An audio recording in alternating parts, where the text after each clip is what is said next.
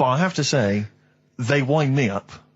By they, you mean toilet attendants? Yes. Right, yeah. Not Pop Idol winners. That's what I thought you meant, Yeah. So, go on. But, because I'll tell you what it is, you go into a club or pubs, or big friendly pubs, you go in there, and there's the toilet attendant in there. He's got his little display of aftershaves, sprays, some sweets maybe, blue straw, whatever it might. Yeah, maybe a lollipop. Maybe a lollipop. And all right, I don't know if they're. I assume they're not employed by the club. I'm assuming the club's got. We've got the DJ, we've got the bar staff. Wait a minute, we need a guy to irritate you. When the manager walks in, do they hide? Well, this is it. I don't know if it's a guy who's just like. Is it like busking? Yeah, he snuck in. Okay. He came in when it was free during happy hour. He's got a little carrier bag. He snuck in the toilet. But the thing is, it's the fact that. Toilet attendants, fair enough. I mean, I'm happy if a toilet attendant sneaks in under cover of darkness, cleans it for me, and then shoots off. But it's when I have to see them there. I feel guilty because I'm like, it's like, maybe wash my hands, I'll forget he's there. He'll hand me a paper towel. Suddenly I've got to tip him like a quid or something. It annoys me because I wash my hands at all. I don't usually wash my hands. I sometimes don't even bother getting my knob out. I do it while I stand and change my trousers when I get home. Exactly. So it annoys me I have to go through this charade of getting it out, slashing out of it, shaking it dry, and then washing my hands. See, if he did any of those elements, I'd tip him a quid, yeah. Pop it out. But not to hand me a paper towel and get it myself. And it's just guilt. And sometimes I'll hold it in because I'm nervous I don't want to go back in there. What annoys me is like a posh award ceremony, it's a pound a piss. It is a pound a piss. Do you know what I mean? So, or in a top hotel or something. Yeah. It's absurd. And I'll tell you what's worse than that. I know that he's doing it because he's got to feed his kids, but it's the fact that I've got to look him in the eye.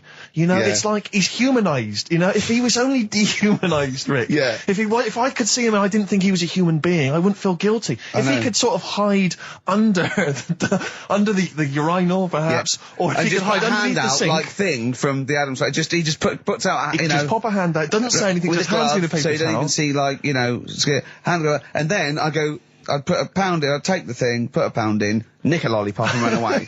No aggro. Exactly. It's the fact I've got to see them and I feel guilty because, I'm on the radio, I've got a cushy life. I know. Here's a guy who's just trying to make ends meet. It makes me feel bad, it ruins my evening. Yeah. I'm just pleading for them. Can they not do it anymore? Can they maybe get a job? Illegal mini cabin or something? Please.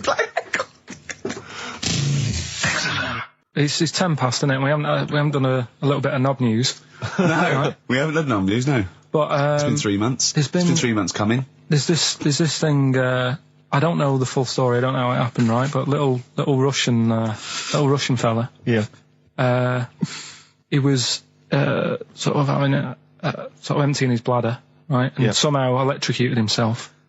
Right. And sort of did a bit of damage. How did he slashed onto some live wires or something? Something like that. So did it damage to himself or to an electric fire or something? No, to himself. To himself. Yeah. And so the doctor didn't slip and curling tongs went up his arse when he was pissed, because that's happened a lot. In we've hospitals. We've all shoved the old curling tongs up the arse when having a piss. Right. So I can't even be bothered. No, go on. We're interested. Come on, we're interested. You can't be bothered. You get Mondays off. Do some work. Right, so anyway, the doctor says, it's not looking good, we'll have to take that off. What? He's like, a knobectomy? Yeah. Really? But the funny thing is, right? Nothing funny about that. They've done, you're doing me head in. Just tell the story. Just doing me head in. Oh, you can chill out on Monday. I've only got 15 minutes, but I'm going to talk to you every Saturday. I'm going to get the money's worth out of this, because you get Mondays off. And I can't bear the fact someone getting away with something like that, because it's terrible. So you're going to stick this out, or you're going to have to work Mondays. So take it on the chin, right? Okay. Just finish the story. Yes. I command you. Just do it. Anyway, so he said, will you be able to sort me a little knob out? A prosthetic cock, yeah. But they put him out for the operation. Yeah. He woke up. Yeah. Right, and he's thinking, thank God that's over and done with. Yeah. They've only grown it on his arm. What are you talking about? You twat. Shut the you're an idiot. What do you mean they've grown it on his arm? Apparently, that's the way they do it. Oh, yeah, but to then put it on, that wasn't a mistake. It wasn't doctor going, did it go there? Some bloke I didn't do a degree. Are you a real doctor? Yeah, yeah. No, but why put it there? Because it's got to grow, it's got a graft there, so they can control it. To skin tissue. But on your arm. Well, they're going to remove it from the arm itself. What do you mean on the back? On your back? Somewhere, well, we can't wear a t-shirt. Yeah, but you could have He's in hospital. But this way you can still have a little tug, can't he? But they'll leave it there for quite a bit. It's not... Do you know what I mean? It's not going to be like, oh, it's just there for a few days. Yeah. It's there for a bit. That's not good, is it? So he's got a cock on his arm. Yeah, what's up with that? What do you mean, what's up with that? Well, I mean, he could say it's a thumb or something, couldn't he? Yeah. But they remove it. Be good and for attach hitching. it down below later. If you had a knob instead of a thumb and you went hitchhiking, just tickle it. And they can see it like a mile down the road, couldn't they? Boasting. Yeah. If I'd lost my knob, I'd go, oh, I'm not going to have all that stuff. Just whack a pair of tits on me. Do you know what I mean? I think, oh, just forget it. But why not just put it where it should be straight away instead of messing about? Where should it be straight away? You know. On the forehead. Listen, are we doing a competition? Let's play a tune. Carl, you can't be bothered. Right, okay, we're going to scrap this and you're going to work Mondays again. I was on the tube the other day, Rick. So I was just coming into Finchley Road. Yeah. And I was on the train. I know you don't travel on the tube anymore. Cause No. you're too famous. But I never did. No, fair enough. It's not that I don't really recognise, it's just it's beneath me. Fair enough. And they're on the tube in each carriage, on these newer ones, there are kind of these flaps that are normally locked closed. And there was one of them that's swinging open. And inside there were various buttons like on, off, self-destruct, whatever. But seriously, like doors operating. Train quicker. Exactly. And you were thinking, like, you don't want some, kind of oik, sort of fiddling around pressing buttons and stuff. It could be quite dangerous. Yeah. So I got off and Finchley Road. I thought, I'll be a good commuter. I'll mention this to the staff. And they'll probably, they'll thank me for it. And if it's an attractive young staff member, I mean, they never are on the tube. Have you ever seen an attractive member of staff at a tube station? Oh, come on, steady. They are such freaks. I mean, I know that's the pot, kettle black. They're all from Devon, apparently. They're grotesque people, really. All right, steady on. And so anyway, I went up to this guy. I thought the uniforms don't out though, do they? They don't. It's pretty grim. And so I went up to this guy. I said to him, "Excuse me, I was just on a train there, and there was a flap open. I could see all these buttons and things." He went, "Right." I was like, "Yeah, well, I just think it might be wandering hands, a small child or something." Yeah. Right. Small child. He went, what carriage was it? I said, well, I don't really know what carriage it was. I just, maybe at the next stop someone should come and check. He went, well, how are they going to check if they don't know what carriage it's in? And at that point, I just wanted to smack him in the face. I just thought, I'm in a hurry. I've got no reason. There's no gain for me about telling this. It's not going to help me out in any way, not financially, nothing. I'm just trying to help you out, and that's your attitude. And I was absolutely livid. I'm getting so intolerant in my old age. I won't. What about the fact that the world's tallest man is living in a semi in Neasden? It's alright, isn't it? Something that someone told me in the week is that, do you know all these tall people like this guy? Yeah. Which is a bit weird they've only just found him, considering he's the tallest man. I think that's a bit weird. Yeah. Someone genius. told me that, do you know the guy who was in James Bond, the big bloke? Yes. Jaws. He's got the same illness as this bloke. Right. And what it is... It's called tall. It's something about... You're suffering from tall. You've got a small tumour or something just behind this part of your head. Yes. Oh, yeah. Just sort of in the middle of your eyes. Yeah. And the pressure on that makes you grow really tall or something. Yeah. So he needs to get it sorted.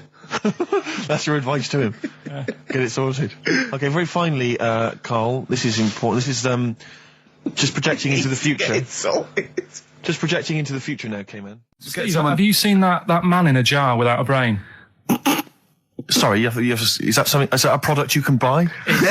In like Sainsbury's? Is it a dream you had yesterday? No, You wondered if you could. Can I? Yes, hello. Could you make my dream into reality, please? Oh, we can't actually, sir. In plastic would be good. Sorry, what do you mean? In the future, you'd be able to download your dreams and then just like act them out again, probably in the year 2000 or something. Soothsayer. No, there's some museum somewhere Yeah. that's got this little fella who was born without a brain, and he's in a jar, and it's just that he's got a really round head. Right. And when I saw this picture, I thought, God, it just reminded me of this little fella in a jar. Oh, and what do you mean he's born without a brain? He was born without a brain. So it's a baby. It's not a little fella. Yeah, but it's weird. Do you know the difference? Do you have conversations with like people in prams thinking that fella's little and he doesn't talk much? Yeah. You know, babies aren't like little people. Well, maybe. Well, they are little people, but I mean, they're not very small adults. They're not like midgets. They don't do a job of work, is what we're saying. Yeah, you're very, no. What do you mean? I didn't read about it, I just saw the picture. And This is where you're going wrong, Carl. This is always your mistake. You see the picture, you don't read the little caption. But what do you mean? How do you think- guess at what you think the meaning But is. how did you know he didn't have a brain? He said something like the brainless man. Yeah, but people say that about you. It doesn't mean you haven't got a spinal cord. I bet somebody's seen it and knows what I mean. It's a famous picture. Right, call in 08700 800 1234. Once again, you win a prize if you can tell us what Carl is talking about. Just in general. It's an ongoing competition. We're trying to find some CDs to anyone who knows what Carl is talking about. Carl, you're a second-time buyer, aren't you? Yeah. Bought one in Manchester. Lost $7,000 on that one. Well, don't buy in Manchester. No, it's a good flat. It's just it wasn't. I didn't buy it to sort of make money. I thought I was going to be living there like all my life, and then a job came up here, and it was like, oh. You bought your first flat in Manchester. You assumed you would be living there for the rest of your life. Well, I wasn't in a rush. Play record. You're an idiot. Hang on a minute. So have you got a property portfolio? Have you got the two houses now? No, I've got rid of that one. Oh, you sold that one? Got this at flat. £7,000 Got loss. this flat. I'll tell you something that is interesting. Hold on, though. What? £7,000 lost. Yeah. It's a flat in Manchester, but it could only cost about £8,000 anyway. Right, Steve, something they do now, right, they've got to do by law when you're buying, right? I was looking at one in London, right? It's haunted. They've got to tell you now. Right, don't talk shit. I'm telling you now. Play a record. I'm telling you now. Yeah. There's no such thing as ghosts. That is ridiculous if that appears on a legal document. Right, if there's anyone who sells flats and does that for a living, yeah, right, email in, because I'm telling you now that is a fact. She sort of dropped it in. She said, I said, oh, nice feel here. And she said, yeah, well, that'll be the ghost. Just dropped it in. That's all they've got to do. And then I was like, what? And they went, oh, yeah. That's all I've got to do, is it? So that's the legal thing. Did you drop it in? So in court you go, did you drop it in? Yeah, I dropped it in. Play a record. You're an idiot. Right then, which leads us nicely into Knob News. Oh, it's the welcome return of Knob News. Right, okay, it's very much like the news at 10, this, isn't it? I do a bong, or in this case a schlong, and he gives me the headlines, the knob news of the day. The big, where have you collected all this knob news? Was there a lot of knob news this week? It was mental this week. The amount of stuff. The way it works, you give us the bong, Yeah. I'll give you the headline. Okay. Steve decides which stories we're going to talk about. And now on XFM, knob news. Schlong. Man grows knob on his arm. Schlong. Man gets doctors to make him a second knob. Schlong. Turkish prisoners made hole in cell wall to produce third inmate. Schlong. Doctors accidentally remove man's testicles. So, well, can I straight away go for the accidental removal of the testicles? Well, it's happened before, right? We've talked about that before. Well, how does it, what did he go in for a tonsillitis? What are they called? Tonsillectomy. And he went in the wrong way. What are you talking about? How can they accidentally remove his testicles? It says he didn't look at his folder, and the doctor said to the fella, "Oh, we've removed your testicles and we wanted to take out your prostate gland." So that's what happened. There's the story. This is what I mean. That's why I don't like going to the doctors. Yes. It happens, doesn't it? Because all these sort of it's when they say things like, "Oh, it's just we do loads of these operations." That's when they're not concentrating. Brilliant. Do you know what I mean? When they say it's procedure, that's like having a boring job that you do every day when you're not going to be concentrating. I prefer them to go, "This is a tricky one, this." I know what you mean. I sort of do know what you mean. People, you watch TV programmes about, like, removing someone's second head or whatever, and there's like the best surgeons from all over the world. It's televised. They can't make a mistake. They can't go, "We took his legs off by mistake." Whereas the fella who's having a prostate's like, "Oh, do you want to do it? I'm sick of doing that." Yeah. And they're probably doing a crossword whilst at it. Of course they are. I've seen that actually in operating theatres. They're doing a crossword. That's what I mean. Yeah. I was just examining some of the other knob news, Rick, a little bit more closely. Man gets doctors to make him a second penis. I'm sure we're all interested to know what happened there. Yeah. A German who persuaded doctors to give him a second penis has lost his wife after he showed her the result. Biker Michael Gruber lost his original penis in a motorbike accident, and doctors built him a second one using a mixture of skin, bone and other tissues. Bone? apparently. The penis worked so well that he was even able to father a child with his wife Bianca. But Gruber was still not happy and asked doctors to repeat the operation and build him a better organ, to which they agreed. From his hospital bed, he said, "I've got 2 penises, but no wife.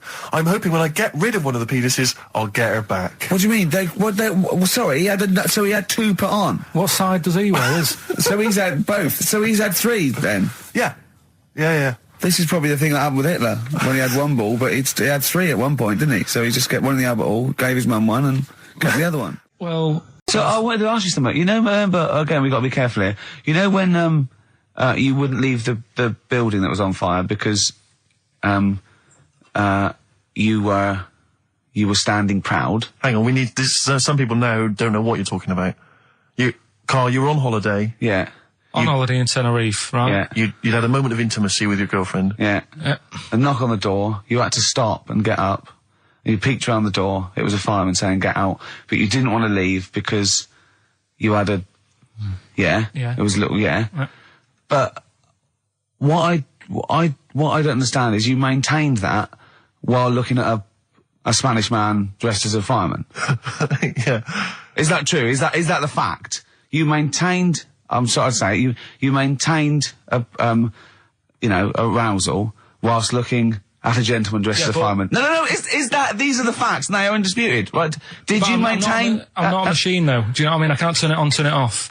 Right? But you were talking... I just thought, talking to a fireman, you'd have probably lost it. I don't know, but you didn't. No, but the other thing was, I mean, I was talking to Suzanne about it again, right? Yeah. She said, "What are you talking about that for?" Right? I said, "Oh, it just cropped up," right? Yeah. And the dilemma was, you see, I wanted to try and make sure that it was a proper fire because that was the last condom we had, right?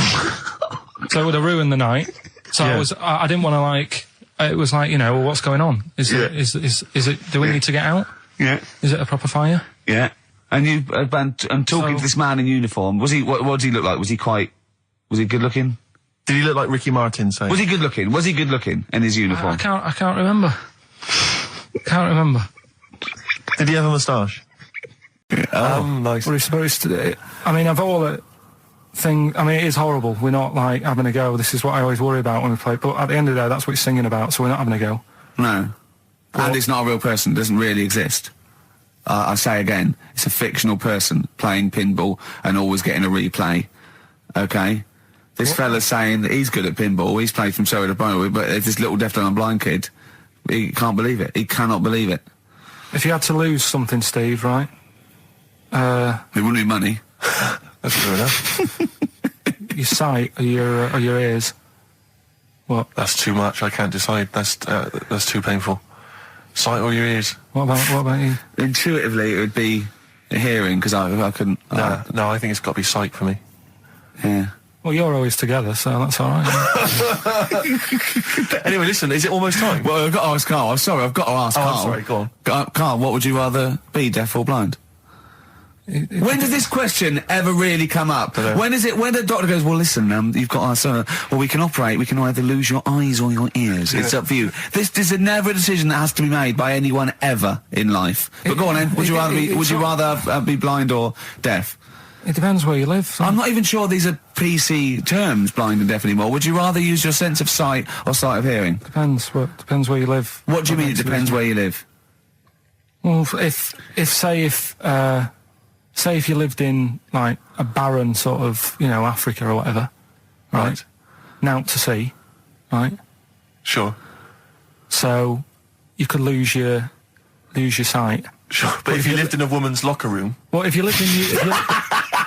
quite noisy. Yeah, it's quite noisy. Stop banging that door. Yeah, I'll have my sight, lose my hearing. But if you live in, New York, loads to see, but a little bit noisy. Sure. So... Perfect. That is a brilliant answer. Unbelievable, once again. Now, again, I broke the rules in the week. I met up with Carl. I had lunch with him. And we were chatting and having a cup of tea. And it got onto one of Carl's favourite programmes was the Tales of the Unexpected. Ah, of course. And all I can think is that he's probably the only person in Britain where they were unexpected. I mean, to him, when that twist came in, he'd go, gee, I can't... Yeah.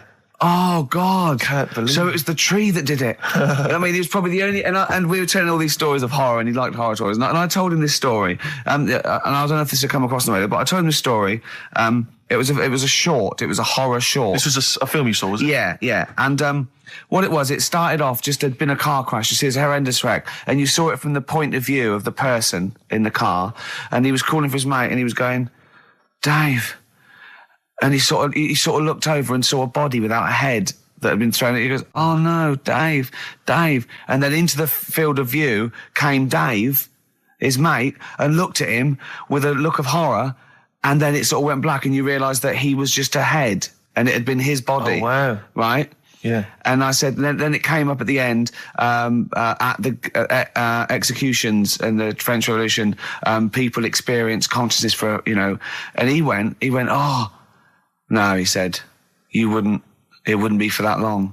And then he went, "If it was a chicken, it would work." Imagine remaking that film, but it's two chickens in a horrendous car crash. Their own fault for driving. It would work. No, he wasn't having that. Yeah. No, it was too long. And I think he said, "How long was this film?" I went, "Oh, no, 5 minutes." He went, "No." It would work if it was a chicken. I like the way that Carly is something like, when you relate an incident like that, he's appalled and offended and annoyed by the people that made it, even though he's never seen it. Oh, he's annoyed, yeah. Like I want to see it. I think it's a good idea. Yeah. But they should have thought it through a bit more. Yeah. Do you have a favourite Tales of the Unexpected, one that you remember particularly that shook you up? Yeah, we were talking about the one on where there's some woman in prison. Have you seen that one? No, I can't remember them all. Right. This woman's in prison. Yeah. And she gets a bit friendly with the guy who takes the dead bodies out. Right. And he said, "I can get you out of here." He said, "What you've got to do, right? You've got to, I don't know, at midnight." When you hear the bell toll, that means there's been a dead body. Yeah, there's been a dead body. So what you've got to do is go into like the place where all the dead bodies are, get in the first coffin on the right, and then I'll come along and carry you out, and you can run away and escape. Yeah. Right. So she goes, "Yeah, all right then." So she hears the bell go. I'll bury you, right? And then I'll come back later and dig you up. Right. Yeah, but that's the point. It doesn't matter. It does matter. Trust me, Carl. It really matters. Okay. Listen, I don't know if I'm going to ruin this for people at home. Yeah. Can I just skip to the end? I would imagine that she gets buried and he doesn't come back, and she has to get buried alive. Better than that. Okay. Yeah, she does it. She gets into the coffin. Yeah. Go on. Right. So she gets in the coffin. And she's lying there for ages. She's buried. She can feel a bit of movement going on. So she's obviously, being carried somewhere. So she's thinking, this is it, I'm getting out. And she's lying there for ages and thinking, why isn't someone coming and lifting the lid off this? Do you know what I mean? Letting me get out. So she's really bored. She gets a lighter out, right? Lights it to have a look at who she's lying on. It's only the fella who said he'd help escape. Oh. How bad is that? That is... How bad is that? So it is quite important that she's buried alive then, isn't it? In retrospect, you realise that the jeopardy is that she's buried alive and can't get out. Yeah. It makes it so much worse, doesn't it, than just like lying in the morgue and going, actually, I'm getting out of here. Yeah. This isn't going to work. Look at Carl's face. Having told that, he's so pleased. His face is lit up. He's beaming like a child. Have you seen any? Is that your favourite horror thing ever? That's a good one. And let's see if anyone knows what the finger is. When that bloke was under the ground, wiggling his finger. We're talking about one with some fella who's stuck in the ground or something. This is a motif I noticed in your particular favourite ones. Yeah, right. People stuck in the ground. Go on. Right. So it's a fella, is it? Yeah, a fella stuck. Now, I seem to remember it just being his foot, to be honest, being stuck in a hole. No, he was under the ground and he got a little thing out of the pavement and he put his finger up and wiggled it to try and attract attention. Then you see a woman come along and her stiletto heel just knocks his finger off. You see, I'm wondering whether it's the same one as I saw. Yeah, it could be two like that, couldn't there? It's a, they were running out of ideas by the last series. It's a big theme in Hollywood. Or what was that one you told me about with the porn? That was a good one. Oh, this was fantastic, right? Right. There was this. Sorry, can I just check now? We're just remembering classic episodes of the Tales of the Unexpected. This is important. Well, I saw one, right? I saw one on Tales of the Unexpected, right? And it was these two gents. What they used to do, they look down the obituaries and they'd blackmail the wife or the son of a dead eminent person, like might be a priest or a doctor, and they'd go and they'd say he bought some erotic stuff from us before he died, and he owes 100 guineas and all this sort of stuff. And they'd pay up because it'd be so embarrassing. They just didn't want them to say, just pay him, right? And this one bloke said, who are these people? I'll meet with them. And he goes round there, and he goes round, and they go, your father, he goes, my father could not have bought any erotic material from you. And they did it, he goes, he couldn't have, he's blind.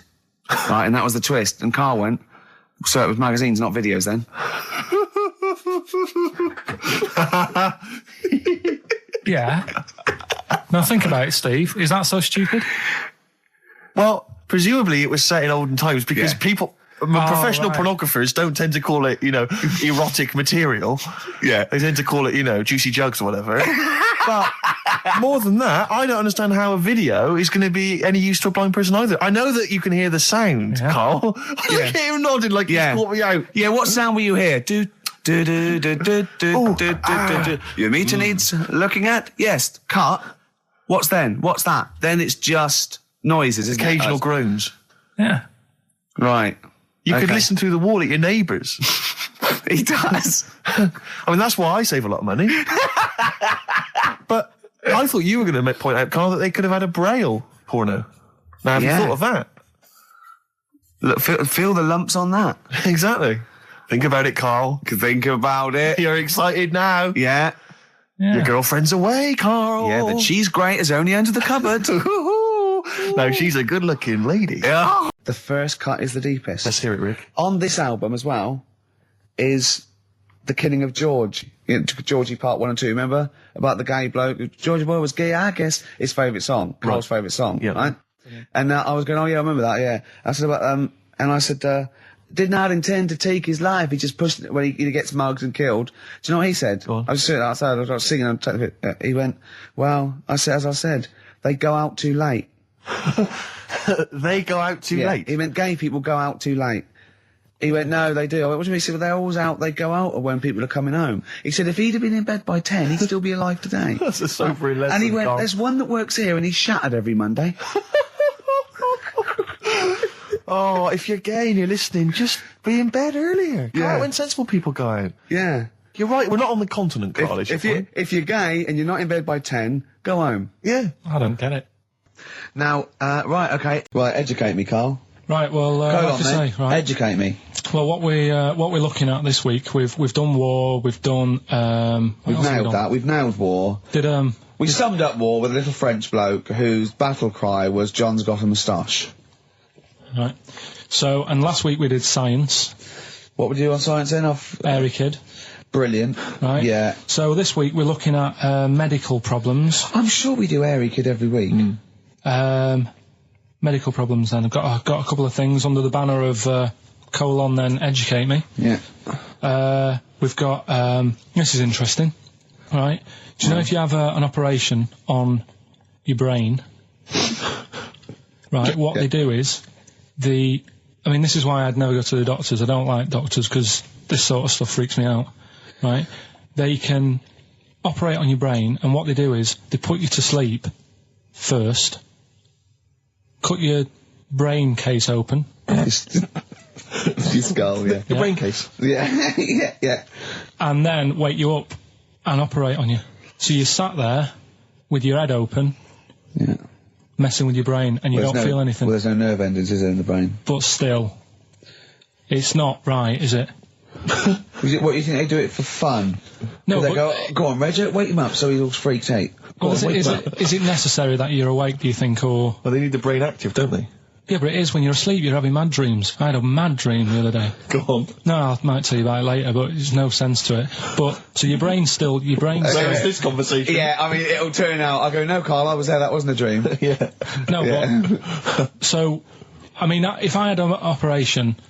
On your brain, heaven forbid. Well, operation anywhere, I'd like to sort of think, well, I'll have an injection, I'll go asleep, but when I wake up, it'll all be sorted. Yeah. The fact that... Your brain case is open. Open, and they wake you up and you think, oh, is it all done? And they say, well, have a look in the mirror. And your brain... See, I don't think they do that. I don't think they try and frighten you when you're doing an operation. Yeah, I don't think that you go about your business and they sort of follow you around, dabbling. Yeah. No, but it's almost like they are having a bit of a laugh with you. Right, well, I'll just like to say now that they don't. Anyone who's going in for an operation on their head, do not ever listen to anything Carl says. Why have you got to be awake? Because you'll be bored anyway. You'll be sat there. Well, they give you a telephone directory, look, and they say, look how many Macs are in there. That's the Scottish telephone directory. And, you know, time flies when you're counting that sort of thing. No, but do you know, like, when you... What are you telling me? What are you asking me? I'm just saying how weird it is. It's weird, isn't it? It's like, do you know when you go for a haircut, right? It's a bit embarrassing. Well, I don't anymore, but when you go for a haircut, it used to be... When you go for a haircut? It used to be a bit embarrassing when, like, they'd wet your hair and they'd make you have that sort of Hitler cut because your hair's wet, and I used to hate it, and I think, do you have to do that? Do you know what I mean? You know it's what I mean? Similar. It's very similar to open skull surgery. What I'm saying is, it's almost like barbers like to do that to make you look daft and feel daft for a bit, and there's women coming in and out, and you're sat there with a daft haircut. Yeah. And this is what that reminds me of. Do you think they do it in a shop window, this brain operation? I'm just saying, it's a bit weird. Why are we doing it in John Lewis's? Just so more people I love the idea that that's what doctors are doing. Let's make this guy look a bit stupid. Yeah. Open his brain Look case. at the twatty look with his brain out of his head. Take a Polaroid, Reg. Take a Polaroid. Look at him. Look at his face. Right, clock his face when I give him the mirror. Get this on camera. Put this fake nose and glasses Sorry, did you teach me something then? Was that educational? I thought you that your brain case can be open with you're awake.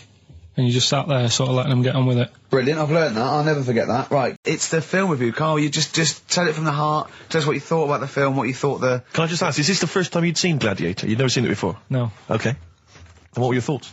Okay. The film review. Gladiator.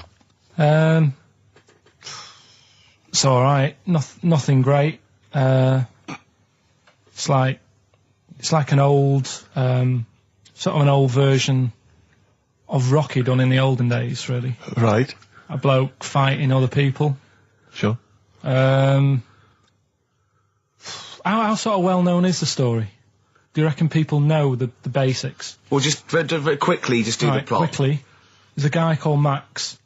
Maximus, yeah. Yeah. There's Caesar, and there's Caesar's kid, and Max goes to war, sort of wins it, comes back. Caesar says, you're good at what you do. I wish my son was as good as you. So I want you to be in charge when I die. His kid finds out, a bit annoyed about it, kills his dad, because he don't want anyone to hear that he said that he wants him to be in charge. Yeah. So his kid gets in charge and thinks, I'll show you. You're not going to be king, I am. You're going to be a slave or something. And then... next thing you see is... Sorry, can I just stop there? My only thought is the film's 3 hours long, so maybe we shouldn't go through the whole plot. We've done the first 10 minutes, but yeah. Go on. So, yeah, he's a slave and then... Yeah, but then, that was an interesting bit that I thought, right? I mean, I was watching this with a girlfriend, she was already annoyed because she wanted to watch Friends on E4. Okay. Yeah. It was a good episode as well this week. Was it? Yeah. Don't tell her that. Okay. Right, so she was annoyed and she said, come on then, put it on. And I got it wrong straight away, because it says on the back 149, so I thought that was an hour and 49 minutes. It turned out it was 149. No, I thought it was 1 hour 49. Yeah. But it was 149 minutes. Sure. So it overran anyway. By 40 minutes. Yeah. So anyway, the interesting bit was where he was going across the desert on a horse. And I think to show you how long he'd been going across the desert on his horse, he's showing you a shot of the horse's knees and they were bleeding. And I just wondered whether that's what horses do if they run for a long time. Do you know? I don't. Good. Right, so anyway, so he goes on, he keeps going on like this. He's a slave, and then he has a fight at the end with the Caesar's kid, and he kills him. And that's how it ended. Okay, good. What did you think of it? Just generally, what bits... what do you think was wrong with it? Right, well, I've read up on it, and there's already a fact that is wrong. Right. Caesar's kid, he didn't actually kill his dad. His dad died of a natural death. Right, in real life, you mean? Yeah. Okay. And, what's Caesar's kid's name? Comedian or something? I think it's comedian, yeah. Yeah. That's where the name comes from. When a funny person is called a comedian. He didn't actually get killed in real life by Max. No. He died by his sister poisoning him, and he didn't die. No. Are you saying that this is not a historical document? It's wrong. all over the place. Yeah. Well, in next terms week, next week I'm giving you Braveheart, and that is actually true. That is factually accurate. I can't handle it. It is. It was a little Australian fella that helped him out. Just for people who watched it, you know that the guy, Caesar's kid, Yeah. he died. His sister tried to poison him. That didn't work. Apparently, he was a gay fella, and his boyfriend, who was a wrestler, strangled him. That's. Well, where did you get this information? On the internet. I thought I'd look it up to see how much of it I actually got right. Yes. And that's what I read. Okay, so out of 10? 5.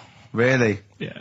Okay. It's no good. I wouldn't get it out. And it's annoying the way it says, like, you know, this film's got to be seen at the cinema, because I saw it at home and I don't think I missed out on anything. Very good point. I think that's probably the point they're making, but yours is valid too. We'll play a record, and after that I'm going to ask you about Rasputin, the Mad Monk. Go on then. When things like that happen, right?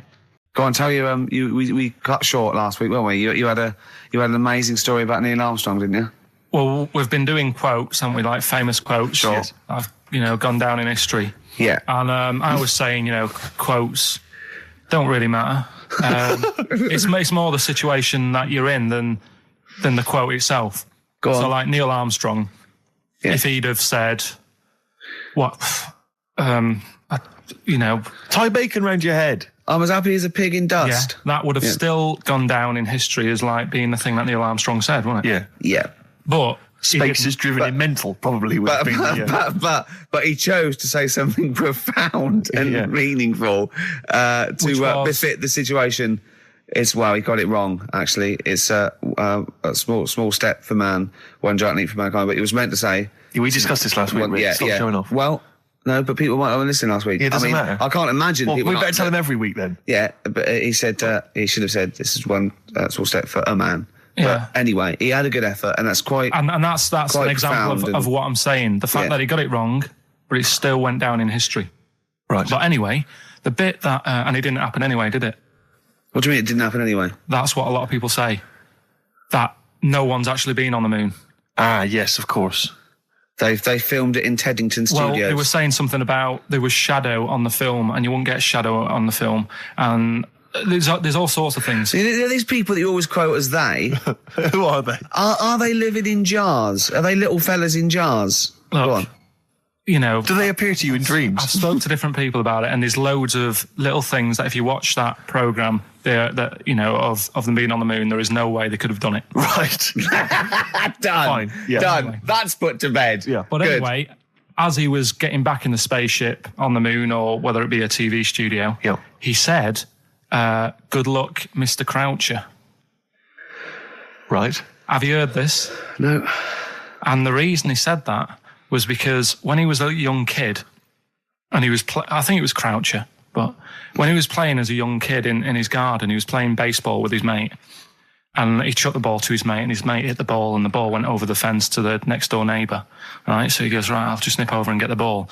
And as he was getting the ball, the window was open to his neighbour's house, and he heard like the woman shouting at her husband saying, "I'm not going to be giving you a bit rude, so if you've got a kid in the car or whatever, turn it down." What? Yeah, that's covered that. Yeah, right. Genius. I'm not. No matter how many times you ask me, I'm not going to be giving you oral sex. The day I do that, man would have walked on the moon. Right? Yeah. He grows up, he gets on the moon, and he remembers all that story. And as he gets back in the spaceship, he says, "Good luck, Mr. Croucher." Now, do you know, I have to say, I've heard that story before, but when I heard it, the woman said, the day I give you a blowjob is the day the boy next door walks on the moon, which makes it all the more profane Impossible. and enjoyable. Yeah, and unlikely. Yeah. But yeah, no, I've heard the same story, Carl. Yeah. Look how pleased he is. I love that. Right, so not only have you remembered that anecdote, which may or may not be true, but of course you've also proven The that... day I give you a blowjob, that kid in the garden's probably going to walk on the moon and say something about giant leaps. Exactly. But, he must have heard the thing that it never actually happened. Yes, we've all heard Yeah. it. We've all dismissed it as nonsense. And moved on. Yeah. Yeah. And got on with our life. Right, Carl. Remember the cheeky freak of the week that we were talking about? That illness where people age quicker? The 5-year-old girl that was older than her mum, and he said to you, what if you ran off like you wouldn't serve her fags and beer, and you went no, you went why not, and you went because it's a 5-year-old, right? You went oh she's got enough problems, give her some fags. Yes. You remember that, don't you? Sure. Yeah, right. So another dilemma for you, right? Picture this: you're running a restaurant, right? Door goes, right? Few people, most of them look normal. You notice the woman at the back, crawling on all fours. Top half is woman, right? This is real. Yes. This isn't like a comic or anything. This is on, on the internet. I've seen it. They're called dog people, and her legs just come straight down. They're like little twin legs at the back, and so they walk on all fours because it's easier. Dog people, right? Yeah, not dog people. They're human beings with deformed back legs, so they walk. It's easier for them to get around like that because they can't stand up because they can't stabilise, and also it comes straight out of their hips. Right. So you're running a restaurant. It's a busy night. You haven't really got time for any hassle. She comes in. Would you serve her? The premise being what? That he doesn't serve dogs? Because the restaurants don't allow animals in. Right. So it's a dilemma. It's not a dilemma. Right. She's not a dog. She's a human being. Yeah, I put a plate of meatballs on the floor, and she tucks in, and a little glass of, a little bowl of wine next to it. He turns round, there's the woman older than... Get away from that plant!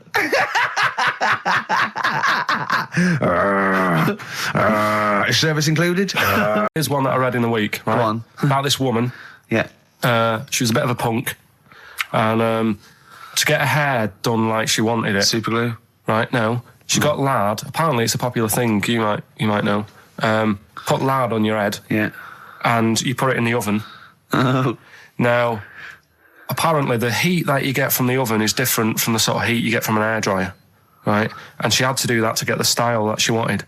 But anyway, she comes into money or whatever, treats herself to a microwave, right? It's not true. Opens the door, jams the things, like the little catch, so the microwave works. She jams it with a screwdriver or a knife or something. Yeah.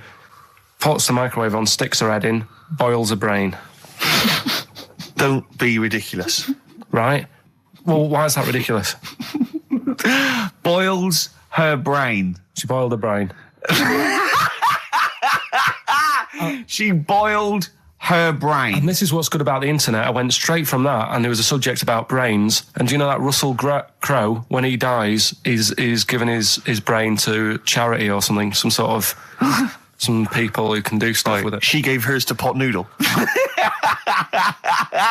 Vesta. Yeah. Oh, boiling a skull. Yeah. It's not true. No. It's not true, Carl. It's the same as the woman who put her poodle in the microwave, isn't it? And all it's just urban myths. They're urban myths. But again, where does it start? Someone made it up. Yeah. For a laugh. They're just too convenient urban myths. You can tell an urban myth's not true because it's always this happened to a mate of mine, and when you say what happened then, they go, don't know, that was it. Was it? Was that it? Was it? Someone boiled a brain and that was it. There was no more story. Well, were there any dates, locations, times? I think it was in Belgium. There's that one that a bloke, right, was going to get a phone call at 4 o'clock to find out if his business was, okay, right? And if he didn't get the phone call, he knew he was broke, destitute. So dead on 4 o'clock, the phone didn't ring. So he went up to the roof, his office, and he jumped off to commit suicide. And as he was passing his window, the phone was ringing. Oh, no. Carl, it didn't happen. Didn't happen. Think it through. Think it through. Who told that story? Who told that story?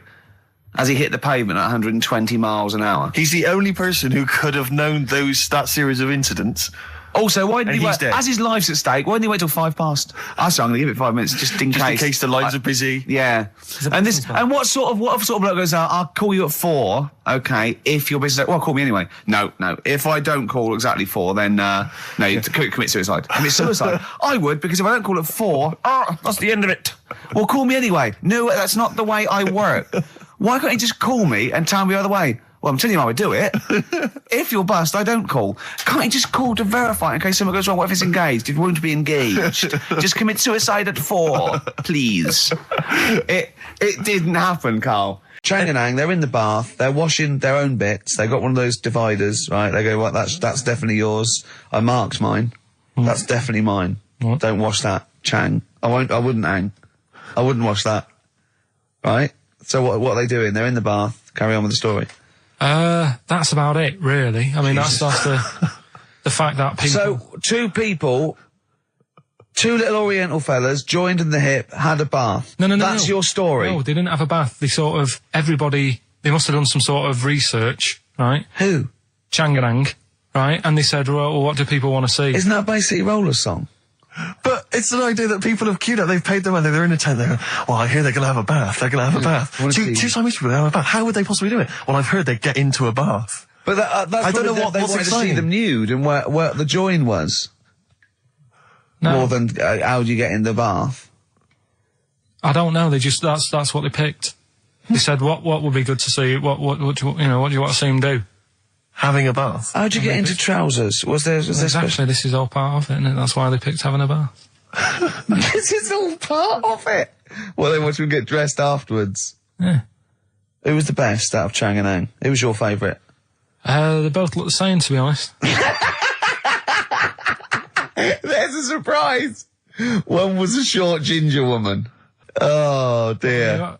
Is there anything what would be better than having a bath for you when you'd seen them? What would sort of make you go, oh, I wonder? One of them pulling and the other one going home alone. Yeah. I go, look, she's definitely up for it. I'm taking her home and go, what am I going to do? Can I watch? Definitely not. Definitely not. Look, you go to bed. I want to wine and dine her. But if he's got back to their place and they're going at hammer and tongs, but are you saying one of them? No, hammer and tongs were their cousins. Right. They lived miles away. Yeah. If one of them gets knackered, can the other one take over?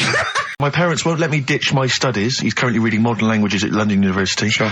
He wants to follow his dream, but his parents won't let him, of being a dancer. Carl. Worse than that, he says that they're trying to arrange a marriage to a bunch of minging daughters of people they know from good families. He doesn't know what to do, so he's got the arranged marriage coming along, and he's also got, he basically wants to be a dancer. His parents are forcing him into something more practical. Well, the first thing, right, I don't think Live your dreams? The arranged marriage thing is such a bad idea. Okay. Because I think too many people go on looks. Right. And then you soon get bored of that, and you find out the person who you're knocking about with, it's actually not your type.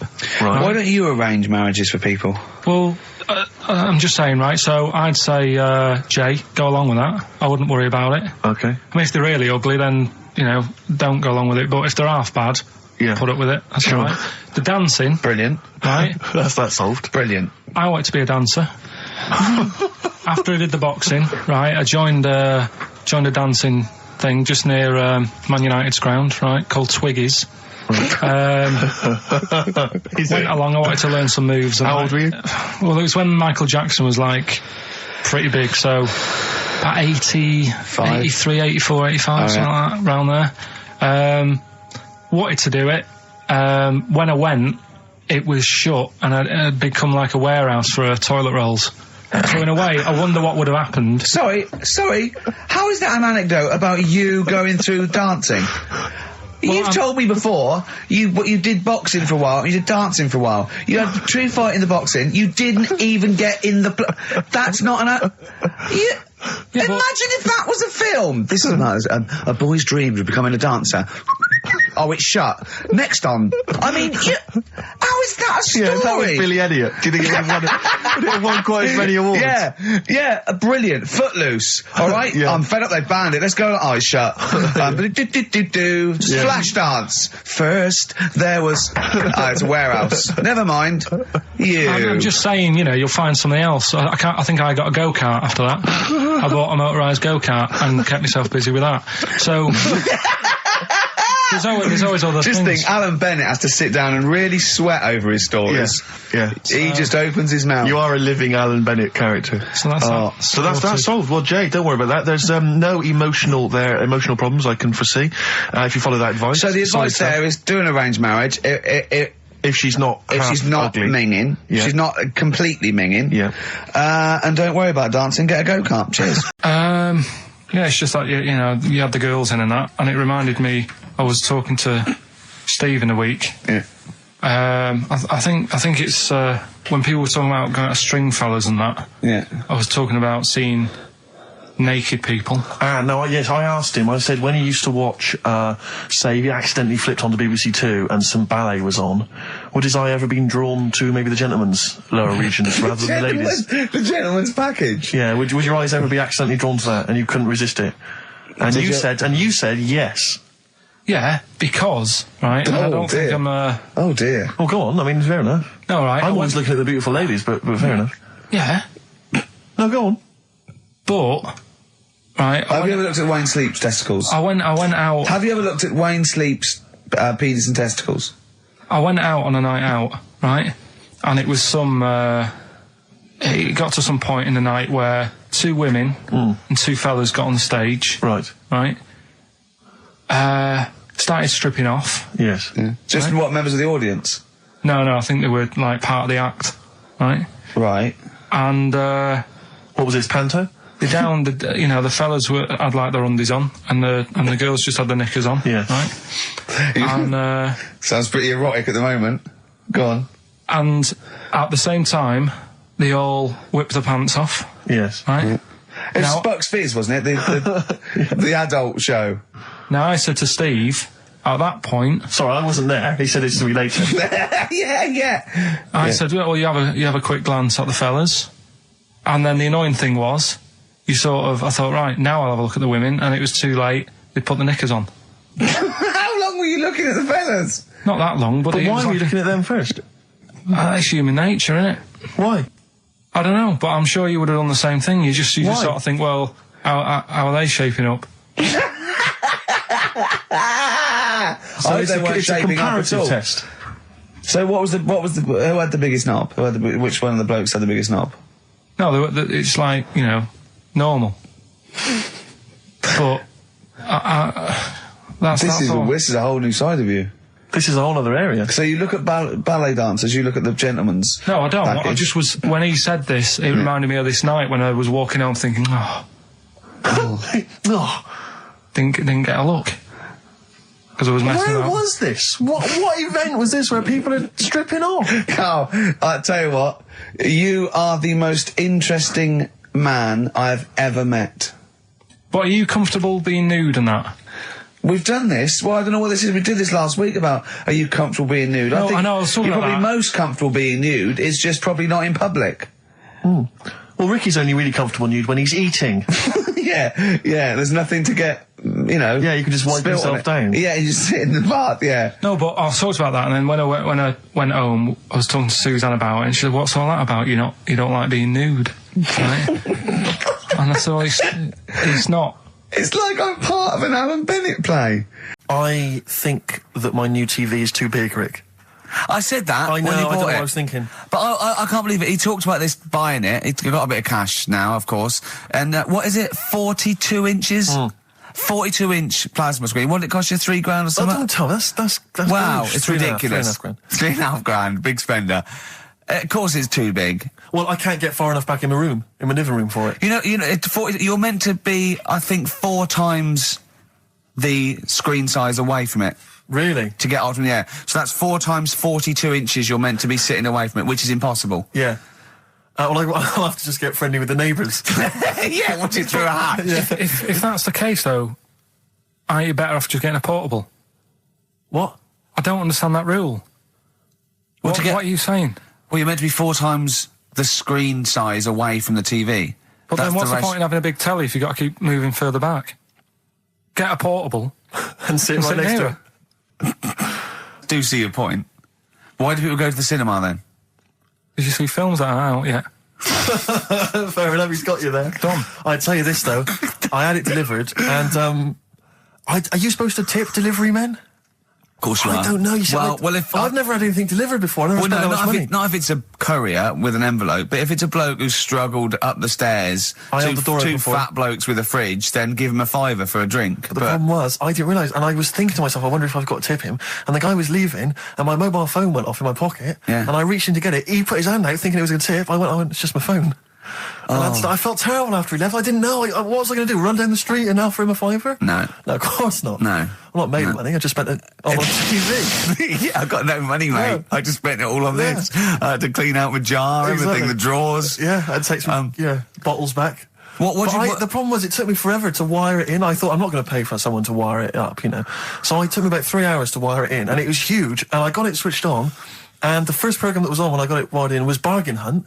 I'll tell you this, David Dickinson's tan almost took me eyeballs out. It was incredible. It was like X-rays. It was extraordinary. The glow. I know, a huge plasma screen with this orange thing coming out, and he keeps turning to the camera, doesn't he? Just to get you. Yeah, he turns away. You get a bit closer. They go, "What's he doing?" He just turns around, takes the cornea off. What do you think, Bargain Hunters? Bargain Hunters. Oh dear. My dad always said. Oh, it's steady on. Dad said Christmas morning was for for me. So he used to stay in bed. So he never. That's brilliant. That's a great thing to say, isn't it? Yeah. Christmas morning's for you. Run wild. Do what you want. Just don't bother me. I'm going to Honolulu for 2 weeks. That's great. Dad, it's Christmas. Do I have to do anything? No. So my mum used to get up because she used to like to see my face light up, when I opened the presents. And then to keep the fireworks. And then I'd have to go to my bedroom from about 6 o'clock onwards because my mum and dad were into having big Christmas parties and I wasn't old enough to go. Right. So they'd say, right, you've had your fun there, you go up to your bedroom, stay in there. Really? Yeah, I remember one year, right, I got a train set, that's what I wanted. Yeah. Right? It's brilliant. Playing with it all day. I thought, I don't mind about the party, I'm happy staying up here playing with this. Brother comes in. He's had a few, right? He's going, give us a go on your train. How old is he? He's a bit older than me, so he might have been let's see. Well, let him be 18. Probably about 18, 19, and how old something were you? like that. I had a train set, so, I don't know, about 14. something like that, right? So I'm playing on that, loving it and stuff, and then he comes in and goes, give us a go. He turns the transformer up to 14. He went really fast for about 5 seconds, broke it, and then he went back downstairs. Wow. So Christmas, I hadn't even got to Sounds Christmas like Day. the Conservative government with British Rail. Satire, that is. Satire, Rick, I just thought that there's satire. If there's any satirical shows listening or magazines. It doesn't work in any way, because there's the analogy falls down apart from there being a train. Think it through, though. British Rail was trains. Yeah. And the government broke the trains in many ways. They didn't break them, not officially breaking them, but they kind of... It does work, it's perfect. Oh, I'm very pleased with that. And I can't, and no one's asked him to be on Have I Got News For You. It's weird, isn't it? Because it's strange, that, when you've got a satirical mind that's as quick as that. Yeah. All and right. he's broke your little train set. So what did you do? I just watched telly and had some sausages. I bet you were happy with that, though, weren't you? It's a bit annoying, though, isn't it, when your main present of the year has been broke. And did it ever get it fixed? No, that was it. Put away. I'm intrigued why your parents wouldn't let you come and join in the festive fun. Was it like really debauched down there? Was it like eggnog everywhere? Well, no, but I mean, that's fair enough. 6 is a little bit early, but I just think, if you're a kid, he had his fun, put him to bed at 8, maybe. And Do you think so on Christmas Day? I thought that was a day for family. Well, not if there's a party going on. And Well, don't have the party on to Christmas Day. Well, that's another option. Yeah. Your parents are weird, aren't they? A strange breed. Well, I think that was the year, right? You're talking about buying presents and stuff. I think I did treat my mum to that. I didn't buy my dad anything. I think that was when I got a bit older, I used to get my dad something because he wasn't that bothered anyway. No. So, got me mum, there was a cheap shop, right? Of course. Thank God for that. Called Snips. Right? So I went in there and I thought, let's see what I can get her. And remember Victoria Plum? I don't think so. Well, it's like a fairy character. Right. Right? And my mum's into gnomes and stuff, right? So I thought, right. She must be pleased with you then. Victoria Plum. I was thinking, is that one of the neighbours? Is it like a brandy Do you liqueur? remember Victoria Plum? Victoria Plum. Victoria Plum, yeah, it's like a little fictional sort of character, right? Okay. So I saw it, I thought, yeah, she'll love that, right? So I did my paper round, saved up for 2 weeks, right? Oh. Got that sorted, went to Snips, bought the Victoria Plum. Next day, I'm in town with her, right? So I think, I know what I'll do. I said, come in here a minute, right? So we go in, and we're looking around, and I tested her, right? I went, look at that there, that's alright, isn't it? And she goes, oh, it's bloody awful. Oh, Carl. Oh, Carl. Oh, God. So then, Christmas Day comes, I said, don't bother opening it. She said, no, why? I said, Oh, "Don't." no! Why did you still give it to her? So, well, it's too late, I'd already bought it. Oh, Carl. So she opened it, and I was like, and she said, oh, that's nice. I said, why are you saying that? I said, the other day, she said, it's bloody awful. She said, oh no, I thought you were pointing at something else. Oh, no. So that's why I don't get anyone anything anymore. Oh, God. Play record. Oh, God. Oh. That's good, isn't it? Not bad. Gold Rush. Let you down.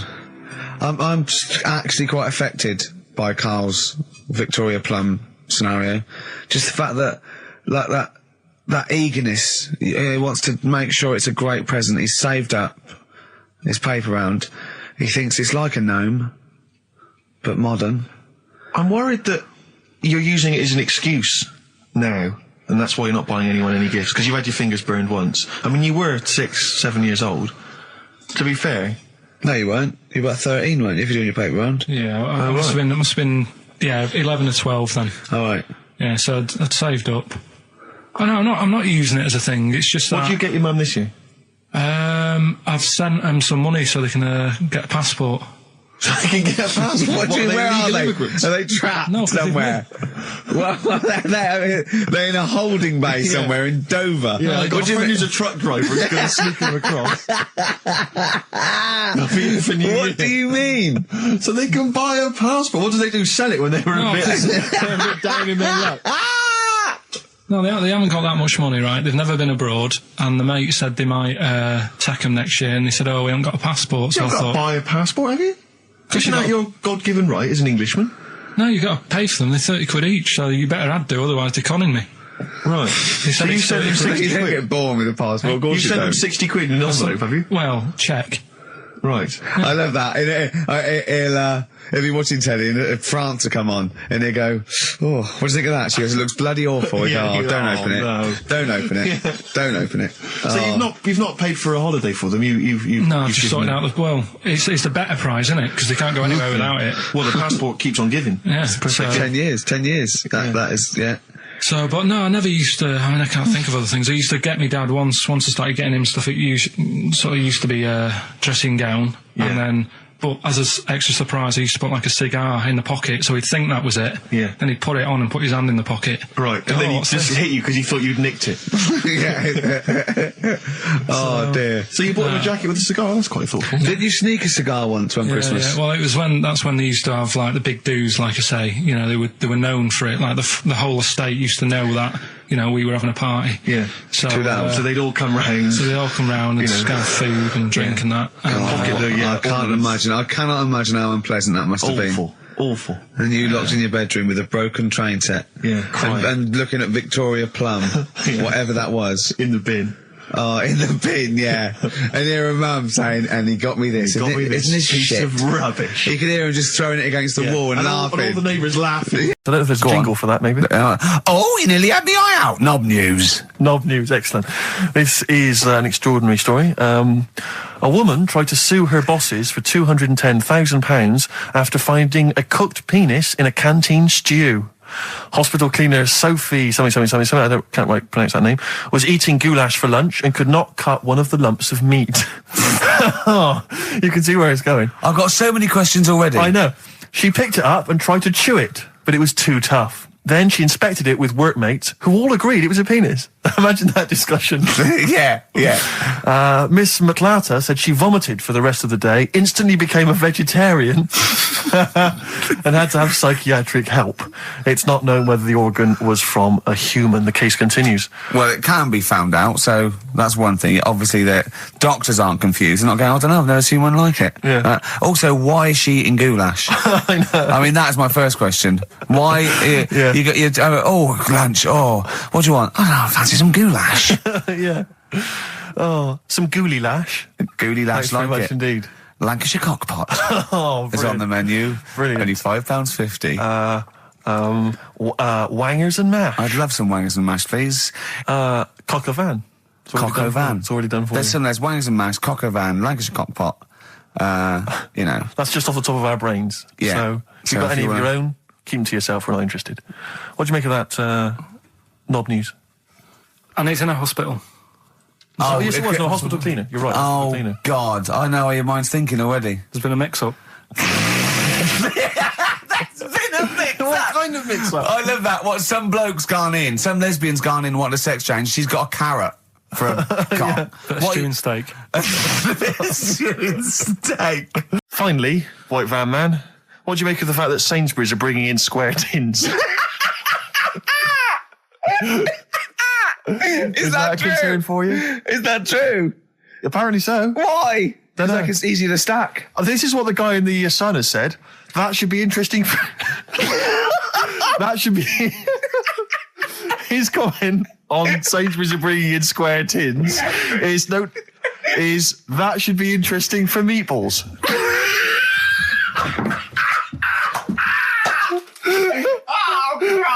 Ricky's just collapsed on the floor. Let's just play a song, Carl. I don't think even you can top that. Cooper Temple Claws. Who needs enemies? Good question, lads. Nobody. His Russian. Yeah, that was the Welsh fella. It was bloody awful, but not as bad as his Russian cousin, Ivan. Go on. He had a fella doing some work for him, right? This fella built his house. After it was done, right, the terrible fella was like... fella Ivan. He was going, oh, it's brilliant, you've done a good job there. Yeah. I don't want you to build another one like that. Took his eyes out. Just stopped him making an house like that. Yeah. Blimey. That's bad, isn't it? Why didn't he take away his trowel? Then he could have seen that he couldn't have built a house without a trowel. You can't build a house without a trowel. Yeah. I suppose he probably later thought that once he'd been nicknamed Ivan the Terrible. Yeah. He thought, why? Because you gouge people's eyes out. Yeah, but I didn't want to build another house. I know, but take his trowel away. What would I have been then? Ivan the Crafty at most. Exactly, yeah. Ivan the Jealous, Ivan the spoilt brat. But Ivan gouge someone's eyes. That is bloody terrible. I'm surprised you're not called Ivan the... Do you know what I mean? You're going to go down in history like with Vlad the Impaler. Yeah. He's mainly remembered for impaling people. Yeah. He did a lot of other stuff. He did a load of great charity work he did. The impaling is the thing that's really gone down in history. When were you reading about Ivan the Terrible? No, it's just or Ivan the Terrible is the thing you remembered from this informative article? No, it was just little bits like that. Talking about him, there was a thing about someone who worked for... That fella who painted the ceiling. Sistine Chapel? Yeah. There was a thing, a woman who worked for him in his house. And I love how you assimilate information when it's just bordering on the academic or just the interesting and true. It's wonderful. Ivan the Terrible gouged someone's eyes out because built him an house. That fella who painted that ceiling had a woman work for him. Imagine if you wrote that down in an essay. Imagine if you wrote that in a school essay. Well, you'd probably end up with not getting a grade or thinking you turned out to more than you had. Exactly. Anyway, the woman who lived with... Yeah, the woman who lived in a shoe. Go on. Yeah, there was this woman who lived with him and she used to go out and do all this shopping and that. Yeah. But because she couldn't read or write, he used to have to draw everything that he wanted. Why couldn't he just tell her? I don't know. No, wait. That's an excellent point. Could she talk? Yeah, but if it's a big list and that, loads of different coloured paints. But why couldn't she draw on a piece of paper? Why did he have to do it? Because he's a better drawer, isn't he? That's the point. That's it. We were just looking for the logic of the story. You found it. You've done it. Play a record. Do you believe in palm reading and stuff? Yes. Sorry, yes. Yeah, of course. Sorry, I forgot. Yes, of course we do. Mm-hmm. Right, well, there's a fella who, he used to do palm reading. Oh, yeah. But a lot of people, he found that when he went up to him in the street and said, do you want your palm reading? He was like, a lot of them were like, I'm a bit ashamed of my nails and stuff because they're a labourer or they're a cleaner or something like that. I know a lot of labourers are slightly embarrassed by their nails. Yeah. No, but... Yeah. So he Look at my bloody hands, Reg. Well... That's that hod carrying. Did I ever tell you that? Did I ever tell you that I got picked at school to make tea and serve biscuits to old people because I've got good nails? No, go on. Is there any more to the story? Well, that's about it. I mean, we used to do, I think the head teacher must have been getting something, maybe getting his mum in there for free or something in this old people's home. So he offered the kids at the school, he said, right, all sit at your desk and put your hands on the table. And everyone did. And he walked past mine and he said, not bad, not bad. And he said, you've got the afternoon off, you can go and serve biscuits and tea to the old people. What did you say? I said, all right then. Was good. that? Yeah. Good afternoon. But anyway, so these... What did he do? He just sort of walked around and went, you all right, do you want bourbons or digest? I bet you'd get on with old people, wouldn't you? I'd love to see... Maybe Especially the senile ones. Yeah, no, but I'd love to see you on VH1, just in a link. They just go, you know, they've just played Robert Palmer, right? And it comes to you in a little park, and you just sit next to an old lady and go, alright? And you go, yeah, not too bad. You go, what do you think of London? Crap, innit? And she goes, yeah, it's awful, innit? And you just have a talk, and you go, right, well, she doesn't like it, in excess. Yeah. That's what I'd like to see. I still think my idea is better, but... So what are you going for then? Oh, you've picked one, haven't you? Yeah, so this fella... So there's palmists going around the streets... Yeah, he's going round... and randomly trying to give palm readings. They're losing money, hand over fist. Yeah. Right. So they said he's what he's done. He's reading people's bottoms now. Sorry, whoa. You just I didn't quite follow that. He was a palm reader. That wasn't making money. So now he's going up to people in the street and saying, "Can I see your arse?" Basically, yeah. So from being a palmist to an arsonist. Well, they just that's what he does. He said the same sort of lines and that you get on your hand. You get them on your bottom, and he can read them. Right. Yeah, he's not a pervert or anything, or making up as he goes along. No, that's it. That was that. So, sorry, if a man came up to you in the street and said, "Can I have a look at your arse?" Can I read your arse? TV illusionist Darren Brown. Oh, yeah. Yeah, he's bought a new pad. Yeah. And he just came around to tell me about it. Yeah. And it's interesting because... Somewhere to keep his guns. Exactly. And he... I can never know kind of how much, you know, he's just playing with your mind, experimenting. But he was telling me about the place, and apparently... Say he loves you? he's got a B-day. In the house. Now, we were discussing B-days because... Never understood that. I've never got my head around it. To this day... He's not meant to. Well, no. But I've never...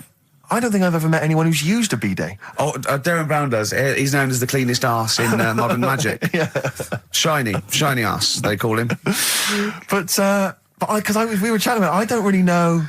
To be truthful, I don't really know how you use them. I don't know... Well, I assume you just sort of go over it and let... But do you face the wall with your knees on the tiles, no, or do you I face think away from the wall? No, it's sort of like you just... I don't... And no. you know it's got the little Do nozzle. you sit on it, or do you sort of hover above it? Do you hover above it and just splash things onto them? No, it's a little jet, isn't it? It does it for you, doesn't it? But is there a jet? This is what I'm wondering. Is there a jet of water that goes up the crap? It's like it's a drinking fountain you used to have in school. Yeah. Which I remember Mr. Mellows used to embarrass himself every time. I go, no, he's in the playground, Mr. Mellows. Yeah. It's not a B-day. We're not at your French, cottage again. Yeah. I don't... B-day sounds French. Well, I'm assuming it's French. After, they're probably so embarrassed about just sort of like squatting over a hole. Yeah. They go, well, at least we can clean it. Are they? Because I haven't been to France for years. But are they still persevering with the public toilets? Which is just a hole in the ground? I think they have got. Has a single Frenchman travelled anywhere else in the world? Yeah, and seen that now? This you can is uncomfortable. I know. My trousers go down. To Delhi, and I think there's proper decent porcelain. I know. I can't believe it. I think they have got the flush ones now, mainly for the tourists. Sure. Yeah. I've never really understood that. But it's not. You don't go in. It's not like because they're literally crapping into an open sewer, aren't they? That's the French approach to the public lavatory. Do they have the bidet next to the hole? No. The toilet is a toilet, isn't it? Right. But it's just like. It's sort of like it's like going in the bottom of a shower with a big hole at the bottom. But I don't know. And do you I mean, again, not wishing to get graphic, but do you use the bidet instead of the toilet paper? Is it used in conjunction with, or instead of? Do you know what? I've honestly never used a bidet. Because it's not really a working class thing, is it? The bidet. No, but it sort of came in with sort of like purpose-built houses, didn't it? They sort of like shot up all over the. No pun intended. All over the sort of 70s. You know what I mean? It was like in salmon pink. There was toilet, sink, and bidet. Yeah, we won't be using the bidet. Exactly. Fill it with ice. Put some beer in that. Yeah, because none of my friends washes their arse. There are people who refuse to touch their, the hole with the hands, and they only use a bidet. So if they're at a party and there's no bidet, well, Carl doesn't like feeding his bollocks for cancer because he says he doesn't like the texture of them. Sure.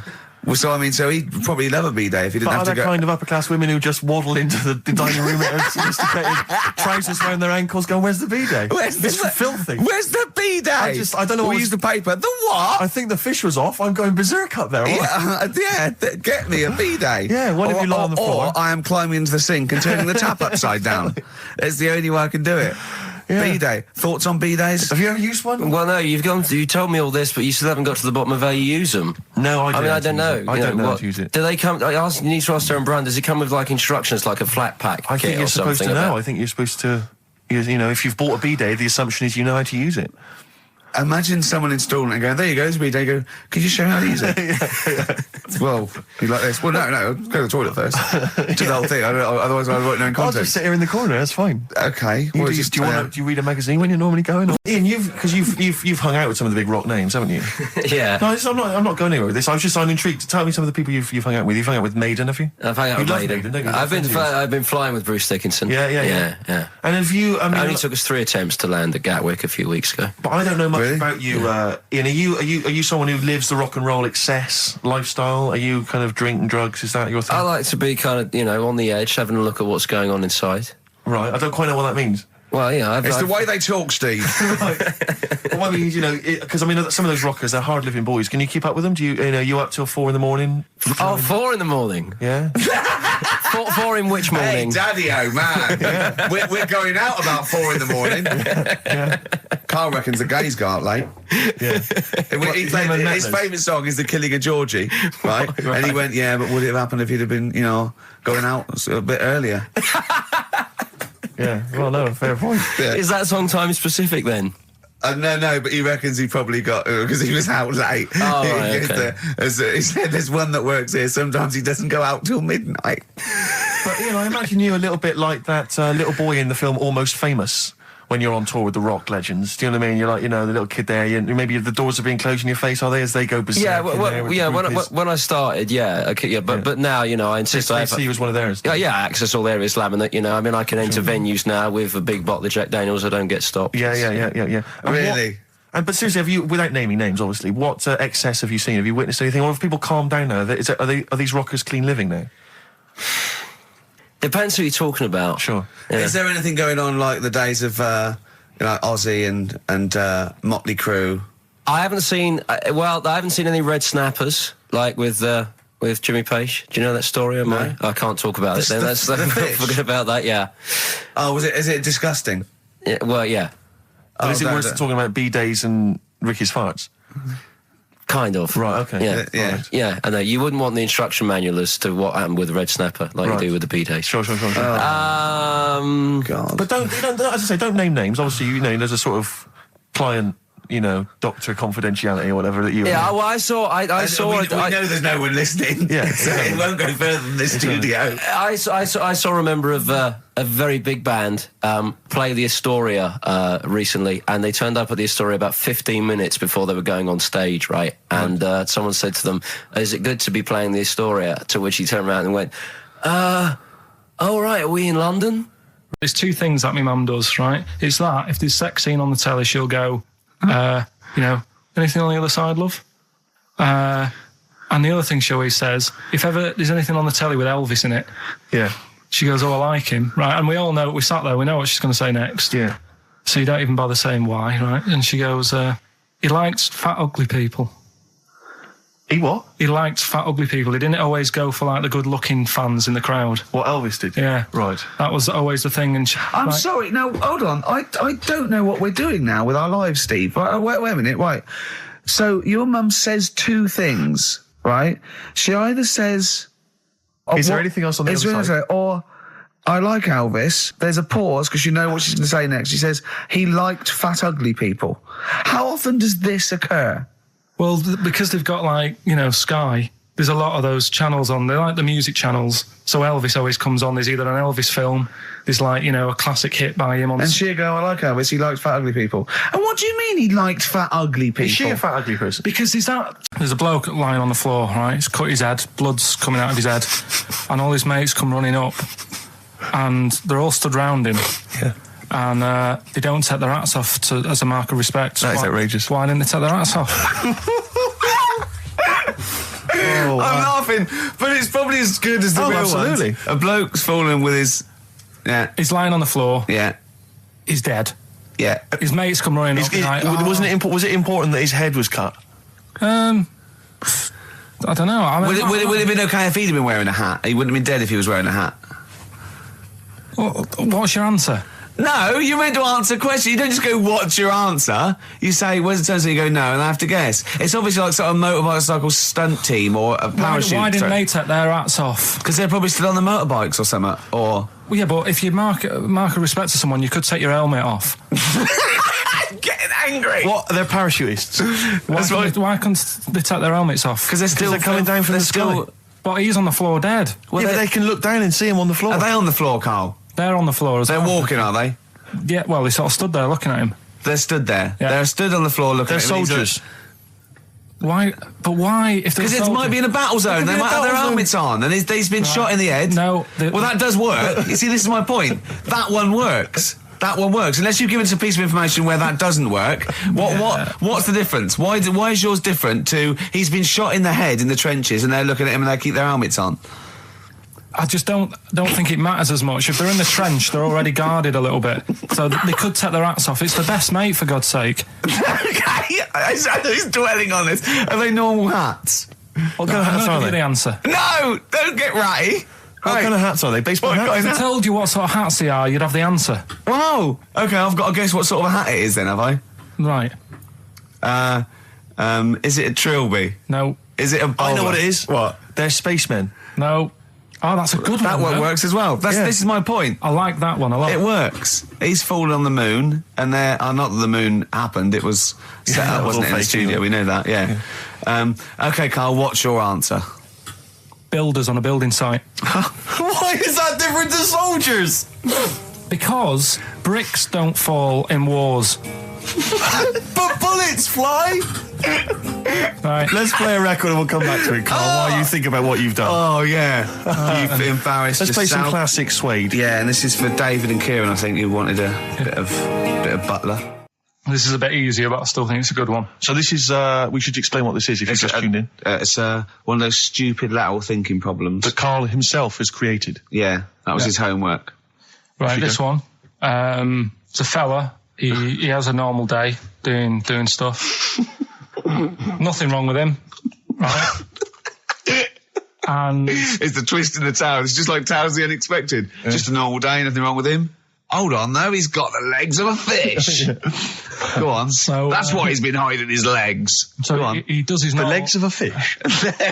Sorry, Carl, carry on. He has his working day and that, Yeah. and then he gets a bit tired. Goes to bed. He puts the light on, leaves it on, goes to bed. Oh. That's crazy. That's mental. I can't think what's happened. Anyway, here's Radiohead. Right, okay. The question is, why does he put the light on when So he's a going man, to bed? he's had a normal day, he's come home from work. Is that right? He's come home from work or he's not been working? Yeah, he's just been out? no, it's been working and stuff, I think. You think? You've made it up, Carl, you can decide. So the question is, why has he put the light on when he's asleep? There's a reason that he's put the light on when he's asleep. Has he gone to sleep? No, Carl, don't shrug. You're meant to answer these questions. He put the light on before he went to bed. Yeah, and the question you're asking me is why? What's the scenario? And the light's on and Yeah. that, but he's gone to sleep. Yeah. He started reading and then he fell asleep. No. Did he intentionally, for some reason, put the light on? Every night. It's mad. Sounds mad. That's Carl, doesn't it? Every night he does it. Yeah. He puts the light on when he goes to Light sleep. on, it goes to bed. Carl, is the point of this, he puts the light on for a very good reason. Not for us, but for some people. He's blind and it's always been on and he thinks he's turning it off, but it was on in the day and he thinks he's turning it off, but he's turning it on because he's blind. That'd be stupid. That works. No, that works great, Rick. Yeah. Thank you, Carl. So you've got to come up with what... Hang on. If What? you're blind, why would you put a light on? No, he thinks it's off. Yeah. But why would he turn it on anyway? Just think so he doesn't get burgled, so people know he's in because he can't see him. So he just he puts the light on when he's there, then he turns the light off when he goes to bed, so people think it's fine. But he's got it out of kilter, and actually he's walking around in the dark all day. I don't believe that if you're blind, you turn your light on. I don't think you'd be living on your own, would you? I'm not having that for a Do second. blind people live on their own? For a second. Well, some people do. Lonely blind people live on their own. No, if you got bad eyes. And even women? Are there any blind women who are living on their own, Rick? No, I mean, if you know of some blind women. 08700 800 1234. We've gone through this. If you are a blind woman with no standards and you don't care annoying voices and smell. Say Cheap as Chimps. Yeah. Rockbusters springs to mind. Yeah. 15 Taiwan. 15 Taiwan. Let's just remind people what 15 Taiwan was. It was a little feature that I wanted to give a run, give it a little run, see if people like it. The premise being? No, there's no premise, it's just a title. No, we were going to get 15 sort of ornaments, you'd explain them, and then people would call up and say, that one's from Taiwan. See, Carl, you just explained why I didn't think that was a good idea. Yeah, by explaining the good... the funny thing is, Steve, right, I was walking down Regent Street on Monday, walked past one of these big stores, right, and they've got all famous quotes on the windows, right, and one of them was something like, an absurd idea is often a great idea. Yeah. Do you know who said that? Go on. Einstein. Yes. Which made me wonder, if you were his mate, would he ever have done E=mc²? Or would you have said, don't bother with that, it's not going to work? Because that's all you seem to do, everything I come up with, you put down. Yeah. Well, that's one thing, he's negative, right? I don't know why he is. What else? He messes me about, I get him concert tickets for stuff, and you say, I didn't bother going. Yeah, that is annoying. You come in, 5 minutes to go with tracks that need editing. Yeah. The little bag, that bag that was free. Yeah, you got a free bag today, an XFM little rucksack thing. Yeah. You were like, oh, what's this rubbish? Yeah. Ricky said, I'll have it, they're great. He said, no, I want it. Yeah. Well, it was free, I needed it. I'll give that as a gift or something. So, I mean, I think on reflection, Steve is probably a little bit more annoying than me. I won't go that far. You are annoying. If I had to go away for a week somewhere, if it was a quiet place... Well, you are again, aren't you? That's 2 holidays you had this year, I mean. If it was a busy place, I'd probably go with you, because people, do you know what I mean, staring at me all the time and that if I'm walking around with Steve. No, I'm just... Can I draw up a list of reasons I don't like you, Carl? Just being honest. What? I'll tell you, because the list of reasons I don't like you is incredibly long and getting longer. Just saying. Do you want another slap?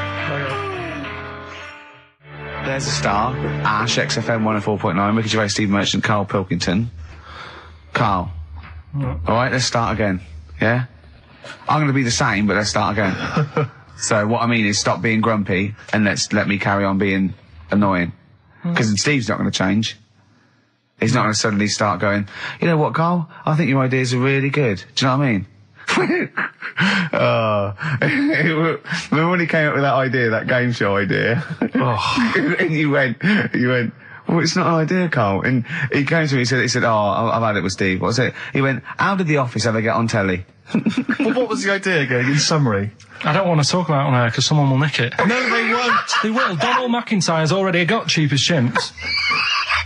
I bet they're in the making of Rockbusters as we speak. Yeah. So I'm not going to tell you any more about it. Bob Oldness is probably nicking that idea. Exactly. Well, cheeky little... Right. Song's a phrase coming soon. Is it? Yeah, what is it this week? What's the phrase? We're, remember the story I told you ages ago about my neighbour having a horse in their house? Oh, yeah. Having a horse. What's happened with that? Lenny Henry doing it as a series? So, and people nicking your ideas left, right and centre? Well, that's the phrase we'll be using anyway. What? My neighbour had a horse in her house. How many words is that? 6. My neighbour had... So, there's no grammar either. My neighbour had horse in the house. My neighbour had horse in house. What is the phrase? My neighbour had a horse in her house. Are there any prepositions? Are there any prepositions in this sentence? Look, don't judge it beforehand. You see, I'm turning over a new leaf. I think this is a great idea. I think Carl's a genius, and I look forward to hearing this enormously. Yeah, okay. And I won't be sick on your leg, or squeeze your head, or make you jump when you're making a cup of tea. Just looking through the Guinness That's still the funniest thing, isn't it? Squeaking at someone when they got a cup of tea. Right. There are a lot of what strike me as seemingly pointless feats. The Guinness Book of Records is right. The Guinness Book of Records is great. I used to love it as a kid. I've had about 10 copies in my life. The last one I bought a couple of years ago, present. It was really good. I love it. I love the real records: tallest, fattest, thinnest, best, fastest, most expensive, biggest, and all that. But the ones that really annoy me are the ones that the reason these people are in there for it are the only people that tried. What, yeah. Balancing the milk bottle on your head. Most watches eaten. I just found that one. Kim Sung-do from South Korea ate 5 watches, the entire watch with the exception of the wristband, in a time of 1 hour 34 minutes. What do you make of that, Carl? Made him regular. Come on. How did they time him?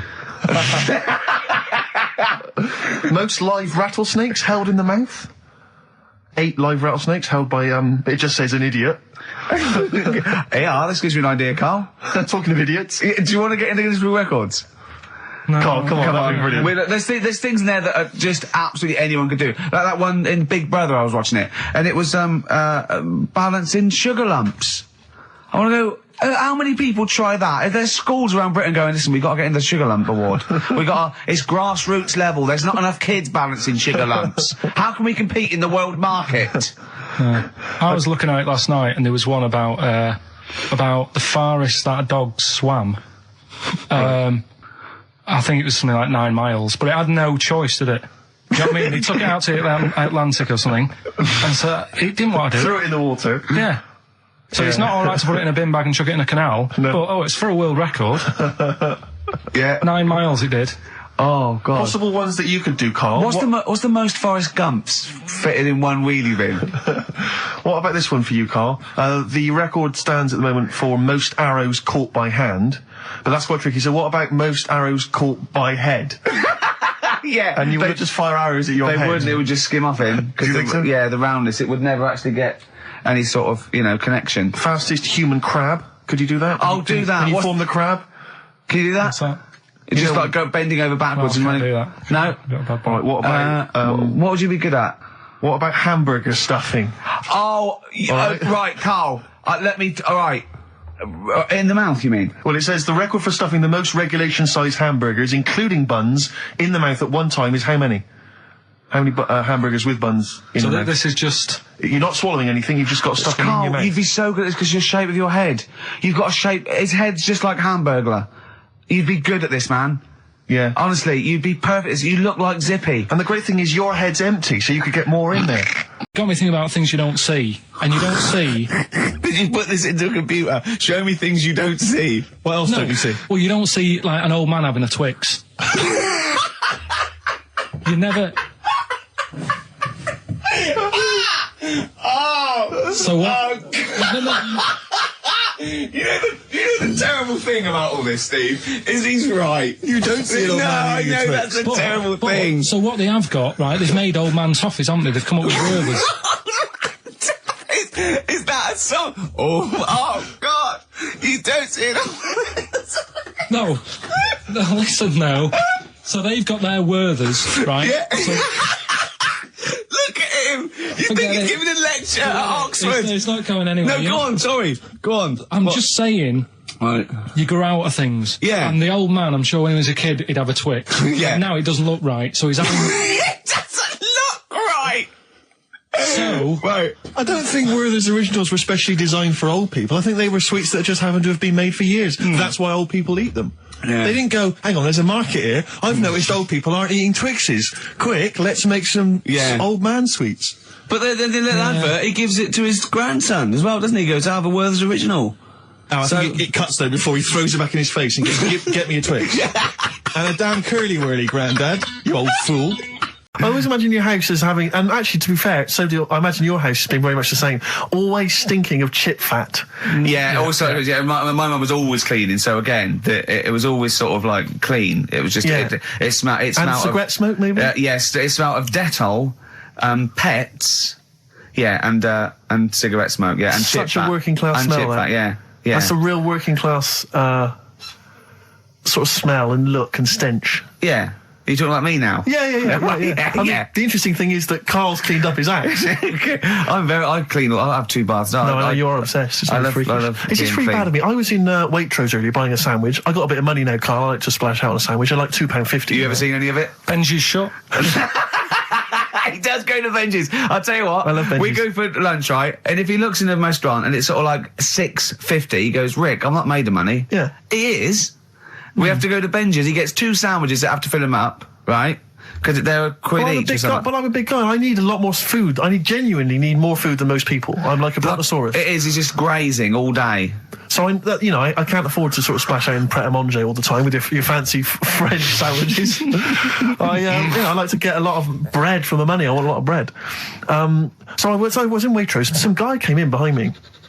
Yeah, and he was sort of, I don't think he was mentally doolally, but I think he'd been homeless for just too long, and he was really. What's just right amount of time to be homeless? Well, I think it was. You want to get out of that game early, don't you? He's past the point of no return. This guy. I think it was too late for him. I think there was no going back really. 6 months. He came in and he was sort of walking at a bit of a weird angle. He walked like the Elephant Man, even though he wasn't deformed. It was probably like you were in the week. It was quite unpleasant. And he sort of came up to me and he went, and weirdly he spoke a bit like I'm speaking now because of my throat. And I thought, if I speak to him back, is he going to think I'm taking the mick? So I kept quiet. And he went, all right, what's your name? And I said, Steve. And he shook my hand. He forcibly took my hand and shook it. But he had these cuts and bruises on his face. Oh, the open sores. Yeah, and he was shaking my hand, and I was just terrified. I was just thinking, get off my hand, let go of my hand.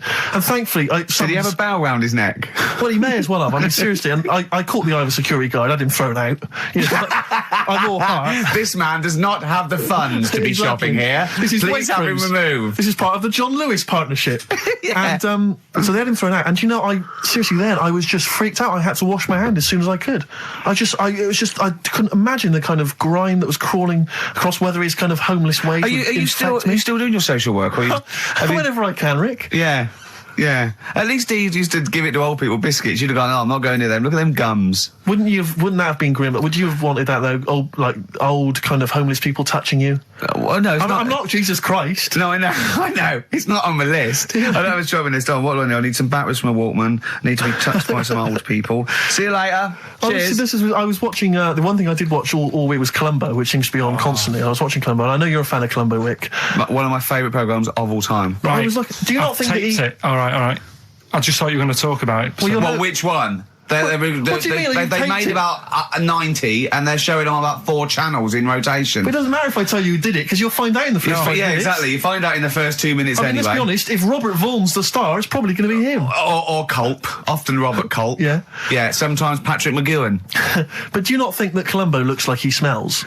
Would you imagine he smells a bit? He's a brilliant detective. Well, he's got that dog, and he smokes cigars, so I imagine he smells... I reckon he stinks. I reckon he doesn't clean his clothes enough. Oh, I think he has. I think he gets up and washes. But I think he puts on a crumpled he's too absent-minded. I think he's too busy thinking on solving crimes and stuff. What do you think? Do you think his wife makes him clean his pants now and again? I think they're quite a bohemian couple. I'm not sure she's really interested in that. I think she's got her own mind. Maybe she's a painter or something. No, maybe she's losing it a bit, and he's a bit embarrassed by it. Yeah, that could be true. And she's probably incontinent, so while she's ironing his trousers, she just all over them, and he goes, oh God, she's shatting my pants again, I gotta wear them out. Yeah, so that's what... Oh, ding dong! Who's that? This? Oh, hello! Oh, look, it's David Gray, the bent piano player.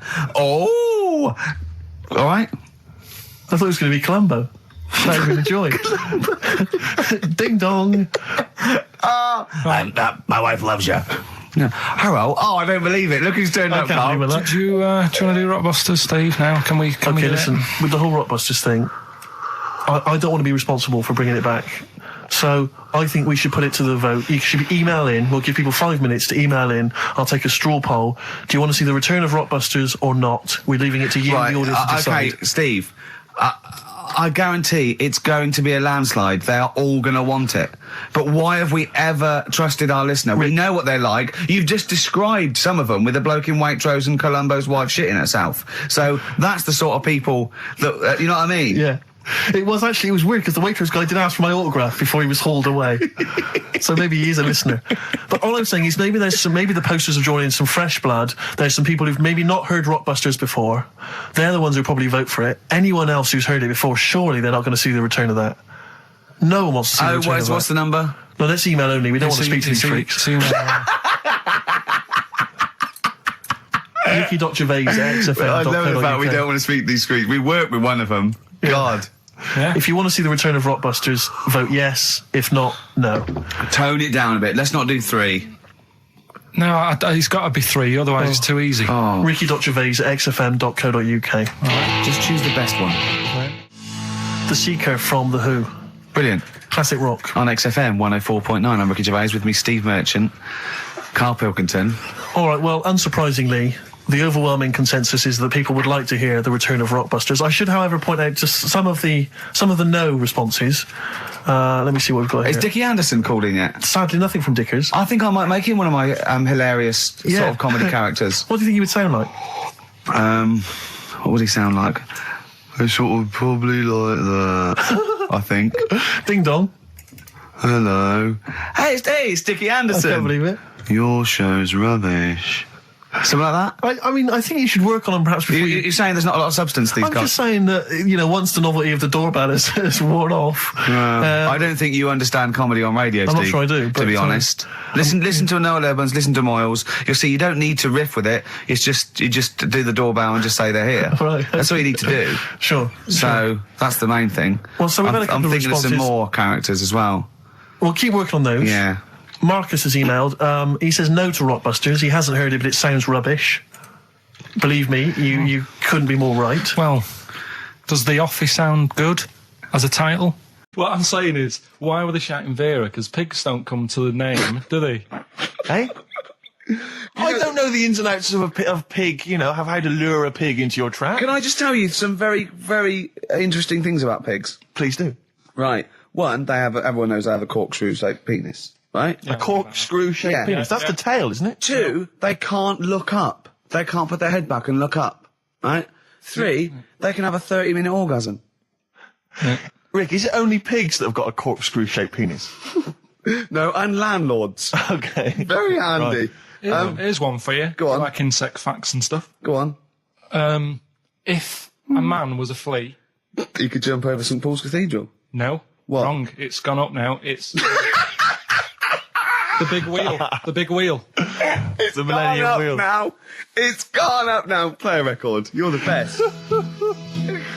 Carl, let me ask you now. Carl, you will be a little bit unnerved about this. Have you seen the film Jurassic Park? Yeah. You know what happened there? Well, according to the Sun here, it says scientists are planning to clone mammoths for a theme park. Look at his face. Look at that. He looks like a dog caught in the headlights of a car. He's I terrified. love Carl. He's sprung to attention Carl. there.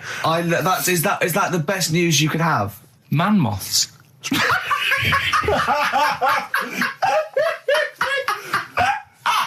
Right. Yeah, man moths. I Man love moths. the fact that that's why he was so excited that they bred a man moth.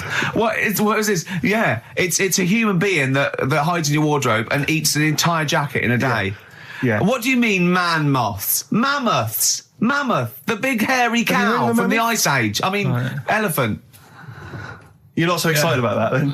You can take or leave bringing back mammoths to life, but a man moth... A man moth is a different matter. Oh, if we'd have never brought that up, he'd have gone and told someone now. Yeah. They've bred an half man, half moth. This and is that's what how, we This how mean. things start. This is what we mean when you hear don't- these ghost Are you stories. slightly deaf? Is that it? When you hear these stories, is it? Carl, is English your first language? Are you actually foreign? Is that the thing? yeah. Should we When speak we say sour? foreign, we mean not of this planet. Yeah. Should we speak sour? Would that be a help to you? No, go on. Next What do you one. make of Do that? you think that's Seriously, good? the Would you think idea that's of good to bring back mammoths? prehistoric animals. These giant elephants. They're slow, aren't they? It's not as if they're going to get out and run fast and they can't capture them. They'd probably be a Like fence, to be elephants, honest, aren't Carl. They'd probably be a fence. they? No, but I'm saying, but you're asking it as if it could all go wrong, but it couldn't, could it? Well, Really? but the point was about Jurassic Park is they thought it wouldn't go wrong. They thought they had it all under Yeah, but control. that was and they- Have you learned Dinosaurs. nothing from Jurassic Park, Carl? Dinosaurs would say, think about it before you do it. But with a hairy elephant, it's not going to... Not a concern for you. Would you go along to see him? Would you be interested in that? If it was in the area. He's great, isn't he? I'd love a queue, Nothing right? impresses No, him. but what I'd like to do is Carl sitting like Yoda in a little cave, and I'd just like to see people like Tony Blair and Stephen Hawkins in a queue, and they go and say, "Carl, got a bit of a problem." And thinking of cloning a man and a moth. Problem? Not an issue. No, if I'm in the area, I might cruise around and have a look at it. Otherwise, just don't send it near my clothes. Oh, that's fantastic. So it's just for a second. As the words "man moth" came into your head, how excited were you? I mean, were you both terrified and excited? For the moment when you thought that they'd cloned a man and a moth? I pictured What kind of face did he have? Did he have the moth's head, or was it a man's head? just a little man head. Right. What was his face? What did it look like? He just was like a bit shocked. Perplexed. Yeah. Yeah, it was like he'd been grafted onto the body of a moth without his consent. And when he was asleep, Yeah, he'd woken up. he just went in to have a goiter removed, and they said, "We've He replaced woke your up with goiter with the body of a giant moth." Yeah. Is that all right, Mr. Jenkins? So he had the head of a little. Was it a little boy or a man? little man, Right. Okay. and he's just bumping into a lamp. Just running into the If you went into hospital and they'd done something, what's the worst thing they do, right? What would you rather have done, right? You wake up and you've got lobster claws for hands. Right. You wake up and you've got duck's feet. Or you wake up and you've got one horn coming out of your head. The worst thing, Yeah. probably the horn coming out of my head. Why? Get in the way. That'd be useful, wouldn't it, in fights and stuff? And for like parties, people play Well, I suppose quoits. the lobster claws would also be quite handy there. All right, this is Carl, the producer of Ricky Gervais and Stephen Merchant on XFM 104.9. We're playing out some of the best bits. Hope you're enjoying it. Here's another one. Carl, it was you that worked out the maths and worked out I was 28, because they just worked out I'm 27. You are 27. No way. So we go on a trip, and the thing that annoys me, it does happen every holiday that you go on. If you go on a sort of package thing, they have these trips, right? And you pay about 40 odd quid, and they give you some wine, so it make it feel like you're getting your money's worth. But How many of these trips have you been on then? Loads. Probably about 12. More holidays than I've had. Go on. Yeah, So go on. anyway, so you're on the coach, right? And they take you for the volcanoes. They took us in the middle of nowhere. Yeah. Right. There's nothing else round there. Sure. It's like I say, it's like Mars, but with holes in the ground. Yeah. Right. And they sort of drop you off, and they go, right, everybody, see you back here in an hour. There's loads of volcanoes for you to look at, and a coffee shop over there. And you know for a fact, right, you don't need an hour there. You could just say, well, just keep the engine running, because I'll have a look in this hole, we'll get back on, give us 5 minutes. Don't need an hour. Absolutely. But you know that they've got something going It's a with it. backhander, definitely. What, with the coffee shop? Definitely, yeah. They go there. And they get everyone to have an ice cream and a coffee, and they sit down, have a fag, talking to the bloke. Yeah, and it's like, cousin. Yeah. Have you How ever- much was the coffee? Was it Probably overpriced? about €3 each euro, so I think it was £3.50, Sure. Yeah. which is, I don't know what, that's about £2.50 in Yeah, they stitched you up. There's a museum in Italy when we went there a couple of years back. Suzanne had like one of those little guide things. Museum there just for spaghetti.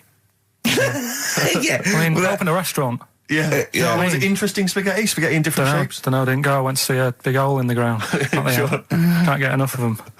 We noticed today how much he's simian, isn't It's he? very strange, actually. We maybe should try and get a picture on the website, because Carl's arms are particularly chimp-like. It's very, very strange. Because he's got that he's got long downy hair. It's And not the like long extended knuckles. Yeah, and his totally round face that sort of the chin goes back and the dome of his cranium. I think, quite seriously, I know we sort of share about 98.5% of our genetic material with bonobos and chimpanzees, but I think he's got a little bit more. Yeah. I honestly think he's a little bit of a throwback. Just his line, they just kept to this sort of really the ugliest one in the cave and the tree, and he really didn't come out of it. I'm not saying you are, I don't think you are. Yeah, you're chimp-like. No, it does annoy me.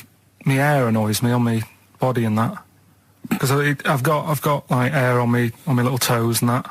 Have you? Then on the legs. Would you see your little toes? Can you pick things up with them? No, it's tried. Okay. Well, that's the finale of this week's show. We're going to see if he can play a record and put the fader up From a tyre, while swinging in a tyre. just using his hairy toes. Yeah. I've sort of got hair all the way, but then it just runs out where it should be. On the I top of your know, head. Top of my yeah. head. It's And just- is this part of the reason why you're always uncomfortable about, being nude or around naked people? Is that partly the reason, do you think, because you look so grotesque? Well, when I'm on holiday, I don't really like wandering about without a top on unless, like, it's a quiet beach or whatever. Sure. So what would you normally wear? Need. Shirt I just and have tie? like a nice sort of light, summery, sort of linen shirt, maybe, just a few top buttons open. Yeah. But I don't like... The naked body isn't that nice anyway, is it? You know what I mean? Whatever it is, if you're a cat and you're shaved, you don't look that nice. Do you know what I mean? But with but I think you'll find a cat is naked even with its fur on. Cats don't wear clothes. No, but what I mean is, a bald cat isn't that good. You know, it does me head in that I'm bald. I'm not, I wish if I could have hair, it would be nice, but that's life. Would you prefer animals to wear clothes like Mickey Mouse does? Or Goofy? You know that I don't like nudist and all that. We'd love to... You can ask him all the other questions, because, Carl... As I said last week, he doesn't feel his own testicles because he doesn't like the feel. Yeah. So, I'd like a doctor to explain to him how necessary that is. And this is truthful as well. I've got very slight pain around the genital area at the moment, and I think it might be some kind of groin strain, but I'm a little bit anxious, not entirely sure what it is. You've been with me twice when I've gone along to get them checked. Yeah. And I go, oh, what's that? Yeah. It's terrible. I mean, but, it's usually... I think you're in a pretty low risk, aren't you? I'd hope so. You're coming out of the 20s. I think testicular sort of... I shouldn't be doing this. I'm not qualified. No. All they said was to me sort of like his 20s and 50s. We're in... Mine sort of felt like they dropped a bit the other week when I was on holiday. I don't know if that's... like when you're relaxing, or I was wearing shorts a lot. How far? If it's 2 foot, it's too far. I was having problems walking. What do you mean? Why? No, it was just a bit. I had shorts on all day. I'm happy and walking about on the beach, what have you. And then at the night, when I put some long trousers on, I was sort of walking like a ricket. They probably stretch a little bit. Sometimes, I told you, when I was about 18, I was scared. I went to the doctor. I felt a pain, right? And because I was doing biology, I thought I'd show off this doctor. I said, I've got a pain. I think it feels like it starts in the epididymis and goes up through the urethra either. And he went, finger up the arse. He said, your jeans are too tight. They're squashing your balls. So we want a doctor like that. So what's the phone number again? It's 0871 222 1049. A qualified What do you mean your balls dropped, though? We've got to come back to this. I don't know, they just felt like... it's not too bad at the moment. I was all right on the way in, but... I feel twinges all the time, but you never know whether it's just because they're... No, but they felt like they weren't my own. Do you know what I mean? They sort of felt a bit like these are... There wasn't a bloke standing really close to you, was there? You just get them mixed up if you're on the way back. On the flight back. Someone else has got... Well, take a leaf out of nudist books. They just walk around, they've got nothing on it. About nudists. Why? Well, let's play this ad break and that. And have you had another encounter? If we've got time, I'll tell you about it. Have you really? Talking of campaigns and things and that, did you see Sir Bob on Jonathan Ross last night? Sir Bob Geldof. Sir Bob Geldof. Yeah. Are you going to walk to Edinburgh or sail to France, Carl? What do you think of all this? The G8? I think it's good that, he's doing some stuff for the world and what have you, but I probably won't bother. No. Having a walk. What do you make of all this campaigning? He's dedicated his life to this now, hasn't he? Yeah. I mean, it's interesting. I was watching him last night, and I respect the man. I mean, he used to work here, didn't he? Did some shows and that. It's good. It's all right that he can do it, but... I assume that's not why you respect him. I assume you respect him because he's trying to save a nation, as opposed to used to work in XFM for a while. Yeah, I know, but I'm just saying it's good that he's given up a lot of his time to, try and save the world and that, but, there's a bit of me that's kind of like, is he wasting his time a bit? Right, well, what do you mean wasting his time? Well, he tried it before and... No, wait. What he's trying to say is that the G8 are I think the 7 most rich, wealthy nations in the world, and Russia, and they get together and they can wipe out the third world debt. I.e. they owe us billions and billions of pounds, they can't afford to pay it back. So he's going to say, let's wipe the slate clean and pledge, I think, a lot more aid and stuff to them, isn't it? So what do you think of that? But won't they just do it again? Right, what's you thinking? No, I knew I had a little diamond in the rough here. I mean, obviously, I admit I brought this up because I really wanted to know what Karl thought of it. Sure. Yeah, I had ulterior motives. It wasn't just for awareness, for the very worthy cause. It was because I know. Look at him looking at me. Look at me. He looks at me like a cat. Honestly, it's like there's nothing behind those eyes.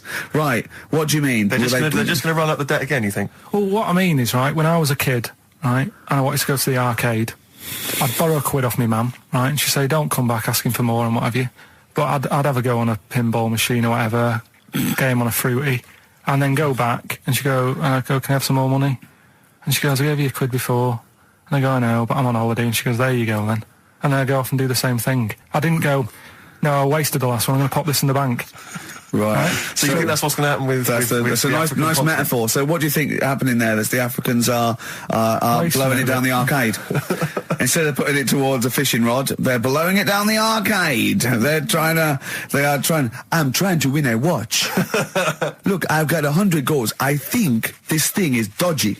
Yeah. I'm trying to win a fluffy toy. I just... And so Bob's saying, you're never going to get the Snoopy. You're never going to get the It's always Snoopy. going to fall out of the little claw It's before it rigged. gets to The the top. claw is not strong enough. Yeah. Do not waste it. No, Midge. Midge, you have to write a song. Write another song, mate. They've blown it down the arcade. Brilliant. How you doing, Carl? Yeah, all right, yeah. Another holiday? Well, it wasn't holiday. Well, it was. You had 5 days off work. Why isn't it holiday? You had 5 days not working for a living. You know how many days holiday gets a year now? 29. Oh, that's more than teachers, isn't it? It makes me sick. It makes me sick. Well, I know the kind of hours you work, Rick. It's mad. I mean, if you're not in work by midday, you're furious. No, but I mean, I'm always... 29's normal for the normal working person. Yeah, but, you know... And anyway, it wasn't a proper holiday. I went to see my mum and dad. It's nice to see them and everything, but it's not holiday, is it? Why? It's not going away. It's not getting on a plane, is it? Going away. Oh, is that definitely a holiday? What happened before 1950? I don't know. People used to go... Yeah, exactly. People used to go to Blackpool or Brighton. That was holiday. Yeah, but I didn't Where did go you to... go? Went to Wales. There you go. Lovely holiday. Lovely holiday. Have a holiday in Wales. That's what they say, innit? Come to Wales and have a holiday. That's what they say, innit? So come to Wales and meet your parents. Come to Wales and have a lovely holiday. Exactly. And I've got a bad back. I've been complaining of a bad back all week. He's been ill. Don't even start We with haven't worked this week. He's been ill with the flu. Still not bad. I'll tell you this. Wednesday morning, I think it was, I woke up and I had the head, the sore throat, the aching body, and I immediately thought I've got the SARS virus. I really did. I genuinely, because I've always been a bit of a hypochondriac. I mean, Ricky pretends to be, but I genuinely was petrified. That doesn't make sense, does it? How can you pretend to be a hypochondriac? No, I am a hypochondriac, and you are genuinely always ill. You always you've always got a bit of a snuffle. So I'm justified in thinking it might be the deadly You're a SARS sickly virus. child. I don't know what's happened to you. Well, I think I will be. It's so much to do with West Country breeding, and you haven't. I don't know. No, he hasn't got normal sort of barriers to sort of flu So and his cold. immune system is all shot. I am quite Claire, a weak, look at him. I'm quite a weak child. Yeah, I know. I'll probably die in a garret having written some bloody brilliant poetry. And then I'll die of consumption. Yeah. But anyway, so I went online to check out what exactly the symptoms of the SARS virus were. And Seriously? seriously, I did. I was so panicked. So I went straight Steve. online, and it was exactly what I had. It Well, it is a strain of flu. That's why. Exactly. That was the thing. That's what I had. So I was thinking to myself, because it said the incubation period was between 2 and 7 days. I thought, well, where have I been that I could maybe have got contact with people from? And then I thought, wait a minute, BAFTAs. I think I brushed against a couple of the guys from Banzai. I know. I'm thinking, hang on. Yeah. Wait a minute, that makes sense. Yeah. And so I was suddenly getting a little bit eggy because I mean, there was a lot of people. There's like 1,500 people at the BAFTAs. So I mean, any one of them could be carrying it. Yeah. So I was really just panicked. But you know, I didn't immediately rush to the doctors. No. Because you've got to wait for ages down there. Dr. Shah's brilliant, but you've got to queue up for ages because it's down in Swiss Cottage where I live, and I'll tell you, there's some dregs in there in the waiting room. Oh man alive! People who've just gone in there to read the magazines, and they've just sat there. There's some people who just waste the doctor's time. That's what annoys me. A lot of old people, a lot of Saga listeners, who just waste people's time. I know. I went into accident emergency once because I'd done my leg in, and I'll tell you what, you look round and you think, oh, look at all these people. Look at these. They should be. There's hardly any of them won't handcuff to someone. Exactly. You know what I mean? You go to Casualty on a Friday night, and it's like, oh, awful. Yeah, and there's and so I mean, it was that thing. Well, I could either go to Dr. Shah, but that's NHS, or I could go to one of the Medi centres. They charge money, Claire, and I mean, I know it's a killer disease, but you know, I'm not making cash. You don't want to. Yeah, you don't want to. Because what if it isn't? That's money wasted. You don't get your money back, do you? I mean, I really need him to say you've got the deadly SARS virus for it to be worth the 80 quid. You know? Exactly. And as I suspected that, you know, it was 50-50, I decided not. I decided to ride it out. Yeah. And thankfully, so far, I've not You're died. looking all right. What I really want to talk about was Ricky's white suit. Oh yeah. Okay. Well, listen. Classic. Well, let me explain. Wow. Never mind all that. One, it's actually I bought it for a photo shoot because I'm doing this thing. I've got a DVD coming out in October, and I'm doing a spoof of the front cover of Thriller. So I bought a white suit, and I got it right. And I thought, well, I might as well wear that then now and get it dry cleaned. I thought you blagged And it, you see, I this one.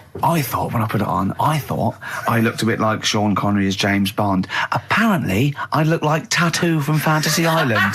The little midget guy. Yeah. Sure. Which was, you know, I did watch it back, and you know, there are some resemblances. At one point, I did plan, which was, I don't know why. Yeah. I thought, Well, when he suggested he was going to wear it, I said that's crazy. I said it's madness because I knew it would come back and haunt him. I got away with it though. Well, did you? No. I mean, what was it? I said to you, we were talking about it, and he said, Oh no, he said, what are you wearing it with? A sort of white shirt and a white tie. I went, no. I'll wear a black tie. He said, right. He went, you should do it with the white shirt and the white tie. He went, you know, do that whole Randall Hopkirk thing. And I went, that's what I'm worried about. He went, what, you're worried people will think you're a ghost? I mean, pathetic. I didn't think it was a good idea. I just love the way that if you're a celebrity, somehow you're allowed to wear nonsense, outrageous clothes because it's kind of expected of you because you know. But it wasn't mental. It wasn't like Graham Norton going in curtains or Jonathan Ross dressing up as Lawrence Llewellyn-Bowen. It was just a white suit. But it's just that thing of you know I am. It's cheeky Ricky Gervais here. Look what I'm wearing. I was worried there was going to be chocolate mousse though, or Johnny Vegas was going to greet me and throw up immediately. Yeah. It was sort of like I had to keep away from people. And what you're sitting on. But I tell you what, I think it worked with Anne Robinson, didn't it? Do you think she did it? winked at you when you went. She liked you. She just can't stop that. She's made it into a catchphrase. But you made her giggle like a little schoolgirl. I knew it was safe though to say that thing about her drinking because I'd done a non-broadcast pilot with her this year. For a friend was the producer, and it's a new show called Look Who's Coming to Dinner, and the premise is I choose sort of 6 heroes that are alive, and so I knew it was all right, so I didn't just go out there and start insulting this poor middle-aged woman. I sort of knew she could take a joke. She's all right. She's obviously she's not really like that. So yeah. No, but I loved the way she just giggled like a little girl. We were chatting about the Innovations catalogue, and it just because I've just been flipping here through the TV magazine, which comes free with the Sun, and is there anything on the back? A plate or a figure? The white trash that must buy this rubbish. I mean, know. This one, I don't know how you describe that. There. Oh, classy, isn't it? Oh, it's a porcelain doll of a young woman. Looks like Ginger Spice with her hair up in a blue dress. Yeah, it is strictly limited to 9,500. Oh, am I going to get one? Well, why did we waste time with the show? Shouldn't I have been calling? Well, look, it says. How much is it? Well, she can be yours for the special half-price offer of just £94.50. Is that all, really? You're not winding me up, are you, Steve? You're not winding me up, because if I look at it, it's 940, because I think it should be. I will go mental, because I would love that porcelain piece of shit for £100 on my shelf. Hang on a minute, Rick. Let me just read you some of the write-up. Who buys that? They think it's art. It's classy. Well, hang on, I think this blurb will change your mind. Go on then. Okay, well, I'm just... Okay. Her name is quite simply Dearest Rose. I'll have it. And she's portrayed here holding a beautiful... Well, I mean, of course it's going to be Dearest Rose, isn't it? Let me read it, it's not going to be... Her name is Bert. Dearest Rose is portrayed here holding a beautiful bouquet of roses given to her by her lover. She has gently plucked some of them and placed them in her chestnut hair. Oh, she is wearing a gown. Oh, that's filthy. She is as well. She's stuffing them up on her head. All right, go on. She is wearing a gown of beautiful turquoise silk. Her skirt flows to the floor, and from beneath it, you can see her dainty shoe just peeping out, decorated with a tiny handmade rose. That is brilliant. And it is beautiful, and it's and you can pay £9.45 a month for 10 months. Yeah, and that can be yours. And I think you'll agree, it is just beautiful. I mean, the best one I've ever seen. There was one that there was a doll. Right, like a realistic doll, you know, a horrible, scary doll, and it was something like, you know, £100, and it said, "Call your family and tell them it's a girl." And I just imagined this 45-year-old woman with bunches and rouge on her hair, still dressed in her ballerina outfit, going, "I've had a baby, mother." "You haven't." "I have, it's a bloody baby." "Why do you hate me?" "It's a doll." "Why do you hate me?" I mean, I know. What sort of people are they preying on? Well, there was one. Just had a baby. Sorry? Call the doctor. Call the doctor. Don't call the doctor. I've had a bloody baby. me! Well, I remember seeing one which just was extraordinary. I mean, again, I'm thinking specifically of the people that buy it. It was about 3 foot tall. Yeah. It was, I think, again, made of porcelain or possibly plastic. It was a baby. It was like a kind of 1-year-old baby. Like, that was the design. Wearing a Harley Davidson biker outfit. The leather cap, the jacket, the nappy. Rather like Marlon Brando did in The Wild Bunch. Unbelievable. Oh, dear. I mean, the scum. I saw recently, flipping through one, it was wedding rings. There was a selection of exclusive wedding rings. Imagine getting down on one knee and giving your beloved a themed Lord of the Ring wedding ring. Oh, that is brilliant. Will you be my wife? Better still, my troll. Oh, dear. The scum that must be that they're preying on, like you say. I mean, unbelievable. It's those sort of houses that I remember going into as a child sometimes when you met a friend from school and you'd go into their house and it was like a shrine. I remember some people kept the polythene on their 3-piece suite. Yeah. There was some when you weren't allowed in the front room. Like we couldn't go in the front room. And it's sort of, you look around and there's all these dolls and that and it's just like, oh God, scary. What in God's name happens in this house after dark? Stop on XFM. Carl's back. He's cheering up a little bit because I think he's vented his spleen a little bit on cities around the world that aren't as good as Manchester. So is any of your family left in Manchester? Because they all moved away, didn't they? You came here. Your dad's moved to Wales, for Christ's sake. Well, your family are all around the... Brother joined the army. Get anywhere. Just take me anywhere. I don't know where he is. His sister's moved away, so no Ireland. one... Yeah, there you go, you see? So, that's just one family. That's one family who love Manchester. Exactly. Alright? Tell you what, Steve. Go on. You know what I did find out in the week? Yeah. World record, right? Person with the longest trump. With the longest what? Wind. Fart. Right. Right? 2 minutes 42 is the world record. Okay. Right? Well, I'm immediately thinking about a relative of yours who I'm sure did longer than Who that. still lives in Manchester. Auntie Nora. Now, Auntie Nora did it for how long? 5 Reportedly, minutes, wasn't it? Starfighter for 5 minutes. But, unfortunately, she was the only person in the room. Whereas I think, which one's alive, Ross or Norris McWhirter? I don't know, actually. He has to be there. Yeah, I think he actually has to He'd be have present. to be there. Would you want to be there? Well, he'd have sort of equipment, looking at his watch, going, finish, you go, yeah, he goes, well, that was 4 minutes. Did she go 59 from like a seconds. size 10 to a size 6? Did She showed some old dresses. like a hovercraft. Exactly. In a big dress. Yeah, Just yeah. slightly off. Yeah. So, it has to be invigilated. But again, you know, how was the Guinness Book of World Records one invigilated? I mean, who was supervising that? Who was He said, monitoring I can fart for 2 minutes. They went, well, we've got to see this. Went round. And, he just probably let it rip. It's probably circular breathing. He's probably sort of sucking in air and swallowing it as he's going. And it's a continuous one, isn't it? It's not like, yeah. I mean, it said, you know, that's how Nora's happened. Me Auntie Nora. She had a little bit of wind. It went on for like 2.5 minutes. Sure. That's when she called me mum. As it was still going on. And said, there's something not right here. I'm And, leaking. She said, oh, can you send your dad round? You know, my dad. Yeah. Sent to me mum. With a cork. And, With a lighter. I think this would be the best one I want ever. to show the kids something. he said, I'll be there in a bit, get the windows open. But what it was down to, because I was talking to Is my she mum the and one dad with the about split tennis ball? it. Yeah. We're not talking about that again. I was talking to my mum and dad about it, saying, you know, why do you think it happened and that? And it's because she never chucks food away, right? And she'll sort of mash it all up. And she's got all these ice cream tubs in the fridge that are just full of Cabbage like water. old mashed up food. Really? And she prepares everything. Right, she doesn't work, she's retired now, she's got nothing to do all day, but everything's got to be ready Still for her. calls in sick. Do you know what I mean? Everything's got to be done. Even though, if you're going round to her house and you're going there for tea, it's like, what time are you coming? And it's like, well, I don't know, maybe 5, maybe 6. Yeah, you're Well, no, late, I need because to you're know, late I when you need have to to meet know. us at 5 or 6. Do you know what I mean? That's what... So, sorry, when you say she mashes up food, she literally takes the remnants of a dinner, could be sort of some... Anything. and just smashes it all up into a... Yeah. And then what does she do with it? Put it in the fridge, and she's got it in the fridge. It's like January, February, March. She's got all these ice cream boxes that are just full of... But she doesn't... She reheats it and eats it. Oh, then she, puts it in a pan. I thought she was just keeping it as a souvenir of each meal she'd had. No, put it in a pan, warm it up. Oh, and that's what it is. It's just... A lot of vegetation, is it? Yeah. Why does it only happen once, or does she save it up once a year, just let it go? I don't know. Well, she is mad. Yeah, she sounds potty. She doesn't answer the phone anymore in case there's a burglar. Checking if she's in. It's like, well, answer it, and then they'll know you are in, and they won't come round. Yeah. Mental.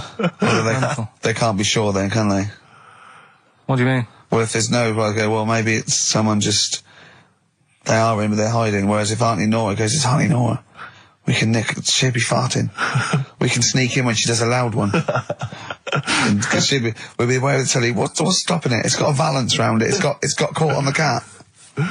So have we got a recap on Rockbusters? No, just has anyone got the right answers? Has anyone got the right answers? Let me just check here. Here's one from someone who just says, he's given an answer, answer to number 1, I. Number 2, don't. Number 3, care. Right, okay. Is he close? Has anyone got 3 answers? I can't find one with 3 answers. So, again, you've done something wrong, Carl. No. No. This isn't radio. Play a record. There you go. Someone's got it. Give it to them. Fine. Okay, give us the clues again. We'll give the answers straight away. No fanning around. Yeah, Right. it's really pointless. Number 1. Yeah. All the police cars are on fire. BS. Yeah. What was that? I can think of something. Go on. Blazing Squad. Brilliant. Okay. Right. The director of 28 Days Later is shouting about sleeping outside. Yeah. That's Dan Yell Bedingfield. Right? Danielle Bedingfield. Right, we'll never let him do this again. I told you I washed my hands of it. I know, but I just thought... Why did you let him? Why do you... Because he was grumpy. But this is what happens. Look what's happened. Danielle Bedingfield. That's what happened. The director of... So Danny Boy, so Dan, right, all that for Dan, but shouting about being... Dan Yell Bedingfield, right? What's the last one? He wants to be a sailor. Why is that? Yeah? Beyonce. What does that mean? Beyonce. He wants to be on the sea. Play record. You're never doing it again. You've just signed your death warrant. What have we done? You're never doing Rockbusters again.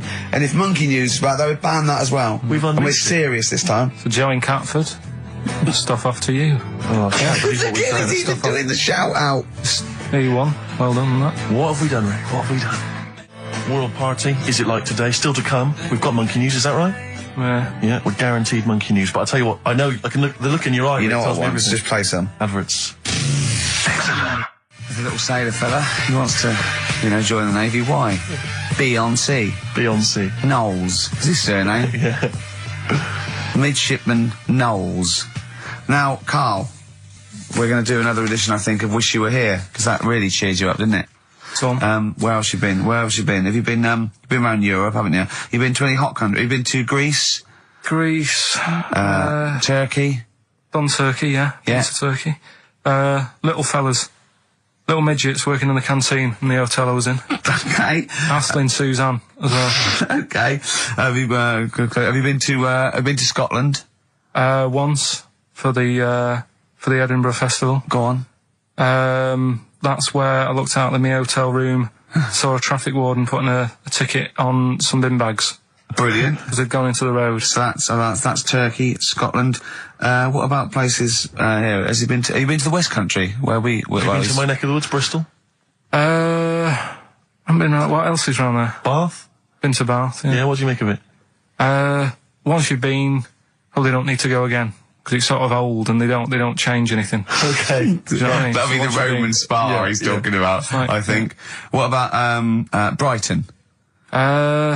Not gay people. Right, okay, thank you. Next week on Wish You Were Here, we'll go to some other places where there are gay people. Fascinating. Brilliant. Another extraordinary insight there. Carl. 9.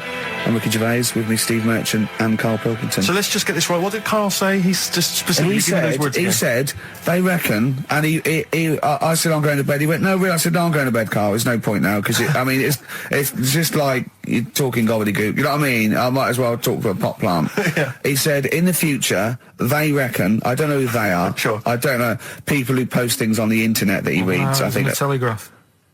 Anyway, complete the sentence. They reckon that in the future you'll be able to wake up. I love it. There's always a little scenario, an embellishment, like this little. Oh, hello, darling. It's your yogurt. Hello. You'll be able to wake up and eat a yogurt you can have a chat with. All right, well, thanks for that, Rick. I'm looking at you. I'm going to throw that over to Carl now. Right. It's when I was away on holiday, right? I got, I don't normally buy the Telegraph because it's too big and that, innit? So, but they were giving it away for free on the plane, so I thought, Ding dong. might as well have it. And I saw a couple of things in it. I thought that would be interesting. I saw this thing about the future, and it was talking about evolution and what have you, right, which I always find weird, because I always think that maybe we've sort of done it wrong anyway. Do you know what I mean? I sometimes think by definition, evolution can't get things wrong. Things change, that it's not successful, it can't pass on its genetic material, but if you're around, it's working. If you're around, it's working. Slugs are as evolved as they need to be. Slugs are as evolved as you and well, me. that's true enough. Yeah. No disrespect, but it works. It works. Sorry, they're but around. anyway, what's your point, Carl? No, I mean, I think we probably would have been better off staying as a fish. Just because there's more water than land, isn't there? Right. And you wouldn't drown. This is why I went to bed. No, I'm thinking of dozing off now.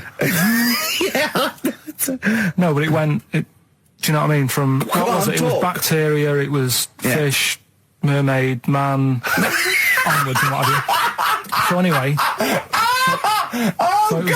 Oh God! No, there are a few knowledge gaps in your theory of evolution. All right, Mum. You generally got it right though. So But I mean, basically, yeah, it went bacteria, fish, mermaid, man. What's next is the big question. So it was telling you all about this and what have you, and saying how like we shouldn't have interfered, because maybe if we wouldn't have invented planes and what have you, maybe we'd be able to fly and what have you if we really needed to and stuff like that. Okay. So we've interfered with evolution, you see. Right. Well, then it was saying, well, what's the future got? Well, yes, in one way we have interfered with evolution. Yeah, the evolution of the human being in society is changing. It's no longer based on the strongest or the fittest, because medical science can keep us alive long enough.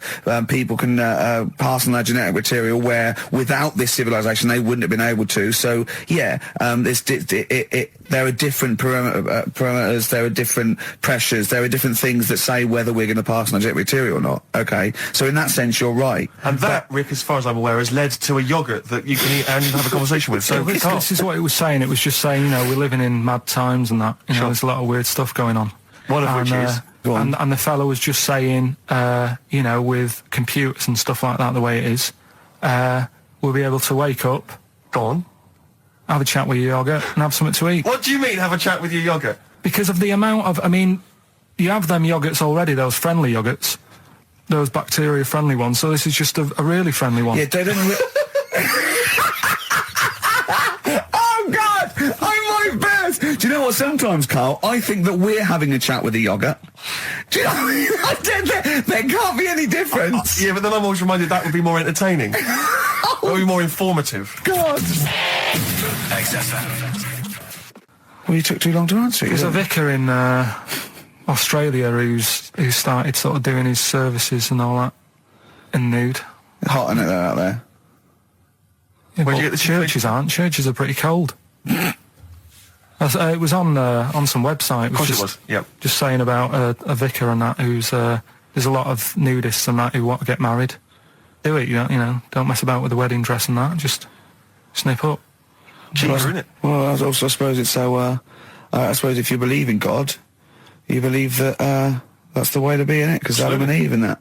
Yeah, but then in Adam and Eve, the shame made us dress up, didn't it? Yeah. Eating the apple and things. Yeah, but God didn't want that, did he? No, he wanted to see it all. He was loving it. He was having a whale of time getting a life full of all of that, and then the snake said, cover yourself up. Stitched him right up. So if you believe in God, which clearly I don't, do you believe in God, Carl? Don't know, I don't really worry about it. It was ages ago, wasn't it? So, you know, if it's about, whatever. Not that bothered. Adam and Eve is pretty interesting though, isn't it? It's not, well, how is it interesting? He made man out of dust, Then just because he could, he's having a laugh.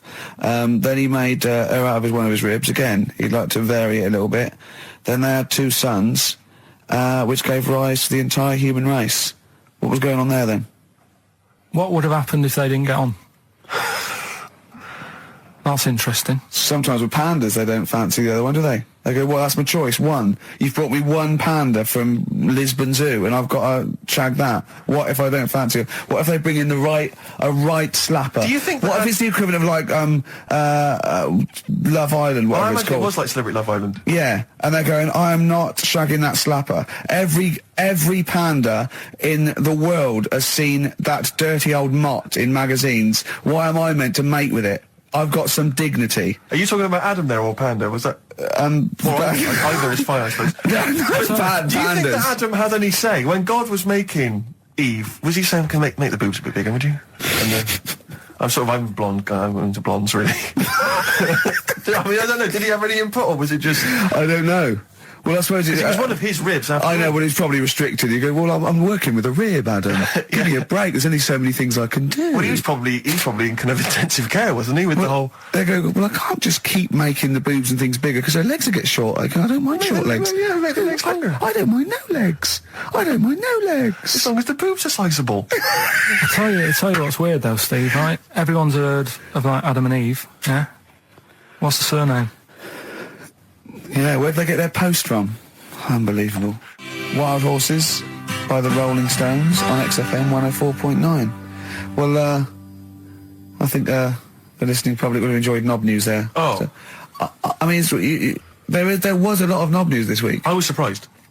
You know, I would have thought it would be hard sometimes to get knob news together, but... I would have thought it would have been part of a bigger news programme, but, I mean, I don't think we'd dedicate a whole sort of, like John Craven's news round. Yeah. A whole 5 minutes to knob-related news. Yeah. There was other news, was there, in the week at all? Carl, it wasn't just all knob-related, you didn't just research. No, they're the ones that sort of stand out. There was Christ on a crisp. Right, what's that? That's obviously a crisp that someone vaguely thinks looks a bit like Robert Powell. Yeah. Yeah, what a load of twaddle, yeah. There was a bloke who can blow up balloons using his ears. What do you mean? Look at him. Well, it's all connected, isn't it? That's, you're just redirecting it, aren't you? Pointless, though, isn't it? It is pointless. No, I'm sort of downplaying it like it's no big deal, but it is pretty impressive. It's not. When was the last time you blew up a balloon? Oh, I don't know. That's what I mean. It's not needed. It's not impressive. That's what I mean. That's why. But you could say that about any form of sort of like bizarre entertainment. I don't think you have to hang yourself from hooks, but a lot of people go and see Jim Rose Circus. I mean, I wouldn't. I don't see the... But would you go and see that? What, a man blowing up balloons did? No. If it was a mate of mine, I'd go, do that thing you can do. To a group of new friends, I go, all right, then I'd get on with it. You know, to me, it's below an average card trick, doing something like that. Apparently, though, he does make balloon animals with his penis, so... Which is pretty good, isn't it? Burn him up with his ears. So it's always a snake. So a little snake. I go, yeah, well done. Back to the news. The Kinks, Better Things on XFM 104.9, Steve Merchant, Ricky Gervais, Karl Pilkington. But do you know this, we're talking about the leech thing. Sure. Right. You're saying put them in a blender. I'm not saying that. Well, someone did. Yeah. Why were they doing that in the first place?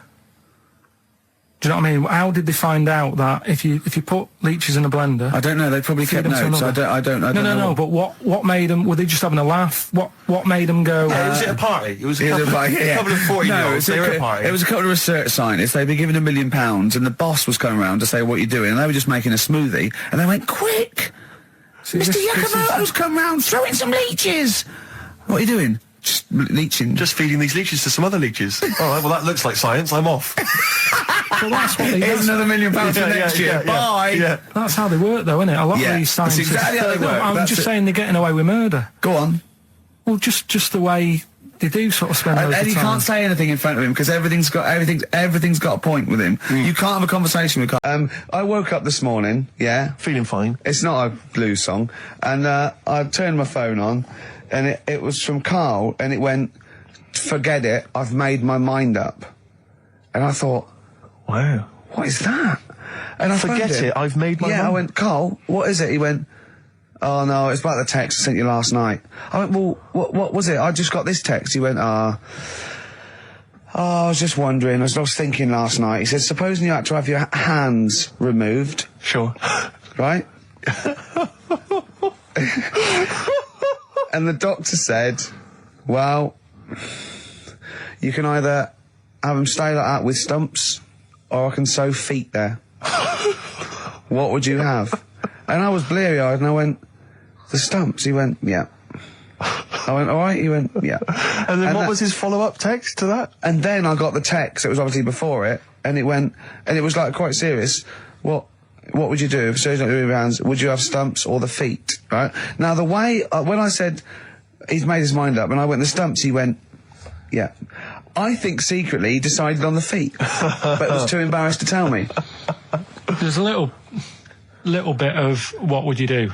Because But why did you think of this? Why did you think of this? Girlfriend's away, right? Yeah, no, that's not why you start thinking bizarre I'll tell surgery you now, devices. right? I'll let you into my little mind, right? Last night, I had some beans on toast, right?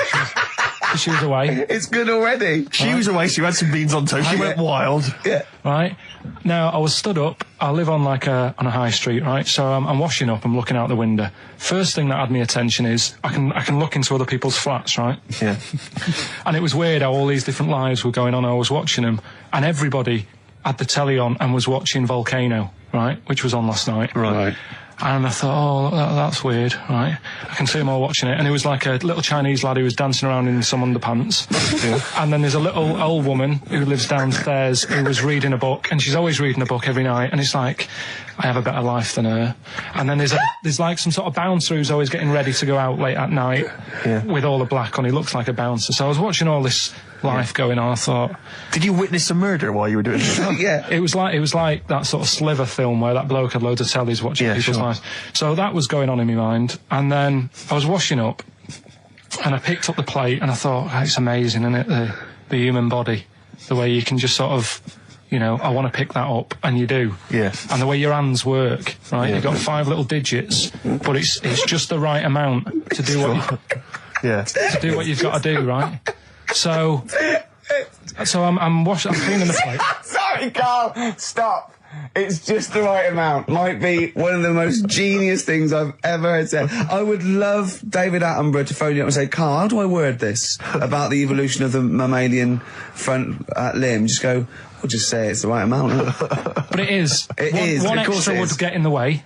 Yeah. And one less would just make it that little bit more tricky when picking up a bit of a slippery dish. Sure, or buying gloves.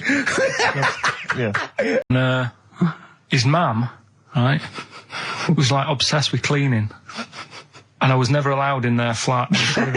He makes the place look untidy. So she used to, I don't know if it was just me or all his mates, but I used to turn up and she goes, yeah, he is in, but you know what you've got to do? And I used to have to go round the side of his flat. And he had a computer, right, which I used to play. I didn't have one at that point, but he had one. And I used to have to go around the side of the flat and stand at his bedroom window with his window open, and I'd be sort of leaning in playing the game. You are joking. I'm not, his mum. You had the weirdest upbringing I've ever heard. The things you were willing to do. It's the strangest. What is this town like? No, I stopped going once Was I there got my always own. music? Right? There's the horse in the house there. Oh, look at these 2 kids with big heads and webbed feet. All right, Ronnie. All right, Reggie. What was it like? She was obsessed. It's like you've grown up in a cartoon made for children. Yeah. No, his mum was really obsessed with cleaning. Can I play it through his window? I used to... But Mrs. Ramsbottom, can I play it through Mark's window? Aye, you know what you have to do. She used to be up till about 3 in the morning. Pilkington again. Have you washed your hands? Well, up till 3 in the morning, She washing. used to be up doing the tiles in the kitchen. Washing until 3 in the morning? It's at 3 in the morning. And for ages and ages, that saying that out on the tiles, I used to think that came from, like, his mum. Because she was out, like, cleaning them late. So, till I was about 13, I thought that saying, out late, on the tiles, was... And now you're not confused by anything. Well... There's no misunderstandings in your life now, is there? See the grass, seen the light. I just think of people sort of a Saturday going, you coming shopping? I go, I can't, I'm listening to XFM, there might be some monkey news. And they waited 2 hours for that. What sort of a show has a feature called Monkey News? Well, I have to say, the monkey story has been corroborated. Which one? Well, this one, it says, police in Britain this week are on the lookout for a very different kind of burglar. A chimpanzee who has been sighted breaking into a house in Hackney, stealing a mobile phone and leaving. The chimp is also the prime suspect in a break and entry in a nearby house where part of a radio was taken. One policeman stated that it might have been trained to steal, but a monkey's not going to think, that's a mobile phone, I'll just have that. Look at Carl's face. Yeah. Fact. That's fact. WC, featuring Snoop, The Streets on XFM 104.9, Ricky Gervais, Steve Merchant, Karl Pilkington. I think we should kick off with a bit of a competition. I think we should get the listeners involved here. Phone up if you want to play XF Family Fortunes. Now, a lot of people, of course, won't be familiar with this because we played this in the very early days of XFM. Yeah. Do you want to explain the rules, or do you just want people to phone in? It's like Family Fortunes. We need two of you. I asked you... Do you remember we discussed this before? You can't say that. Yeah. And so get two on the line. You're competing against each other, and so it's fingers on the buzzers. Will you stop chewing, picking your teeth? I mean, even if the listeners can't, it really annoys me. It is a bit like having a chimp in the room. Do you know what I mean, Carl? Right. Have you ever seen him eat hot food? No. Honestly, it is like a chimp. Oh,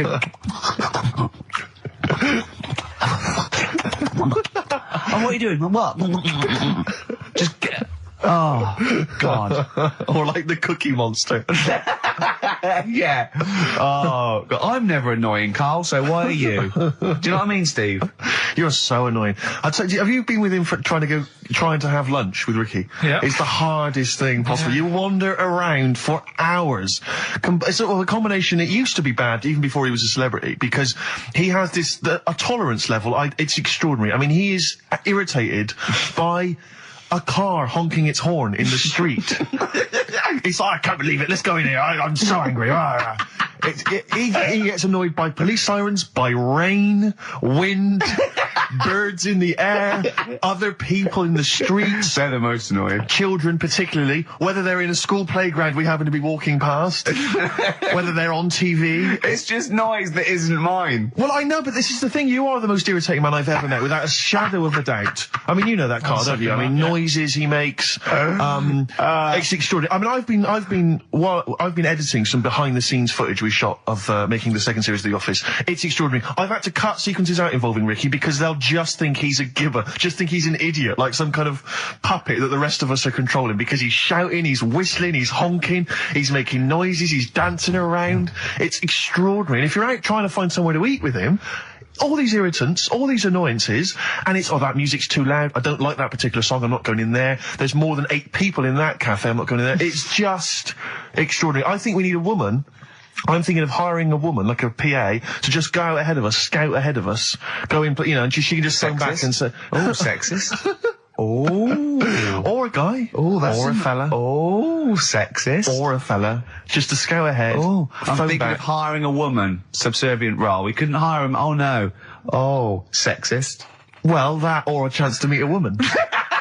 Yeah. That I'm also paying. It's like paying for it. Exactly. Slightly more above board. Yeah. So, if you want to play Family Fortunes, call up. What's the number? 08700 800 1234. Yeah, it's just like Family Fortunes. Two of you are competing for some great prizes. And, I go, something you know how it goes, and then you go Buzz and play it on board. It's not as high tech as Family Fortunes.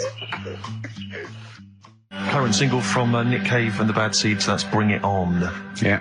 On XFM 104.9, Ricky Gervais, Steve Merchant, Karl Pilkington, and 2 people on the line to play XF Family Fortunes. Brilliant. Hello. Steve Hello. first. Steve, hello. Steve first, hello, how you doing? You alright, mate? Where are you calling from? From my pub in Barnes.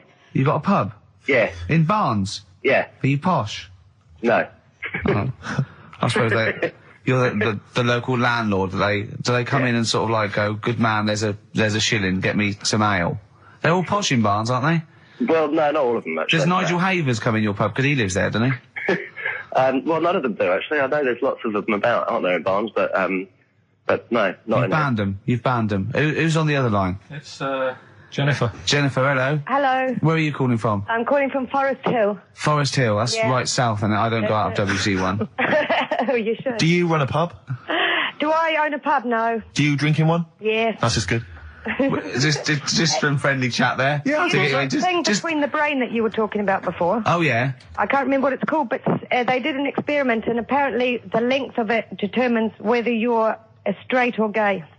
Is that That's right? what I heard. Yeah. Well, so what? You could actually trim it if you fancied. It didn't go that far. Oh, well, Always. you've just interacted with Karl Pilkington. Oh my God. I treasure that. Right, here's the prizes. Okay, now, listen, don't be disappointed because, as ever, Carl has just gone through some people's drawers here at XFM and found some really quite shoddy prizes. So, you get, on DVD, I don't know if you're a fan of it. Are they a German band? Rammstein or Rammstein? Oh, you'll enjoy that. But there's any number that includes Zu Aschk, Spiel mit mir, and Hergelade. That's just some of the classics on this DVD of their greatest videos.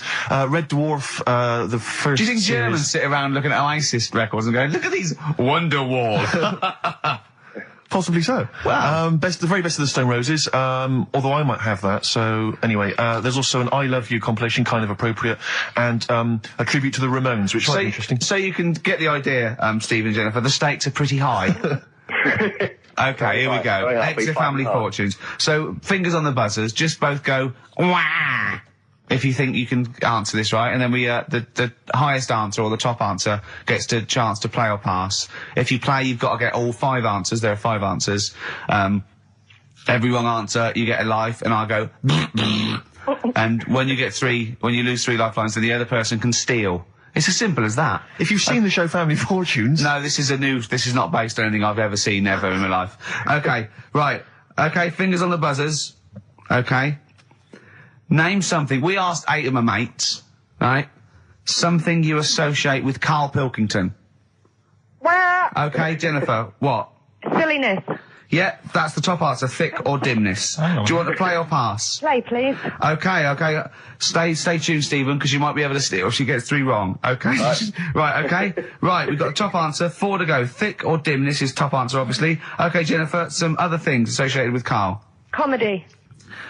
You'd think so, wouldn't you? Yeah. No, I don't even know who he is. You don't even know who he is? No, she does. She must And do. yet, bizarrely, she knows that silliness or Yeah. stupidity is the top I know, answer. Yeah, come on. Something else. The smelly eyebrows. One more wrong answer, and then Stephen gets a chance to steal. Okay. I don't know. People are screaming it at home. Very sensible. Oh, What was that? Very sorry. sensible. Yeah. Yeah. Okay, Stephen, can you think of one of the answers that Jennifer didn't get? Must be a mind for inane nonsense. Oh, well, I'm going to give you that because number 5 is even thicker. So, yeah, what you missed is, our top answer was thick or dim. Second top answer was Manchester. Third was Roundhead. 4th was airy Chinese kid. And 5 was, even thicker. So I think Stephen's the winner there. Yeah, I think he's done well. Yeah. You enjoy Rammstein, and you get the Stone Roses and an I Love You CD. So that's the pilot for this show, okay? When Blockbuster's all over, we're going to phase in XF Family Fortunes. Karl, thoughts? It's not that good, is it? Why? It's not that good. Just... I'm not that happy with it. Why? Why? Yeah. Well, just... What else? What? No. You're definitely right about that top answer.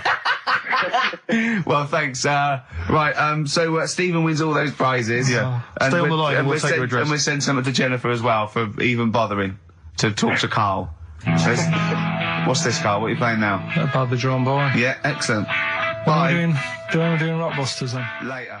Can I just, sometimes I get told off by Carl. He gets a little bit sulky if I slag off the prizes that he sources for each competition. This is from Rob in Croydon. He's a former winner of Rockbusters. Yeah. He said he didn't even know what the prizes were going to be when he entered. He won, and sure enough, for one night only, he was a hero. The following morning, it was just Rob again, and all I had to show for my triumph are 5 compilation CDs. Rockbusters. Rockbusters. But tell the prizes, Steve. Yeah, we have have Christmas gifts. This is Christmas gifts. I don't know if you'll receive them in time to actually pass them off as gifts. I wonder if I can tell that Ross Noble story that he told us. I don't know. We'll have to discuss that when the record's playing. Okay. All right. Okay, so you heard a track from it just then. This is the XFM Christmas album. I think that's been knocking around here in the office for years, hasn't it, Carl? Or is it new this year? It was brought out about 2 years ago, but Christmas songs are Christmas songs. Yeah, it's not bad. There's got bands on there like the Dandy Warhols, the Webb Brothers are on there, Drugstore, Bell and Sebastian, Flaming Lips, all sorts. So we've got that to give away. We've also got this Smashing Pumpkins compilation, which we seem, again, that seems to be knocking around for weeks. Another one of those 50 years of the greatest hit singles. I don't know, Culture Club's on there, Queen, obviously, I've just Lennon. seen the cult film. Yeah, the cult film will come back to you shortly. This, I think, is one of the most exciting gifts. If you have a video player and you want to get trim, then surely Big Brother 3 champion Kate Lawler and her cardio combat video, in which I think she uses kind of, I don't know, military kickboxing training to get you trim and taut and looking as good as her. Then you can get that as well. We've also got a exclusive 7-inch single from the White Stripes, a kind of Christmas single. Is that from them? Yeah. That must be quite rare. That's probably the only thing worth. That is worth something. And the current Badly Drawn Boy album, Have You Fed the Fish, which I think is slightly mediocre. They've gone up, actually. I think that the level of prices there has gone up. Not a bad selection, but here is the big movie. And actually, I have to say, this is not a bad one. No, it's not. Again, it's not terrible at all. It could be worse. It's James Caan in the original Rollerball, not the disastrous remake that came out recently, but the DVD version of Rollerball. So that's there as well. So something fairly interesting. That's worth winning. Right, come on then. Let's do Rockbuster. Well, will we play a song to give people time to get a pen and paper and that? Yeah. So we're doing it next. Yeah. Vines was Jackson on XFM 104.9, and Ricky Gervais with me, Steve Merchant, and Karl Pilkington, the man of the moment, with his Rockbusters coming your way with all those great prizes. Yeah. Right, we're doing it now? Yes, sir. Yeah. I noticed Heat magazine sort of put a bit of a spanner in the works. Why? Because they were saying, maybe it'll be a Christmas edition of Rockbusters. And I'd already sorted them out. I wouldn't worry, Carl. Well, what I've done, I've cleverly tweaked them to make them Christmassy. So the Christmas bit in it has got nothing to do with it whatsoever, but I just thought... So you mean the clues have a Christmas element? Well, yeah. But it's nothing to do with the answer. It's nothing to do with the answer. Right. So why don't you just ask the normal ones and I'll ring a bell, I'll shake some bells. Well, it's the equivalent of that, but in sort of speech. Right. Brilliant. So the first one, there's a load of letters there asking for advice. Put them on Claire's desk. Oh, and have a good Christmas.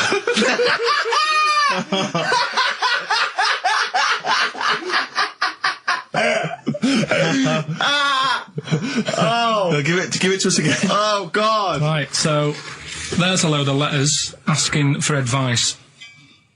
Put them on Claire's desk. Oh, and have a good Christmas. Right, but bear in mind, people, that the Christmas element may not be relevant to these. No, that's got nothing to do with it. I don't want to... Okay. And the initial there is F, right? That's F. All right. Right, the second one. Ask your mum if you should, after you've wrapped the presents.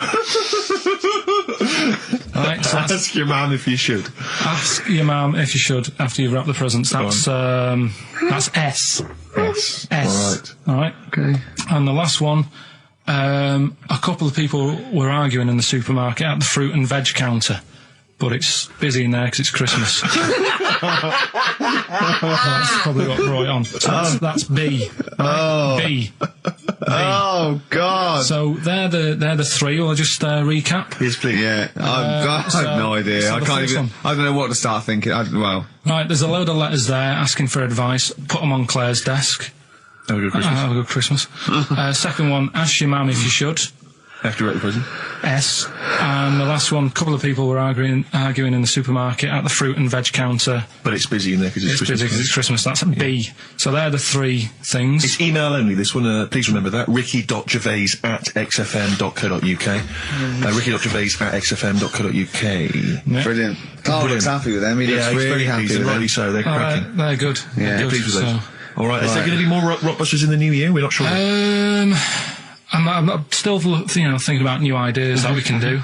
Okay. Are we starting Ridiculous today? Have you done Couldn't be anything? bothered. Couldn't be bothered. Right, couldn't be out. Look right. forward to Ricky Dickinson. He's worried about. He nearly said asked, and he just stopped because he's worried because he's the producer. Yeah, well, I've got to set a standard. haven't Oh dear.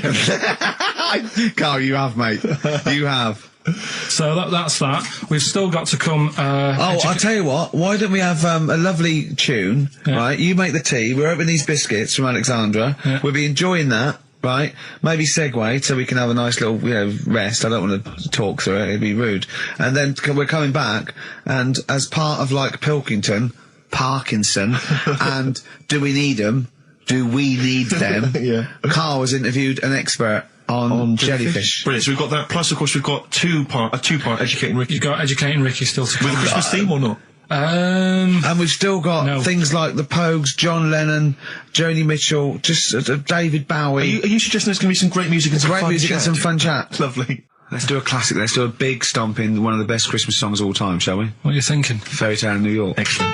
Fairy Tale in New York. Oh, it's always amazing. Pogues featuring Christian McCall on XFM 104.9, the Christmas edition. Indeed.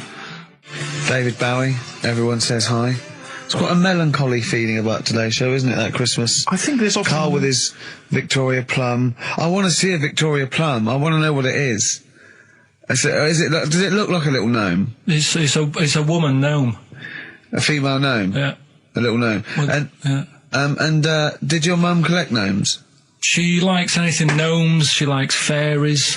She likes Indians. She collects all that stuff. Yeah, and it doesn't matter what it is. What do you mean? Like a proper Indian with all the headgear on. Or a Native American. American, She likes anything with them on. Like, it can be a fridge magnet.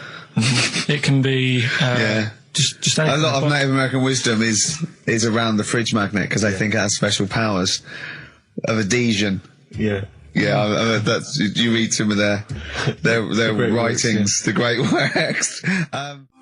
Snowbird from Mark Eitzel, part of his covers album. He's so happy that the XFM listeners understand his stupid clues, and he knows it annoys me. We'll be giving out the answers just quickly, just in case someone sort of missed one of them. I'll just quickly do them, yeah? Yeah, go on. First one, there's a load of letters. There's a load of letters there asking for advice. Put them on Claire's desk. Oh, a Merry Christmas. Ask your mum if you should.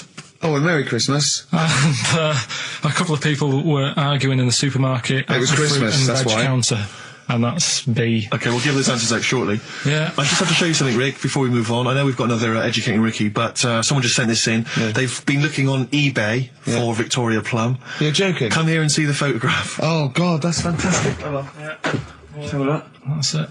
Oh, God, he got that for his mum. It's the worst piece of tat I've ever seen. Carl! Carl. Imagine how... Oh, gutted. Carl. Imagine how... Look, think of him now, right? There it is.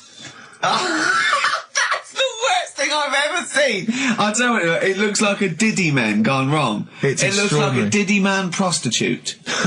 That is... Is that the one, Carl? Well, it was a different colour. It had a yellow at mine. No, but look, how do they get... Tell them they go into eBay. So you need to log on to ebay.co.uk. I'm sure you've used it before. It's the online marketplace, ebay.co.uk. And if you type in Victoria Plum, I'm assuming that you can track this down. That's amazing. It's the worst piece of rubbish I've ever just think seen. how cute he was as a kid, though, doing that. Just think of him, just going... just seeing that and thinking, she likes gnomes! It's the worst thing I've ever seen! I mean, to be fair, I don't know what her prize collection of gnomes looks like, but I can't imagine they're much better than that. I mean, gnomes are a fairly grotesque thing. But certainly your mum's taste and discretion is... Did you have those houses on your estate? You'd go in there and it was just loads of those dolls still in their packaging all around the room. And sort of like one of those homes that keeps the sort of packaging on the three-piece suite. Why don't you buy another one for her for Christmas? Yeah. It's $3.99. It looks, but that's £2.49 because that was $3.99. Well.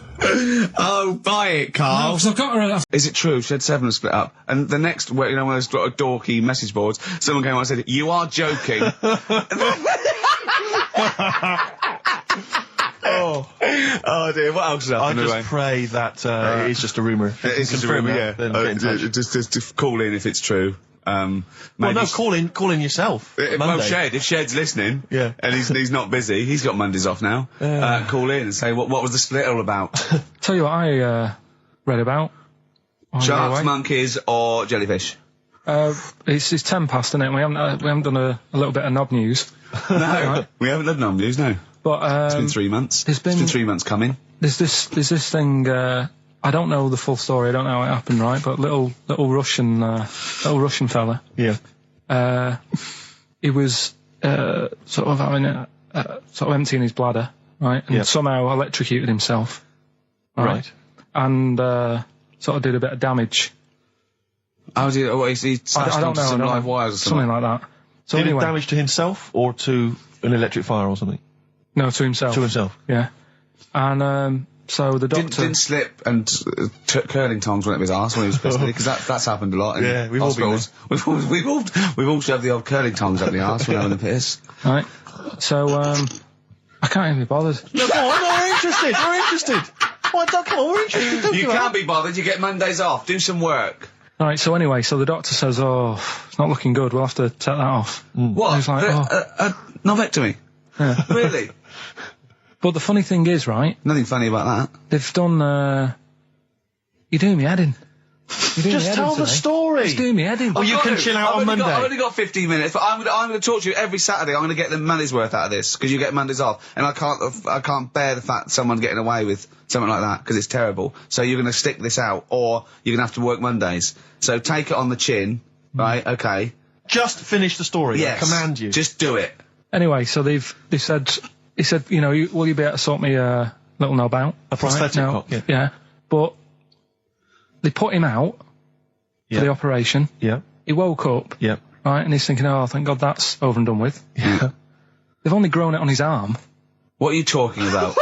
You twat. Shut the you're an idiot. What do you mean they've grown it on his arm? Apparently, like, that's the way they do it. Oh, yeah, but to then put it on, that wasn't a mistake. It wasn't doctor going, did it go there?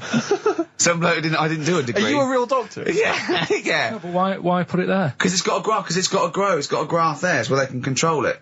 To skin tissue. But on your arm.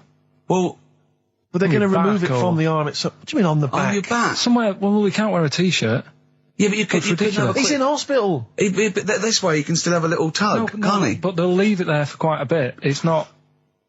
Do you know what I mean? It's not going to be like, oh, it's just there for a few days. Yeah. It's there for a bit. That's not good, is it? So he's got a cock on his arm. Yeah, what's up with that? What do you mean, what's up with that? Well, I mean, you could say it's a thumb or something, couldn't he? Yeah. But they remove it. Be good for And attach hitching. it down wouldn't below later. If you had a knob instead of a thumb and you went hitchhiking, just tickle it, and they can see it like a mile down the road, couldn't they? Posting.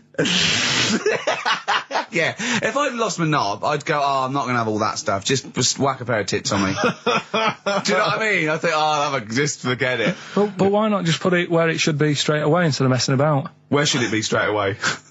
You know. On the forehead. Listen, let's... To have good songs, me and Steve are working I'm pressing here. the buttons. I'm paid to press the buttons. That's what I'm doing. Has every CD started on time? Then Yeah. why would they give you Monday off if you just paid to press the buttons? Don't get every other Monday off, do I? So have you stopped doing that now, have you? Well, yeah. Why? Because there's work to do in that. I'm not moaning about it. Let's get on with it. Right, Scrooge, right, is the film that I'm in. Thought I'd do a Christmassy one. Okay. Right? Yeah. Get people in the Christmas mood and that. Yeah, you have got people in the Christmas mood. You're like Santa visiting them. So... It's you in the film Scrooge. Yeah, Which yes. version of Scrooge? The old one. Is it if it's just you moaning with bells, I'll be annoyed. Right, go That on. is essentially Scrooge. yeah. Right, Scrooge, listen to this, and then there's some question at the end. All right. And you can win some stuff and that. Yeah. All right. Yeah.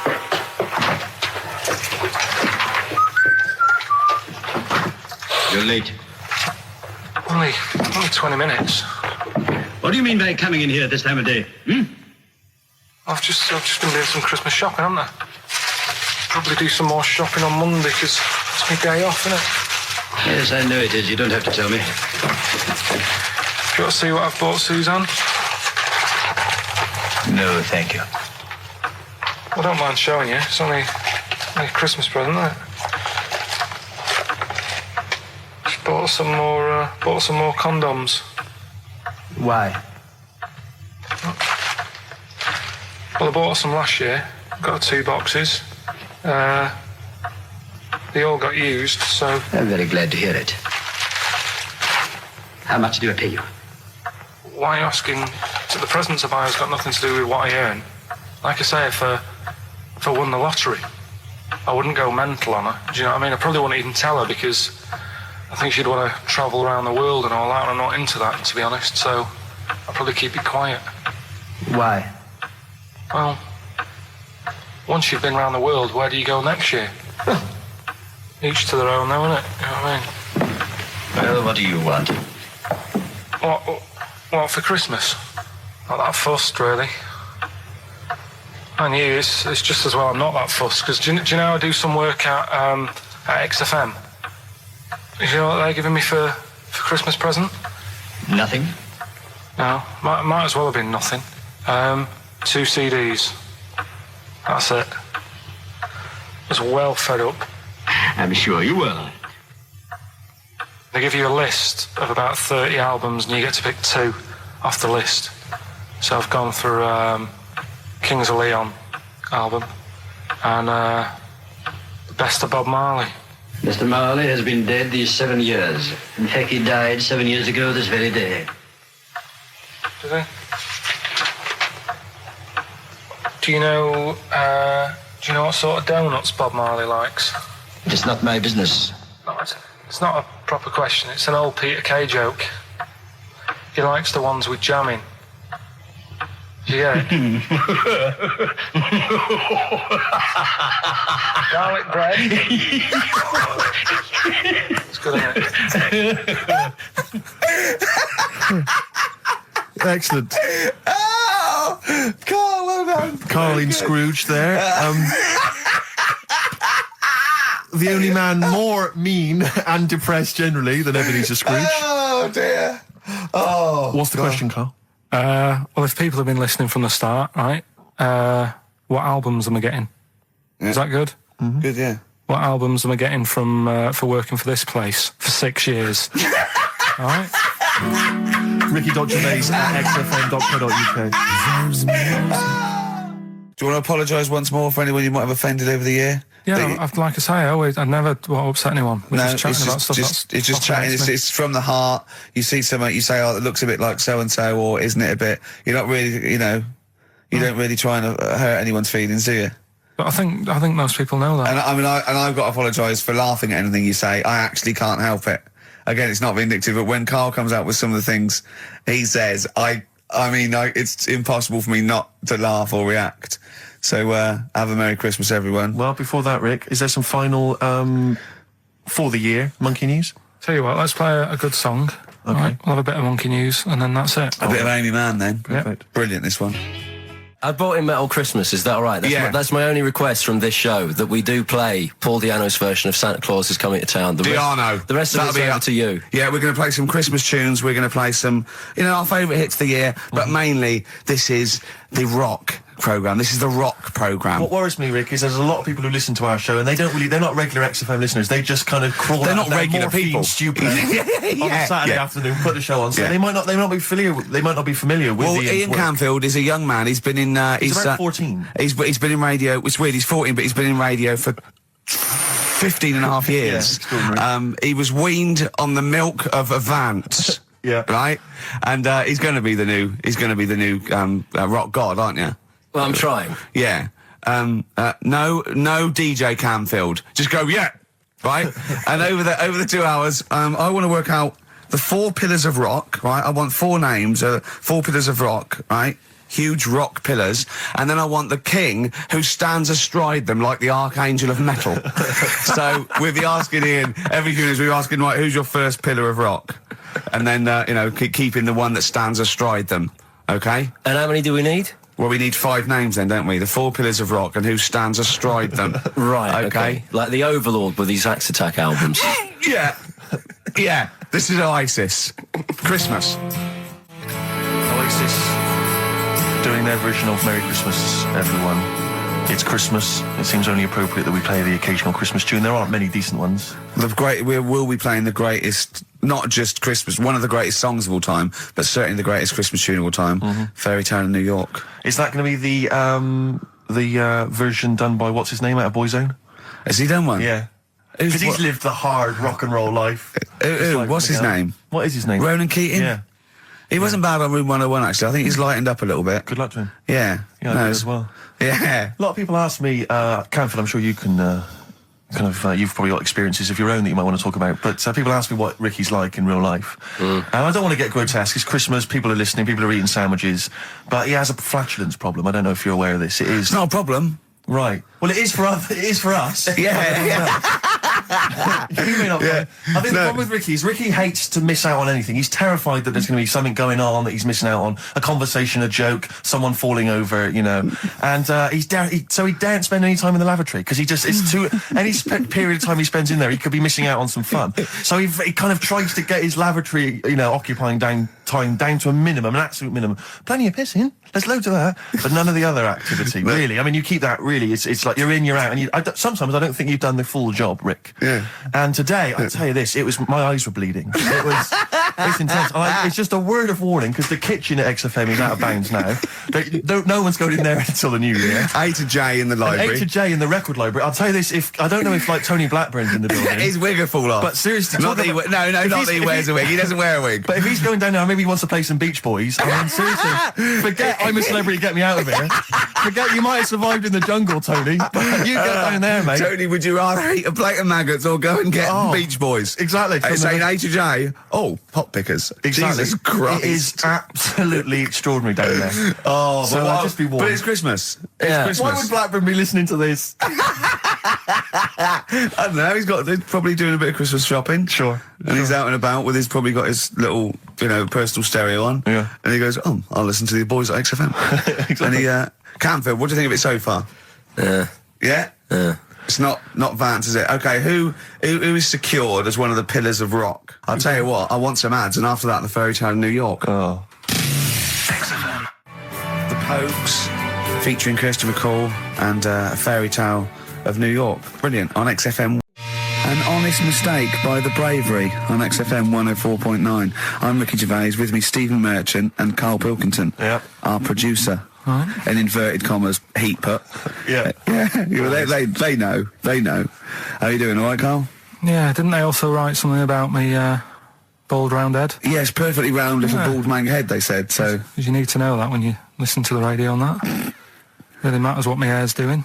Your hair, have you given it a little sort of polish? Because you look like a cue ball at the moment, and you've had a shave in it. I've never seen such a round head. It actually looks like a plate with ears. Yeah, well, for those that have never seen Karl, I actually, if you remember, I think he looks a little bit like Mr. Spoon from Button Moon. He does. If you've ever seen that show, and also he looks like, when they say they find with a little 4-foot human, and it's actually 500,000 years old, and they give it a name, and it's the first, Australopithecus into. Right? He looks like one of them as well. Perfectly round little. He is the missing link. He looks half human, half monkey. Because he's got a slight slouch as well. So yeah, it's like those pictures where you see it going from an ape to a man. He's one of those in the middle. Yeah, and of course his monkey hands, his hairy little wrist to those skinny little things that he can get oranges out of holes with, and it's unbelievable. Why are you so all shaved and polished and everything? Got a wedding. What? Got to go to a wedding today, so thought I'd clean myself up a bit. Yeah. Shouldn't you be wearing a suit or something? No, I'll go home and put something on. Oh, okay. But Suzanne said, make an effort. I sort of had a shave and that, and then I came out of the bathroom. She said, your head looks a bit sort of eggish. She's right. She always worries about when I have a shave, because I just, That's your girlfriend, Karl. I know. Saying that. Just think, so don't worry about Heat saying it. The funny thing is, it's Boyd Hilton, I think, of Heat that wrote it. And he's got a little bald head. Yeah, no, don't slag him off. Yeah, but on the end of his review, does it say, written by Baldy Boyd? No, because it doesn't matter, it's a magazine. Don't worry about it. Looking forward to the wedding? A bit boring, isn't it? But you gotta do it. They're probably listening. Should we do a shot? No, it'll be a great day for them, but I know what will happen. Suzanne will see, all the fuss and that, and then she'll get ideas, and I'll have to let her down and all that. Why is it you don't want to get married again? I always forget. It's just... Who's it for at the end of the day? I've been with Suzanne for 11 years, right? Sure. we're happy. Well, I am. That's what counts. You're never happy. I am. I'm all right. Yeah, no, I know you're happy with Suzanne and everything, but apart from that, you're never happy. You are the most grumpy, moany thing in the world. I mean, I get annoyed, but I'm always happy. I was annoyed here. I was happy coming here, but there was a bloke behind me walking and scuffing his feet. He had a pair of those stupid skulls on, and he was clicking and scuffing. Wear some shoes. You don't have to click. Pick your feet up. Flip-flops annoy me. You know, but I'm happy. I'm just annoyed. You are just like, oh, the world's on me. It's rubbish, this. I know the world's great. It's just sometimes people annoy me by being there. You know. But, Steve said I should be locked in one of those towers that princesses used to be locked in fairy tales, so because everything annoys me. But you're grumpy. I'm not. I'm all right. Oh, right. Okay. Listen, we better play a record soon. But coming up, Steve, Karl, you haven't told us about your holiday yet. You were meant to do it last week and you didn't.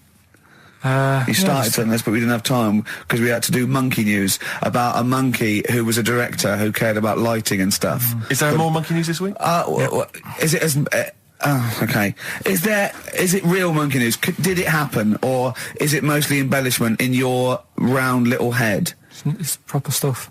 Yeah. Okay, good. So, holiday, where did you go on holiday? Sardinia. Good? Yeah, it's all right, yeah.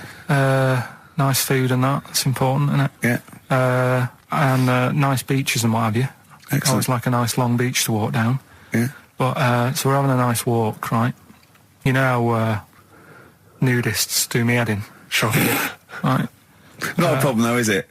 It's not like being scared of spiders where they might jump out under the kitchen sink at you. You know what I mean? It's not a big problem having your head done in by nudists. Yeah, but it just annoys me. It sort of ruins the day a little bit. Because it makes me feel uncomfortable. Right. Take your clothes off if you feel uncomfortable. It's much more relaxing. Yeah, but... Well, anyway, right, so I'm walking along the beach, right? Lovely long beach, what have you know, watching the sea, picking up shells and that. And what are you wearing? What's your natural beach club? When he says picking up shells, I imagine he's on all fours going, yeah. Like that, you know what I mean, looking at things. Just like washing his nuts in the sea to get them tasty. Yeah, going into the sea and then kind of shaking himself and all the water flows off. Yeah.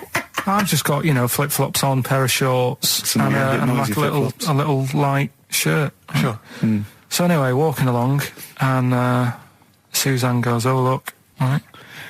And there's this woman, German, I think, coming out of the... How can you tell she was German? Underarm hair? I'll get to it. Forget the underarm hair. She came out, it looked like she was smuggling seaweed. I'm gonna burst! I'm going to burst! Oh, God! And the funny thing is, right, she...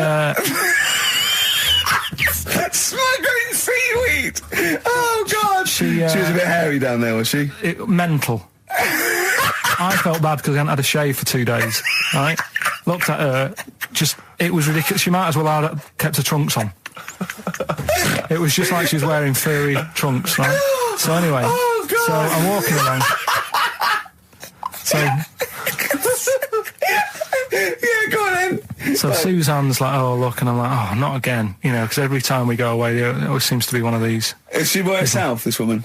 Well, the weird thing was, she was with her husband, right, but he had shorts on, he was happy, right, but every time, because I walked past her, and he sort of ran off, because he's embarrassed. Do you know what I mean? There's nothing normal about it. What can he do? He can't go, all right, mate, because he knows it's odd, right? How old was he? Sorry, how old was she?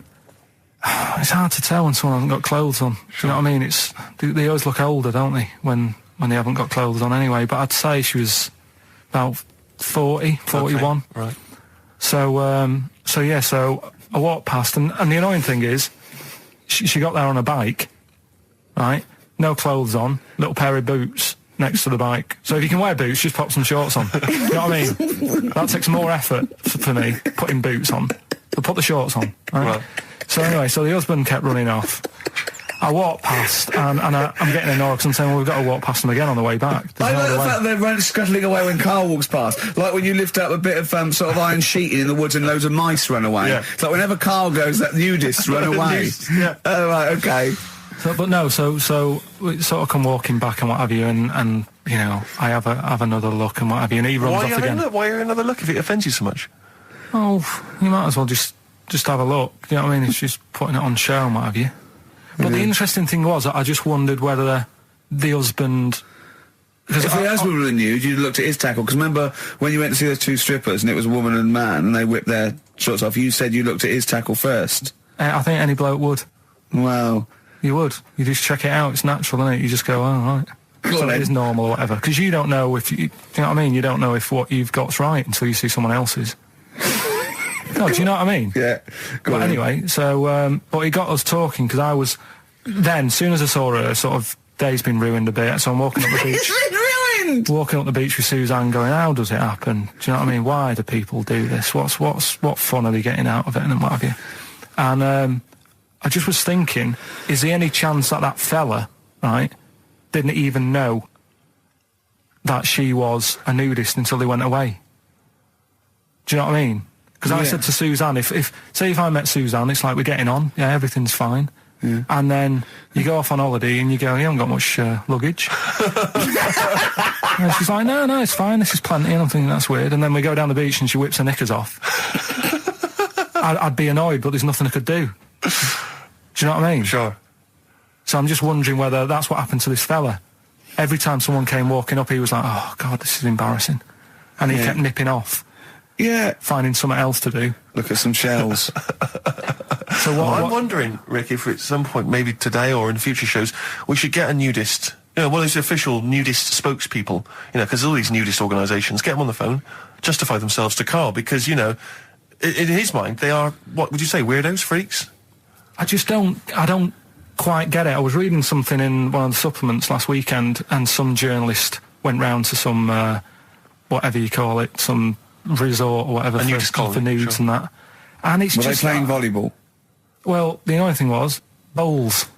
Carl, I got a little email via my agent, sent from someone here, okay, sent from someone at XFM, okay, and I won't say it was, she just said, I thought this might be good for Ricky to use on Saturday, and obviously what happened is, Suzanne has sent you an email in the week, it was Wednesday, and you've returned it, but I think you've returned it to the wrong email address. You returned it to someone here who, of course, immediately forwarded it to my agent for ridicule on the show. Don't panic, it's nothing that bad, okay?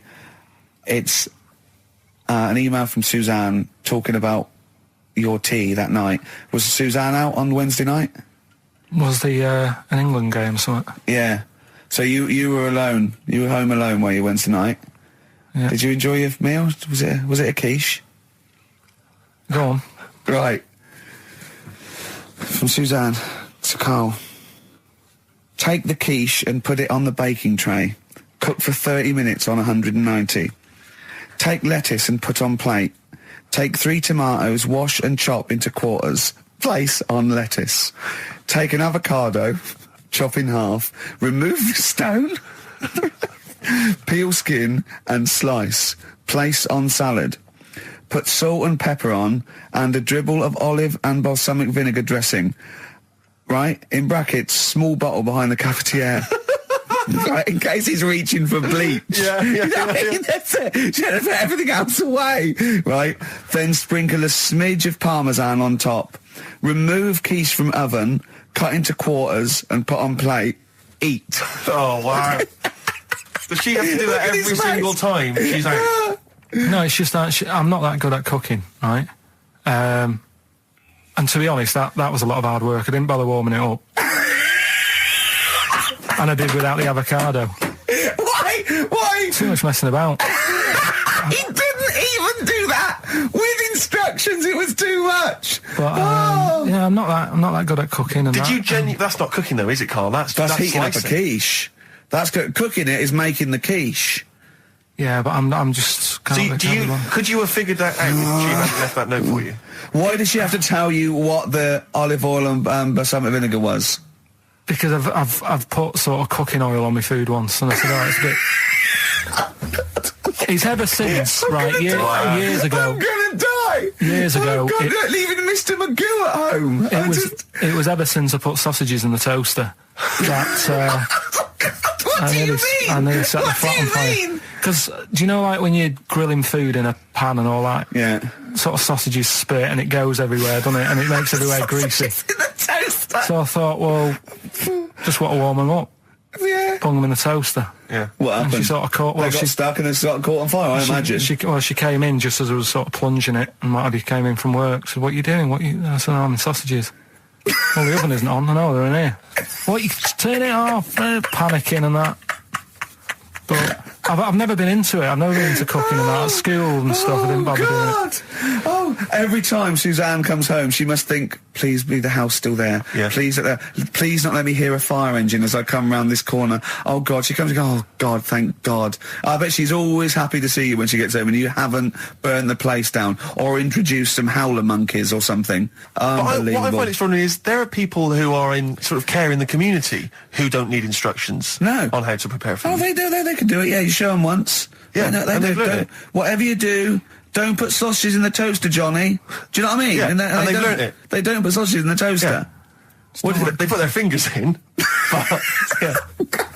Carl, I got a little email via my agent sent from someone here. Okay, so sent from someone at XFM. Okay, and I won't say it was. She just said, I thought this might be good for Ricky to use on Saturday, and obviously what happened is Suzanne has sent you an email in the week. It was Wednesday, and you've returned it, but I think you've returned it to the wrong email address. You returned it to someone here who, of course, immediately forwarded it to my agent for ridicule on the show. Don't panic. It's nothing that bad. Okay. It's an email from Suzanne talking about your tea that night. Was Suzanne out on Wednesday night? Was the an England game or something? Yeah. So you were alone. You were home alone, were you, Wednesday night? Yeah. Did you enjoy your meal? Was it a quiche? Go on. Right. From Suzanne to Carl. Take the quiche and put it on the baking tray. Cook for 30 minutes on 190. Take lettuce and put on plate. Take 3 tomatoes, wash and chop into quarters. Place on lettuce. Take an avocado, chop in half. Remove the stone. Peel skin and slice. Place on salad. Put salt and pepper on and a dribble of olive and balsamic vinegar dressing. Right? In brackets, small bottle behind the cafetiere. Right, in case he's reaching for bleach. Yeah. You know what I mean? That's it. You have to put everything else away. Right? Then sprinkle a smidge of parmesan on top. Remove quiche from oven, cut into quarters and put on plate. Eat. Oh, wow. Does she have to do that every single time she's out? No, it's just that I'm not that good at cooking, right? And to be honest, that was a lot of hard work. I didn't bother warming it up. And I did without the avocado. Why? Too much messing about. He didn't even do that with instructions. It was too much. But yeah, I'm not that good at cooking. And Did you that's not cooking though, is it, Carl? That's heating up a slicing. quiche. That's cooking it is making the quiche. Yeah, but I'm just. Could you have figured that out if she hadn't left that note for you? Why did she have to tell you what the olive oil and balsamic vinegar was? Because I've put sort of cooking oil on my food once, and I said, oh, it's a bit. It's ever since, right? Years ago. I'm gonna die. Years ago. Oh God, leaving Mr. Magoo at home. It was ever since I put sausages in the toaster that. What do you mean? I nearly set the flat on fire. Because, do you know, like, when you're grilling food in a pan and all that? Yeah. Sort of sausages spit and it goes everywhere, doesn't it? And it makes everywhere greasy. In the toaster. So I thought, well, just want to warm them up. Yeah. Bung them in the toaster. Yeah. What And happened? she sort of caught... They got stuck and they sort of caught on fire, I imagine. She came in just as I was sort of plunging it, and Marty came in from work. Said, what are you doing? I said, I'm in sausages. Well, the oven isn't on. I know, they're in here. What, you turn it off? Panicking and that. But I've never been into it. I've never been into cooking and that. At school and stuff, I didn't bother doing it. Oh, Oh, every time Suzanne comes home, she must think, please be the house still there. Yeah. Please not let me hear a fire engine as I come round this corner. Oh, God. She comes and goes, oh, God, thank God. I bet she's always happy to see you when she gets home and you haven't burned the place down or introduced some howler monkeys or something. Unbelievable. What I find extraordinary is there are people who are in sort of care in the community who don't need instructions on how to prepare food. Oh, they do. They can do it. Yeah, you show them once. Yeah, they do. Whatever you do, don't put sausages in the toaster, Johnny. Do you know what I mean? Yeah, and they've don't, learnt it. They don't put sausages in the toaster. Yeah. They put their fingers in. But, yeah. Your point was more that weren't you interested in why swearing people find it offensive? Yeah, a little bit. Because that seems obvious to me. Because you were saying yesterday that you never understood why people find it offensive, weren't you? That's right. Yeah. But I know. Well, carry on. Yeah, but that's what I was saying to you, why you can't do it on the radio, because people find it offensive for some reason. I don't agree with it, but some people do. Yeah. I'm saying everyone swears. Bleep it out, I would. Well, bleep it out. Bleep it out, that's my theory. But you say that everyone swears. Not everyone does swear. I don't know why you've got this in your head that everyone swears. I'm convinced everyone. What? Everyone? Like, religious people, religious leaders? Jesus, I bet Jesus swore.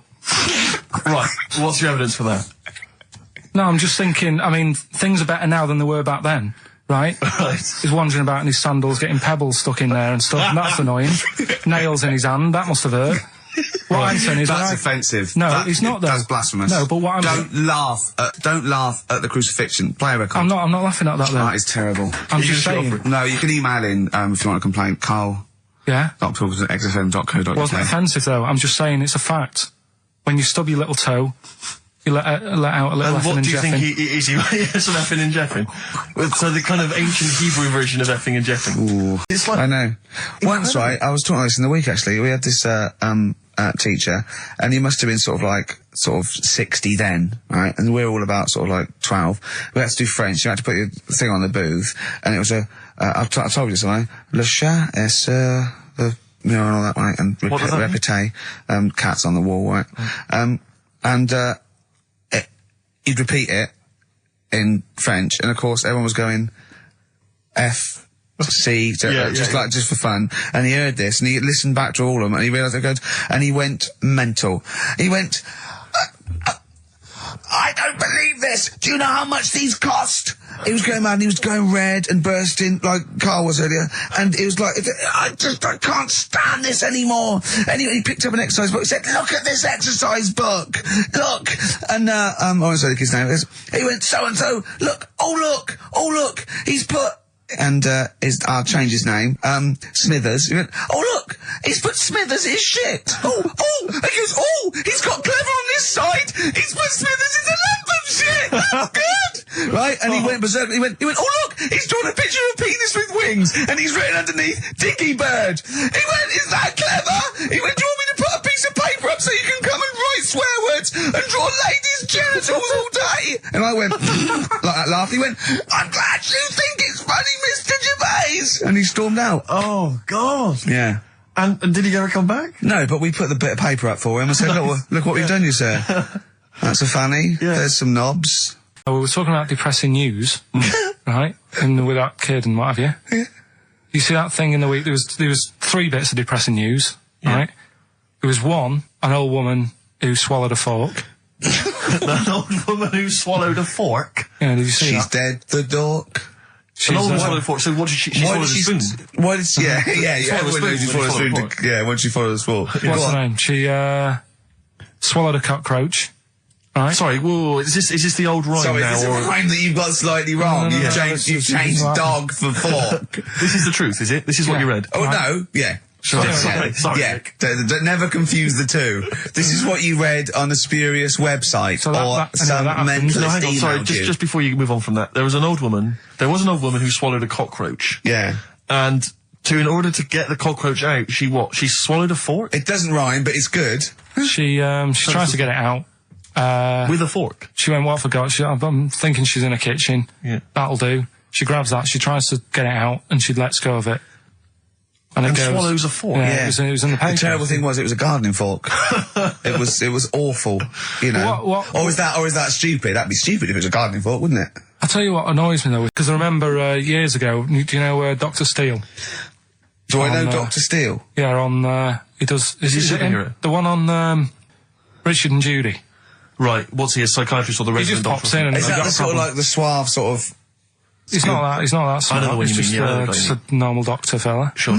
And, yeah, this was like in the 90s, and, Richard and Judy said, we got the doctor in again today. We're looking at things that, you know, have been inside people. And there's this one, right? Fella comes on, with an X-ray. Yeah. It's sat on a pint glass. He's sat on a pint Well, glass. that's what. He hadn't had That's what he it. said. Sat on a pint glass. I remember that story that was published, right, about the bloke, and this is the excuse he gave to a doctor when he had to go and have something removed. It was a bottle of sort of HB sauce or something up his. What word can we say in case hand resistance? You don't need to. You know, people know what you're saying. Okay. Right. Rectum. Is that all right? No, he didn't need to say it, but Well, no, he might as well. It's a medical term, isn't it? Doctors Anyway. say rectum, don't they? Anyway. So the doctor got it out, and the excuse he said he'd been shopping, been to Safeways, he brought his shopping home, and he popped the shopping on the front step, and he realised he's locked himself out. So he started to shimmy up the drain pipe, but his trousers and pants fell down while he was climbing, and he slipped and fell on the HB sauce bottle, right? And that was the note thing, right? And the doctor had put at the bottom on his notes, this would be somewhat more believable if Safeway sold their HP sauce with condoms already attached. Well, God. that'd be bizarre. Why did he put a condom on it? No idea. To use it again on his chips. So he didn't just buy it to have a quick, you know. Yeah. He thought, well, I don't want to waste HB sauce. Sure. I mean, I use it at the arse, then I have it on the chips. Safe sauce. I always practice safe Safe sauce. sauce. Always have safe sauce.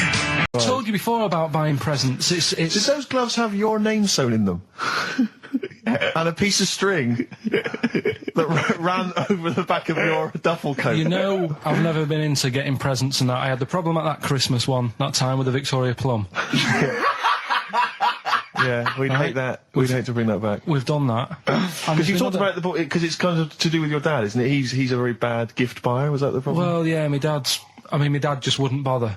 It was my mum who sort of made an effort, and she sort of worked out half of what I wanted, then she left it to me dad to get it off someone, see if he could get one cheap or whatever. I love the fact that usually people talk about, like, drinking heavily or violent abuse, right? Yeah. But here's what he's been left with and scarred with from parents is bad gift buying. Yeah, and That's the not so Victoria bad, Plum is it? incident. In the greater scheme of things in the world, Yeah, but- that's not a bad thing to have, is it? Right, this is what it's like about getting presents and stuff, right? With my mum and dad. Go on. My mate, Colin, right? Colin Mackin? No, Colin Bailey. Oh, right? He had a little Sinclair Spectrum, right? Yeah. Computer, which was like the thing to have at that time, right? yeah. Used to always go round to his house. The deal was... Not the one you had to play through the window because you weren't allowed to. No, that's another lad. Oh, right? yeah. This is a different lad. And the deal was, he came to our house, and my mum gave him a pie. And then I'd go round to his, and I'd stay there for a few hours playing, you know, Hungry Horace and stuff like that on it. Sure. Right? Now, my mum and dad knew that I really wanted one of these computers, right? So I waited about a year. Came round to Christmas Day. I thought, I reckon might have one. Turned out they bought me the wrong one. They bought me a ZX81 instead of a Spectrum, right? And Christmas Day, I'm there trying to load the games up. It's not working. I'm thinking, what's wrong, right? And the thing with me, when I was a kid, I used to get quite sort of agitated. This is the moment. Right? I found out that it needed a RAM pack to make it work, right? Looking in the thing and it's saying, and make sure you put your RAM pack in the back. And I was like, oh, where's the RAM pack? And my dad's going, I don't know, I've got you the main bit. That's it. So, I was that wound up, I just was sick, right? Just sick. I didn't feel sick or anything, I just was like, oh God. Went to the sink, just sick. Because I was that on edge about it. I said, come on, we've got to get one. And my dad's like, Tandy's shut, we're not gonna get anything today. Ruined again, Christmas Day. That was after the year when my train set got blown up by our kid. The following year, no RAM pack. And now you ask me, why don't I get good presents? He's scarred. He just I'm gonna die. Honestly, I'm gonna die. He's just being sick. Yeah. There's no RAM pack. Did you get to the bottom of it? Why wasn't there a RAM pack? You have to buy them separate. Oh, What do you mean I can't play Frogger? Oh no. So, wasn't there another incident when you threw up? Spontaneously threw up? Through sheer anxiety? I do get it. It's not so much now because I've relaxed a bit, but as a kid I used to be quite on edge all the time with certain things. Do you think that's what happened to your cat that kept being sick? That it didn't get the food it wanted? And it just threw up? Do you remember that? Yeah. God, so they shaved it. Yeah, but again, you see, the cat thing, I mean, it's mad. I was thinking about it the other day, right? I used to think I had quite a normal upbringing. You didn't. Right? And someone was talking Your about mother once told you not to go to school because it was windy, Carl. It was not a normal upbringing. The cat was being sick, so she shaved it, so it was easier to clean. Right, well, my mum and dad went on holiday, right? And I stayed at the Rosses down the road. Oh, yeah. Only a kid, must have been about 5 or something, right? And I was always running around in the house. I had a lot of energy as a kid. What the Rosses did, they had this cat that was dead violent, the most violent sort of angry cat I have ever witnessed. A tiger? It was, honestly, Steve, if it was bigger, it would have been, because it was just always having a go at you. Yeah. If you went to pat it on the head, it went to bite you and stuff. And what they used to do with it, to stop me running around, I'd sort of be running around, and then I'd get a bit tired, and they'd say, have a lie down on the settee. So I'd lie down on the settee and I'd nod off. And what they used to do, I'd wake up and I'd put the cat on my belly. Right? So I'd be scared to move because it's like it's going to get me. But it would keep you there. It kept me there, and it used to sort of slaver on me, and they'd sort of, go out or whatever, and I'd be lying there. That's not normal, is it? Carl, sorry, were you created by the Brothers Grimm for one of their fairy tales? What kind of a life is that? A cat paperweight to keep Carl in place. He keeps blowing around. It's windy. We'll have to weigh him down. Be careful. Your mum probably told him that it's a windy day. You got to get something heavy on him, otherwise he just gets blown into the road. God bless him. Did I ever tell you about my Uncle Alf? No. He wasn't a proper uncle, right? But it was just one of my dad's mates and that. And he was getting on a bit. He must have been about 60, which is pretty old when you're younger and that. And he was the same. He used to always wear a suit and that, but it was never in good nick. It was always like a rough suit, but it doesn't matter. He's still making half the effort and that. Yeah. And he used to sleep in a dinghy. Right, Uncle Alf. What, in his house? Yeah. Why? Well, in a flat, he's in like a little bed set. Because he only had a little bed set, and he was into boats and stuff. So he had this Two birds with one stone. Had this little dinghy, had a little flat, thought, well, it's tight space and that. He had a dinghy as a bed, and he had 2 tellies, right? He had 2 tellies, one that the sound worked on, the other one only the vision worked. So if you wanted to watch a programme... You had to turn both on. Put them both on like BBC One, turned one up, and watched the other one. Wow. That's extraordinary. From his dinghy? Sat in his dinghy. That is brilliant. It was an inflatable dinghy, it wasn't like a wooden... Yeah, an inflatable one, big inflatable one. Did you ever go around and visit him? Yeah, now and again. Was it weird seeing a 60-year-old bloke in a suit in a dinghy inside watching 2 tellies? It's weird at the time, I thought. Which of the TVs stopped working properly first? I mean, did he... let's say the sound went on one of them. Yeah. Did he carry on watching the other one, hoping that the other one was fine? No, he went and got a new telly, and then the vision went on that, and he went, oh no. He went, hold on though. Wait a minute. I've got another telly in the wardrobe that I haven't used. It must have been like that. Yeah. Wow, he sounds brilliant. Is he still alive? Yeah, he's still around, yeah. I haven't seen him for years, but he used to... Be all right. Was he married? I think that's what happened. I think his wife passed away, and that's when he had all this... he had a boat. And it's like, oh, where am I going to put it in a bed sit? And it was like, hang on a minute. Yeah. You know what I mean? Sleep in that. So, yeah. I wonder if you ever brought any women back. Just the idea of bringing them back, getting down to it. Shall we move into the bedroom? Ahoy! Oh, that is fantastic. What were we talking about before? I was going to tell you, the most complaints ever, the last Temptation of Christ. I haven't seen it. Was it Scorsese, isn't it? It's Martin Scorsese, and I've bought the film actually recently because I was intrigued to see it, but I've not actually watched it. But from what I understand, the reason that it was so outrageous is because it has a whole sequence which shows what it would be like if Jesus had lived his life and not martyred himself on the cross, but lived his life as a human being, part of which is him having sex. And so I think that was chiefly what the outrage was, that it was showing this godly man to be, you know, as human as he was supposedly, you know, because he's supposed to be human as well. So, so that's the reason. That was the reason that there was complaints there. I don't know. I haven't seen the film. Well, I can't say. You see him, do you? You see him having sex, I think, yes. Although it is an actor, Carl. Yeah, it's not actually Jesus Christ. It's not the real. It's not the real Robert Powell. No, it's an actor playing Robert Powell. Is that, you see, sex on films and all that, right? When I was growing up, I'd be watching. No, I'm just saying an example of this, really, right? When I was growing up as a kid, and I'd be, you know, watching films with my dad, right? He'd really be enjoying a film, right? And then a sex scene would happen. Right. And he'd go... On film? Or just behind you? In the film, a sex scene would happen. Your brother up to his old tricks again. And he'd get up and go make a cup of tea. Right? Right. Typhoon? That he'd stolen from some sort of telephone box? Whereas the one... Oh!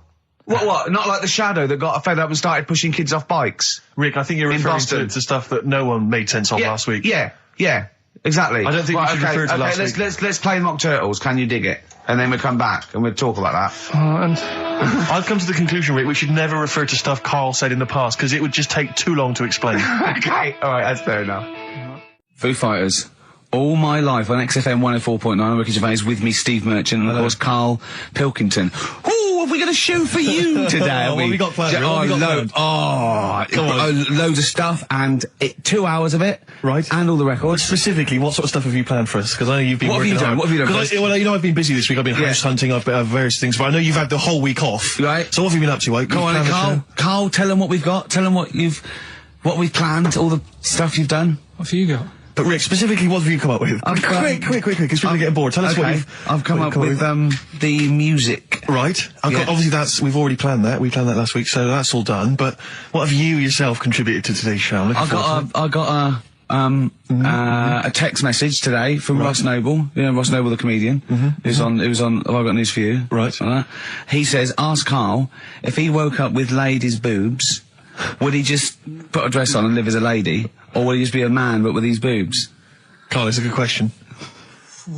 I know that happened to Ross, so he's throwing that one out at you. It did in a way, because he ate pizzas for a year, didn't he? Yes, he did, yeah. And he got a lovely pair of breasts. Yeah. Go on. Probably just find a loose-fitting jumper, go to the doctor's.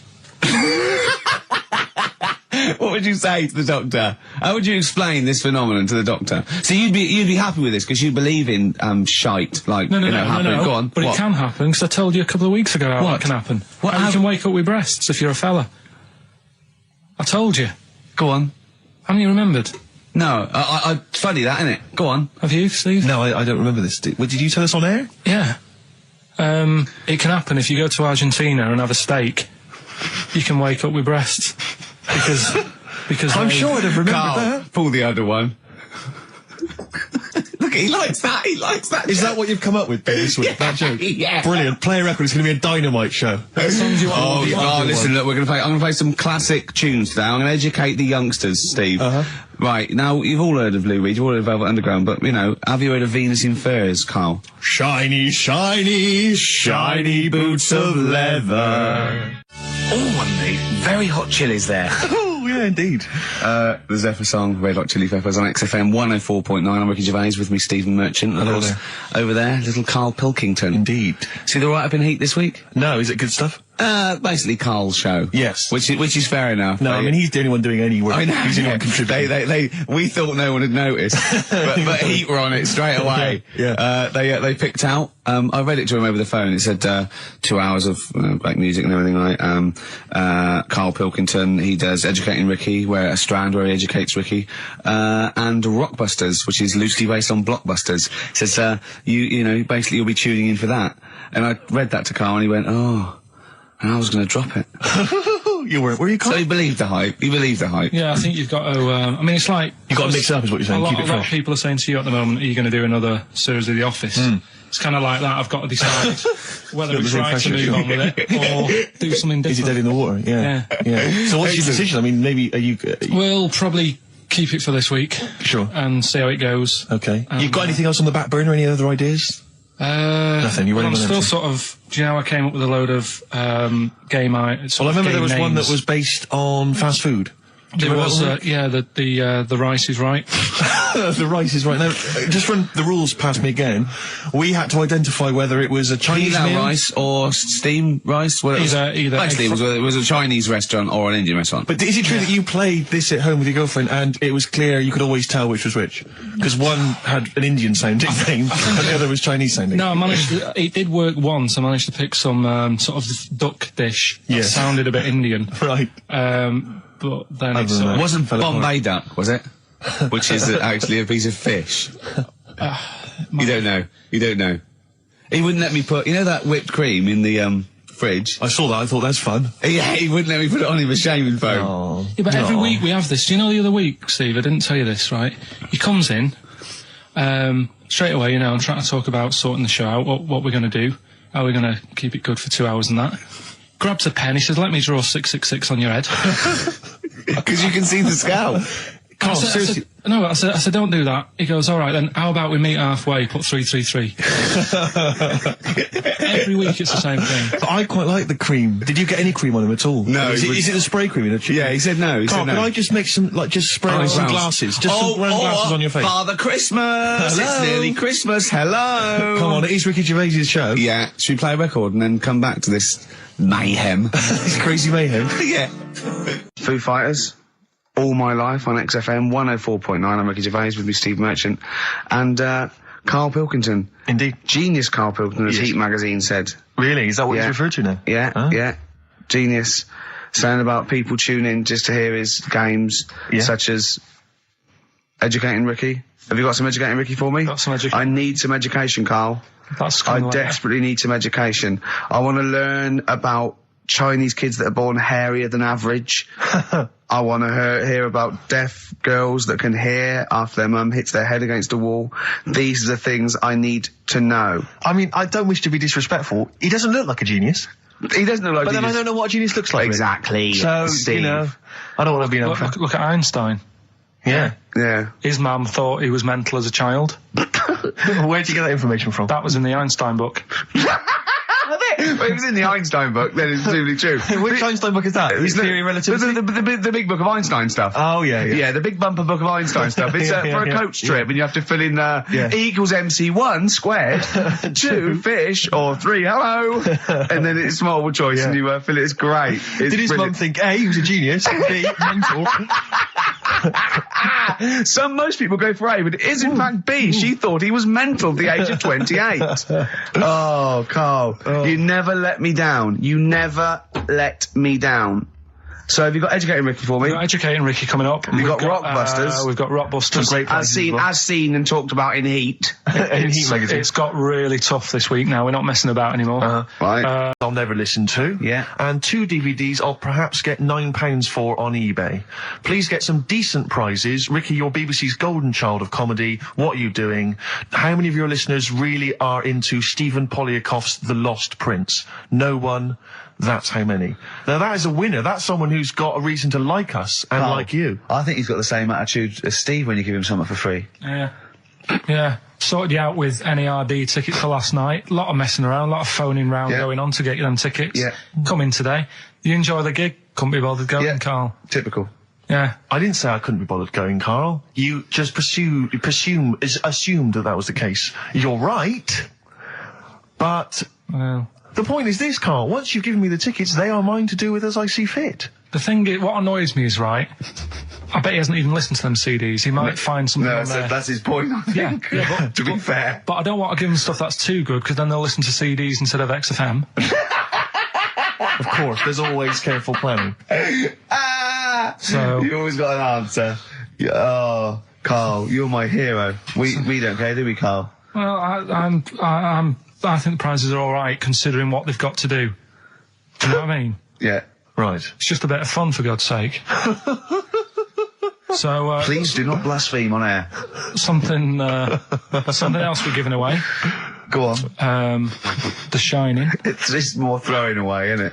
Once again, Is it on video? Once again, it's on VHS. Just because you buy it out of your own money, Carl, stop being so mean. And I want to watch it tonight because it's one of those films that. So you're going to watch this video and then you're going to send it to someone as a prize. Yeah, it's one of them films that. Oh, sorry, you just said yes to that without blinking. Oh yeah. You don't think like Les Dennis doesn't have a quick go in the car on Family Fortune before he gives it away? It costs Jim Bowen has a go at those his and her towel racks. It costs $5.99, Carl. Okay. Letter to Hermione by David Bowie. Well, we're all getting stressed here. We're going to run out of time again. We haven't had enough answers. We left it so late. We had so much rubbish to pack in. You did it on purpose. What? What do you mean? You did it on purpose. I love Rockbusters. I think it's the highlight of the week. But I remember in the early days of Rockbusters, we used to get reams of emails. Do you know how many we've had today? Go on. 2. Yeah, because we've just done it in the last link, and people have to think about it and do research. They have to guess because I don't think XFM Family Fortunes is going to be a success. Don't knock XFM Family Fortunes, Carl. It ran on ITV for years. Right, well... Yeah, so has anyone got anything right, Carl? What we'll have to do just as well, we haven't got any prizes to give away anyway, because we gave them away our next month. Yeah, we're coming through now. Let's see, just hang on a minute. Well, this isn't radio. You can't just sit here looking at a computer screen going, hold on, that isn't radio. Right, well, it'll have to be the one who got the closest, right? Joe Jackson. Is she really going out with him on XFM? Right, it's the time that most people, I imagine, have been waiting for. Monkey news. Play the jingle. Okay. Oh, chimpanzee that monkey news. Right. Come on. Come on. Should be ready, Carl. It's amazing, isn't it? It's like Nicholas Witchell. The bomb. No, that's not the first. Come on! No, it's always difficult, isn't it, to sort of find something that's good each week, right? Last week, we did the chimp. It is for us, yeah. We had the chimps who were running a health spa. Yeah. Right. We've covered the one who nicked a car to go on to Spain. Yep. To sort his future out. All shite. The hairdresser, I think we've done that one, the little monkey hairdresser. This week, we're looking at monkeys, that they're using. Do you know, like monkeys? They know how, like. I've lost the will to live, Steve. Oh, well, I don't want to do it. Right? Well, come on, come on. What are monkeys good at? What are monkeys good at? Yeah. Well, running small businesses, cutting people's hair, and driving cars. Yeah, they love Spain. Oh, and foiling bank robberies. Yeah, they're great. Well, something else they're good at, right, is like weighing up the situation.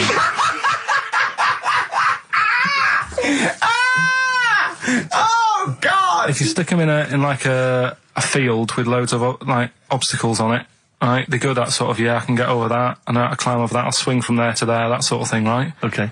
So the people in charge of somewhere, I've thought... somewhere! Come on. I've thought we can use that skill, right? And what they've done is they've got a load of little monkeys, right? They've given them an IQ test. Yeah. And the ones that score above 80, right? Get to produce this show next week. Join the army.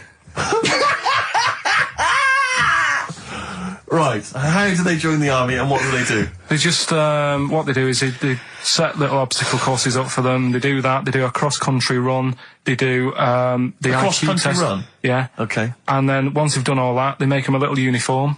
Made to measure little uniform. Slightly longer arms, shorter legs than usual, yeah. Yeah. And, basically then they taught how to use a gun and that sort of thing. Yeah, of course they are. You're talking rubbish again. This came through literally, pretty late on, so... So you've not had a chance to incorporate all the facts, as usual? Just have a look. Right, it's the bit I'm looking for is, well, A, why are they doing it? Why are they doing it? Yeah. Why do we need monkeys in the army? And secondly, why are we giving them guns? I'll just check to see if any of that I love that we only let gays in recently. Yeah. Talk amongst yourselves. Yeah. Just have a look. I can't read it. There's too much pressure. Well, it's rubbish. But it's rubbish. They don't get it. Again, it's the way that there are things there are animal cores, right? There are horses, there are dolphins, sea lions. There are lots and lots of animals in the army, but they don't have to pass an obstacle test as such, and they're not taught to fire guns.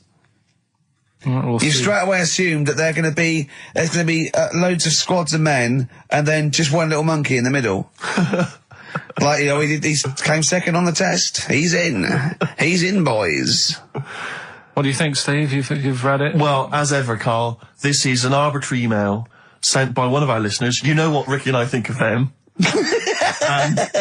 and so we're not really basing this on hard evidence. We're basing it on the ramblings of one of our listeners. Rubbish. Once again, lazy, rubbish, uncorroborated, nonsense. The stupid test that you got wrong. Rick, that sounds like monkey news to me.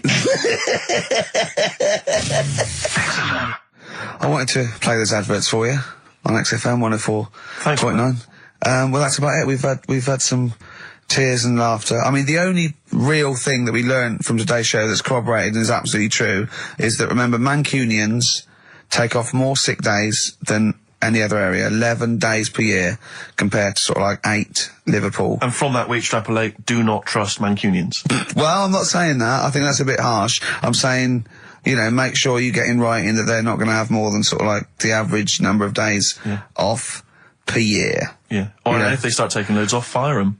Yeah, do you know what I mean? All right, Carl, we've had a good day? We're going to end with a beautiful song, aren't we? Just to show we're all still friends. To Jimmy Webb and his version of Galveston. See you next week, I guess. Bye.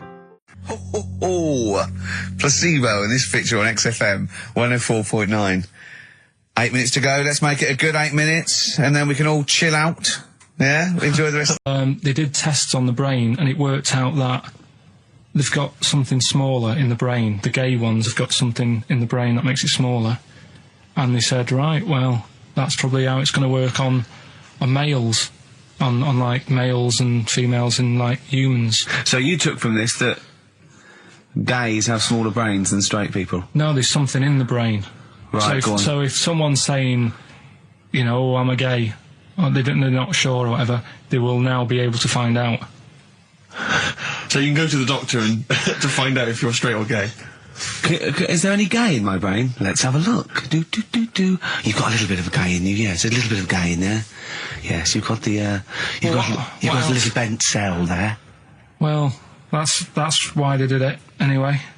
I don't understand how they could differentiate which was straight and which were gay to begin with, before they then gave it to the scientist. Wasn't that what the scientists figured out? How could they tell? There's one theory that it's genetically determined. There is one. There is a theory that's genetically determined, but I don't think it's as easy as pulling a sheep's brain apart and finding a little pink sort of like blob in there, and going, right, we've taken the guy out, and now he's going to go and shag some ewes. I don't think it's that straightforward. Although homosexuality does occur at a similar sort of rate in animals, I think. Yeah. Yeah. So you do that, didn't you? So that's that one. I mean, I just like the idea of the farmer figuring out which is straight and gay. Well, that one's wearing quite a camp-looking neckerchief. So I'm thinking maybe he's gay. Is that? Yeah. I love the fact they can. That one's a big fan of Sophie Ellis-Bextor. Yeah. They put on ABBA and see which ones dance. Exactly. That's how they. Which one? Yeah. Well, Put on like Barbara Streisand and see which ones sing along. it is rubbish. What did I find out? Did you just say that is rubbish? No, I found out other stuff in the week that didn't make the top 3. Wow. We haven't even had to. This must be mediocre stuff. This must be really bad. Yeah. Or it might be dubious. Go on. We've got to think proactively now. We've got to sort this out. See, there's always other things going on in my mind when I'm in that pub quiz. For me, it's just a little bit of fun. Sure. It's a night out. Do you know what I mean? Suzanne enjoys it. Yeah. It's a bit of a get-together. We have a chat beforehand. Yeah. We have a bit of fun. Yeah. But there was other things on my mind. Well, Carl, I could do that here. I don't have to lose a tenner. Wait, what were you thinking during the quiz then, when the questions were coming out? What were you thinking of? Well, what it was, right, just before the quiz started, I had to go to the toilet, right, because the rule is, right, people who don't go to it, once it starts, phones off, no more toilet. They take it dead serious, don't they, right? Yeah. So, I went to the toilet. Now, I'm not being out of order here, it just got me thinking, right? I went to the toilet, the gay fella in there, right? There was a gay fella in there. Gay fella in the toilet. Now, how could you tell? How did you know? Just typical, you know, everything about it, right? Everything about it, right, yeah. Oh. What, large handlebar moustache, leather cap. Butt plugs, amyl nitrate. Could I just say that These views do not reflect the views of the management of XFM or me and Steve. Or most of the people in this country. Go on, Carl. What's your problem? Yeah, but this is what I'm worried about, really. But this is why I only got Danny Minogue right.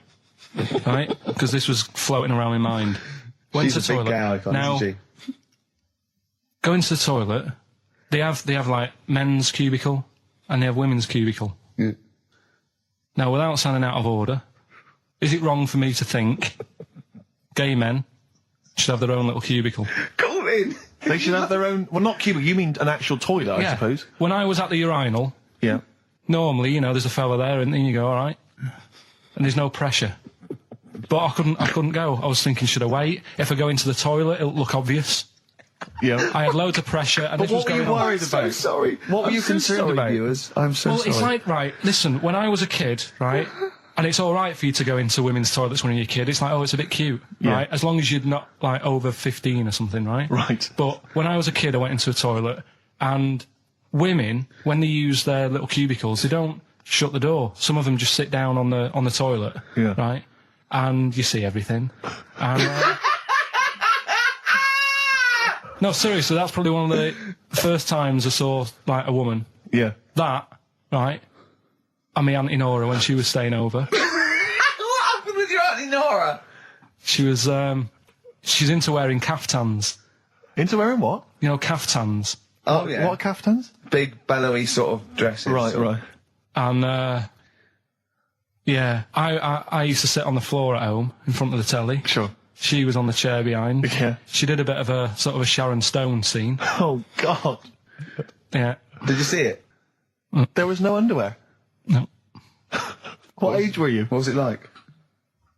What age were It you? was like a ripped tennis ball. So. What? Right, we're off air. We're off air. Either that or put us in for the Stoners. Iced tea. That's how I'm living. Bit of old school hip hop. Where's our tea? All right. Good point, yeah. Go make me a cup of coffee or something. Well, before you do that, can I just qualify something? I'm a little bit concerned about your toilet discussion. What exactly is your point again? I was just a bit bemused. You see, it's a tricky one. All I'm saying is, right, there I was at the pub quiz. I go to the toilet, not thinking about anything. I try to go, right, there's a little gay fella next to me. I love this little gay fella. Now, the weird thing is, there's nothing stopping him having a little glance, right, because he's allowed in the fella's toilet. Yeah. Now, I'm not allowed to go into the woman's toilet and have a little look round. Right. So all I'm saying is, should they have another toilet area? What, for gay people? Yeah. And so this would be gay men and lesbians? Is that going to complicate things? Well, I mean, I can only assume. I mean, to what point? I'll ask you a question, right? If you're intimidated, that's a shame. But you know, most gay men aren't looking at your knob. You know that. What do you mean? I can only say that 99.9% of gay men who use a urinal standing next to what they assume is a heterosexual man aren't looking at his knob. And what they're doing then? They're emptying their bladder. No, but the thing is, I can't talk. You're saying like, you know, about would you have one toilet for lesbian women and gay fellas, right? Well, does that mean? Yeah, would it be mixed? Would it just be? Well, would it have a man on one? That's heterosexual man. One little picture of a woman, there, and then what? What would the little icon be? A man and a woman? A man and a woman. Just having a chat? Yeah. In pink and dot lines. But you couldn't mix them because then what would happen is you'd get people who are going, oh, I'll play up to this a bit. What, pretend to be gay? And yeah, you know, sort of grow a moustache and shave their head. And pretend to be a lesbian. Right. Yeah. So I see. So you know, people pretending to be gay so they could go in and have a look at the lesbians. Yeah. Right. So that would mean that we need 4 cubicles now, would we? Yeah. No, this is fine. 4 cubicles. So every pub How now... many toilets do we need? Every pub's now got 4 toilets. Oh, Carl, bisexuals. Yeah. Now, interesting. Bisexuals. How many toilets do we need now? Call the council. Do you use any? Huh?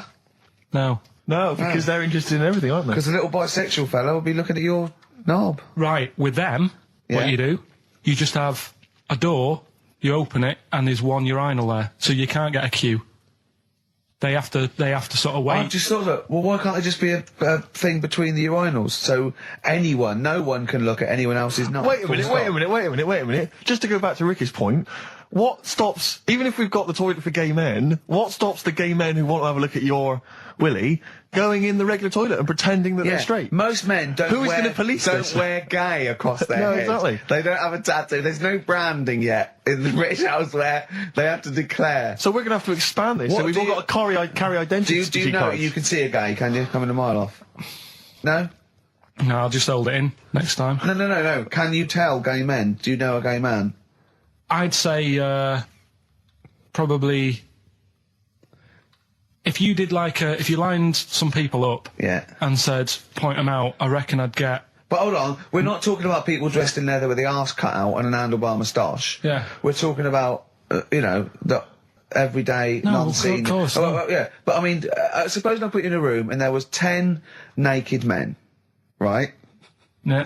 And there's 5 gay men and 5 hetero. Could you walk along that line looking at those gay... Am I naked? No, you don't have to be naked. Why would you have to be naked? To catch them out. Play a record! How would you catch them out? No, don't go into it. Don't go into it. Play a record. I'm miserable now. Would you share a toilet with Morrissey?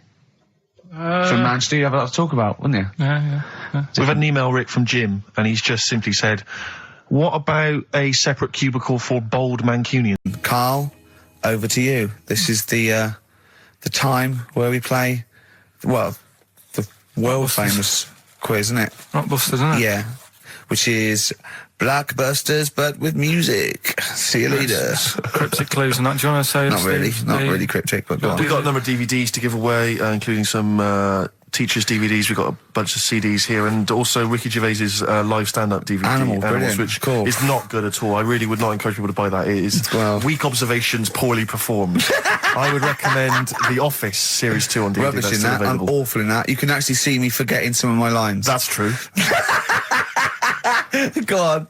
Right then, so cryptic clues, just an example, might be new. I reckon people will be staying in today because it's raining and that, so might not have heard it before. So, like... or they have and they're not listening. Yeah. Well, whatever. Good, you gave up on that, did you? Well, give us an example of the sort of thing. Jesus. All right, maybe don't. Listen, I'm a broadcaster. Words are my tool. Go on. All right, forget that. Come on, Baldy. Right, three clues then. Here's the first one. It's a band or an artist. Yeah. Right. I'm going to the northeast. What are you going there for? Good point. Good question. Right. If it had been why you're going to the northwest, that's a different matter. Go on. Going to the northeast. What are you going there for? Right. Yeah. S is the initial, so it's a band or an artist who starts with. All right, XFM 104.9, Ricky Gervais, Steve Merchant, Karl Pilkington, not here. It's the best of. You've been voting in all week, sending your emails. So here's the clips that you wanted. And just remembered recently, actually, I was on a train coming back from hometown Bristol, and I was on the train, and this girl walks on, good-looking girl. I thought, hey up, a largely empty carriage. I'm thinking, my luck's in, because I take every opportunity, Carl. That's the thing about me, I don't choose. She was a good-looking girl. She sat down. I thought she sat down right near me. I thought, brilliant. As this guy comes up behind her, and says, I think it's probably a boyfriend or something. Sits down next to her. And I listened in on the conversation, obviously, because I'm pretending to read. It was very clever. I read the same page for hours, so I was pretending to listen. I was listening, but pretending to read. And I realised that it's not her boyfriend or anything. It's just some guy she's met on the platform. And I'm thinking, brilliant. If she's the kind of girl who's just going to start talking to someone, on a platform, on a train, brilliant, I'm going to be in here. Because he was only going one stop. So I'm thinking, what's the worst that can happen? He'll nick off, I'll get chatting to her, and who knows, I could join the... is there a train equivalent? Foot High Club. The Foot High Club, brilliant. And so I'm excited, I'm listening in. And it turns out that they're both kind of graduates who just finished university, or they're coming to the finals or something.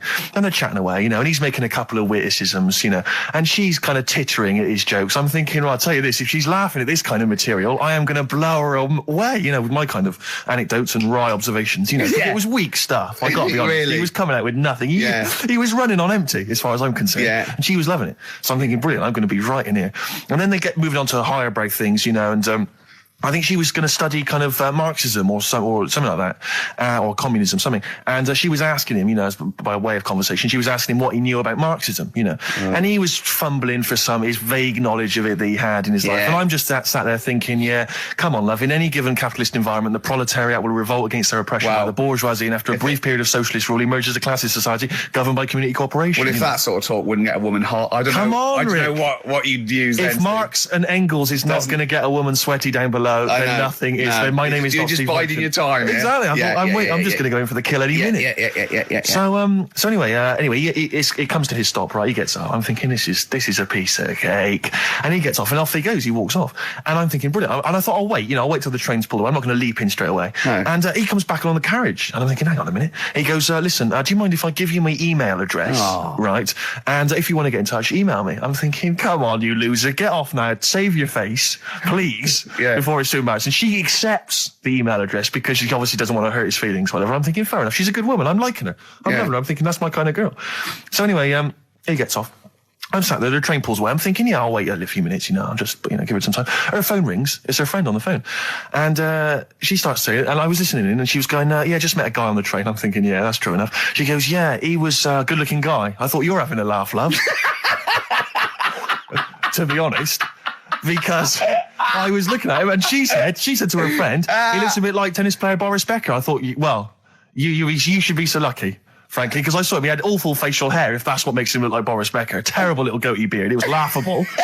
I thought, I don't know. And then she goes the thing, and she's like, yeah, I met him, we got chatting and stuff, you know. And she was going, it's not often that you meet someone, you know, generally in life, who's, you know, kind of thoughtful and intelligent and funny. I thought to myself, I'm not even going to waste my time with you, love. Frankly, if that's what you thought of him. You just walked away. And I'll be honest with you, I didn't even bother talking to her. No, you were just didn't even waste my time with her. If she thinks that bloke is not only great looking, funny and intelligent, and she got on well, and he was polite, and it was a chance meeting, and he thought, and she thought that you were like a freaky looking dork who didn't even have the nerve to speak. That is what she thinks, then I don't want to know her. I couldn't. You walked away, and good luck to you. And I have my dignity intact. Yes, and she's nothing. Just looking through some of the news stories that Carl did make it into Carl's news roundup. Yeah. This one you might be interested in. Headline: Woman says partner ran off to become vampire. Yeah. And it says a young mother says her partner has dumped her to become a vampire. Rebecca Roberts from Somerset says Matthew Barrett fell for a blood-worshipping woman in a US cult. The 23-year-old mother says he began shaving all his body hair, dressed in black, and used Rebecca's lipstick to redden his eyes. Rebecca caught him performing weird blood rituals in front of his computer at night, cutting himself to prove commitment. She said, I thought it was just a hobby. Everyone's got a right to one. I was pleased he'd found an interest. Brilliant. This is apparently from The Sun. Apparently he's left. He's gone to America. He's living in this Ohio-based cult. But it's the last bit where she's been asked whether or not, if he came back, would she take him back? Sure. And this is where I wonder if the journalist, you know how journalists are supposed to just report the news, be objective. Yeah. I wonder if maybe the journalist here has maybe had some interference. Made the quote better for them than go on. Because it says, I never thought this would take over his life. Now, if he came back, I'd say fangs, but no fangs. Oh dear! I can't believe. Imagine you're the woman, Rick. Okay. And I've come round. You're the journalist. I'm the journalist, and I've come in and I've said, okay, I read about this. All I have to do is not say that thing. You've come. I understand you're obviously quite upset. Your husband's gone gutted. Off. If he came back, would you take him back? Definitely not. Right. Really, what would you say to him then if he came back? Just get lost. Right, but I'm really pissed off with you. Would you perhaps say something a bit more pithy? Not in this situation, no. You're upset? He cuts himself, he drinks blood, he's left me. Sod off. I'm not interested, mate. Because I tell you what. Go on. I mean, I like what you said there, but I wonder if we could condense that a bit more. If he came back, would you say... Go away. Would you ever say something like, thanks, but no thanks? No, because it makes it flippant, because I'm really angry. I know you're annoyed. And I'm upset, so I wouldn't say... I certainly wouldn't say thanks. I might say no thanks. But what if you sort of said it like aggressively, like you were giving him the finger, thanks, but no thanks? Like you didn't really mean sort it. of sarcastically? Sarcastically, would you possibly say I might say thanks, but no thanks, and that'll be it. And that's and I'd leave it there. I'd never change that. Sure. I'd never change those words. Can I ask you a question? Go on. Do you like puns? Hate them. Right. I don't like Countdown. I don't like QI. I don't like any of those posh Cambridge, Oxford types. I hate puns. If you had to say thanks but no thanks in the form of a pun, what would you maybe say? I wouldn't. I never would. Right. I'd say thanks, but no thanks. I would, you know, I mean, I feel embarrassed that I'd even say that because I don't think I would even say thanks, but no thanks. Okay. But if I did go that far, I'd leave it there. Sure. So, have you ever noticed, as I have, go on, the similarity between the word thanks and fangs? Not really. It's very similar. Not Fangs, really. fangs, F-T-H, there's a K. Fangs very much. G, it's A and S. Well, the A, the N and the S, but that's about it. Would you agree it sounds marginally similar? Yeah, sort Is it of. possible you might one day say fangs but no fangs? I wouldn't know. Right. I could put that though, could I? But don't say I said it. Right. I mean, yeah. Fangs, but no fangs. Yeah. This is the thing. Just, if you ever read an article in The Sun, The Mirror, anything, do not believe it. Really seriously question and query it, because if it ends with fangs, no fangs. If it ends with a pun, almost certainly they never said it. Okay. Yeah, and we might take it for granted the people that know who we are, know who you are, know who Karl is. Sure. Now, if you're a regular, then you know exactly who we are. But for those of you who don't, I'm Ricky Gervais. Ricky Gervais, a BAFTA award-winning actor and writer. Steve Merchant, all those. A friend of yours. Yeah. And this is the important thing. Karl Pilkington. Absolutely. Our producer. I say producer, he was the bloke who was lumbered with a job. When I said, listen, I used to run the desk in the old days when I was like, I used to press the buttons and run the desk and everything. And now I said, listen, I've been on the telly. I do not press my own buttons. And Karl said, well, I don't really work weekends. And they went, well, you do if you want to keep your job. Absolutely. And we were lumbered with him. And then we discovered that he's not just a little dork, a little manky sort of idiot. Sure. He's got nice shirt. He's got, you know what I mean? He's got something else. Absolutely. He's got He brings another dimension, yeah. Yeah. And, he started having a little chat and we discovered that he had quite a lot to say. Well, I think you're absolutely right. And I think, I was wondering, we should maybe play another tune. I just wish we could maybe tape the bits we're not on air, just because that's when Karl comes into his own. Yeah. He just said to me, I don't know what I was doing, I was sort of like pottering around, dancing around, doing something annoying probably, and he just looked at me, and he was looking at me, and I looked back, and he went, have you ever used a Y-front properly? Genius. It's a great question, because the answer's definitely no. Definitely no. Does anyone use their Y-front properly? And by that, I mean, get your winky out of the little sort of slot provided, as opposed to like put it to one side or pull them down or whatever. Has anyone used a Y-front properly? I don't think I've ever done it. I don't think I've ever done it. I've never seen anyone in a toilet doing it, Rick. You should be looking. I wish I hadn't said that. I caught you. Really? Yeah. That's actually how you prove people are gay. Yeah. Get them into this conversation. Yeah, it's a trap. Yeah, it's a trap. It was the trap. Yeah. I'm not gay, by the way. Yeah. You didn't prove I was gay. I double bluffed you. Because I knew the old gay trick. I thought it was the old gay lord say no thing. That is another method. Yeah, there's innumerable methods of doing it. That's how Oscar Wilde was caught. Yeah. Yeah. What happened there? Well, the judge went to him. Did you see that film last night? Gay lord say no, and he went no, and they went take him away. Yeah. Take him down to the cells. Yeah, take him to Reading. It is true. That is true. It originated in America. Yeah. So many of these things do. It's a brilliant point, Karl. I'd like to hear from anyone listening who's, and I mean, they'll just lie, wouldn't they, I suppose? Yeah. I don't even use sort of flies. No. Usually. I sort of pull my Y-front, my sort of tracksuit. That's why I wear sort of like elasticated waistbands all the time. Exactly. Just sort Speed. of like... Yeah. You got to get in there with the minimum of effort. Yeah, and out. Sure. Often I won't shake. No, no. To my detriment, because it often leaks out a little bit later, doesn't it? Ever been out on a date with a girl where it's just trickled down your leg and you wish it hadn't, and you're thinking, what if she gets my trousers off later? She might smell it or see it. What? What? I don't know. I don't know what I said there. Right. Red Hot Chili Peppers on XFM 104.9. I'm Ricky Gervais, with me Stephen Merchant. Hello there. Over there, little Karl Pilkington. Indeed. See the write-up in Heat this week? No, is it good stuff? Basically Karl's show. Yes. Which is fair enough. No, I mean, he's the only one doing any work. I know, he's the only one contributing. We thought no one had noticed, but Heat were on it straight away. Yeah. They picked out, I read it to him over the phone. It said, 2 hours of black music and everything, right? Karl Pilkington, he does Educating Ricky, a strand where he educates Ricky, and Rockbusters, which is loosely based on Blockbusters. It says, you know, basically you'll be tuning in for that. And I read that to Karl and he went, oh, and I was going to drop it. You weren't, were you, Karl? So he believed the hype. Yeah, I think you've got to, I mean, it's like... You've got to mix it up, is what you're saying. Keep it fresh. A lot of people are saying to you at the moment, are you going to do another series of The Office? It's kind of like that. I've got to decide whether it's right to move on with it or do something different. Is it dead in the water? Yeah. So what's your decision? I mean, maybe We'll probably keep it for this week. Sure. And see how it goes. Okay. You've got anything else on the back burner? Any other ideas? Nothing. You I'm still sort of. Do you know I came up with a load of game items? Well, I remember there was one that was based on fast food. There was, the rice is right. The rice is right. Now, just run the rules past me again. We had to identify whether it was a Chinese meal, rice or steamed rice. Either. Basically, it was a Chinese restaurant or an Indian restaurant. But is it true that you played this at home with your girlfriend and it was clear you could always tell which was which?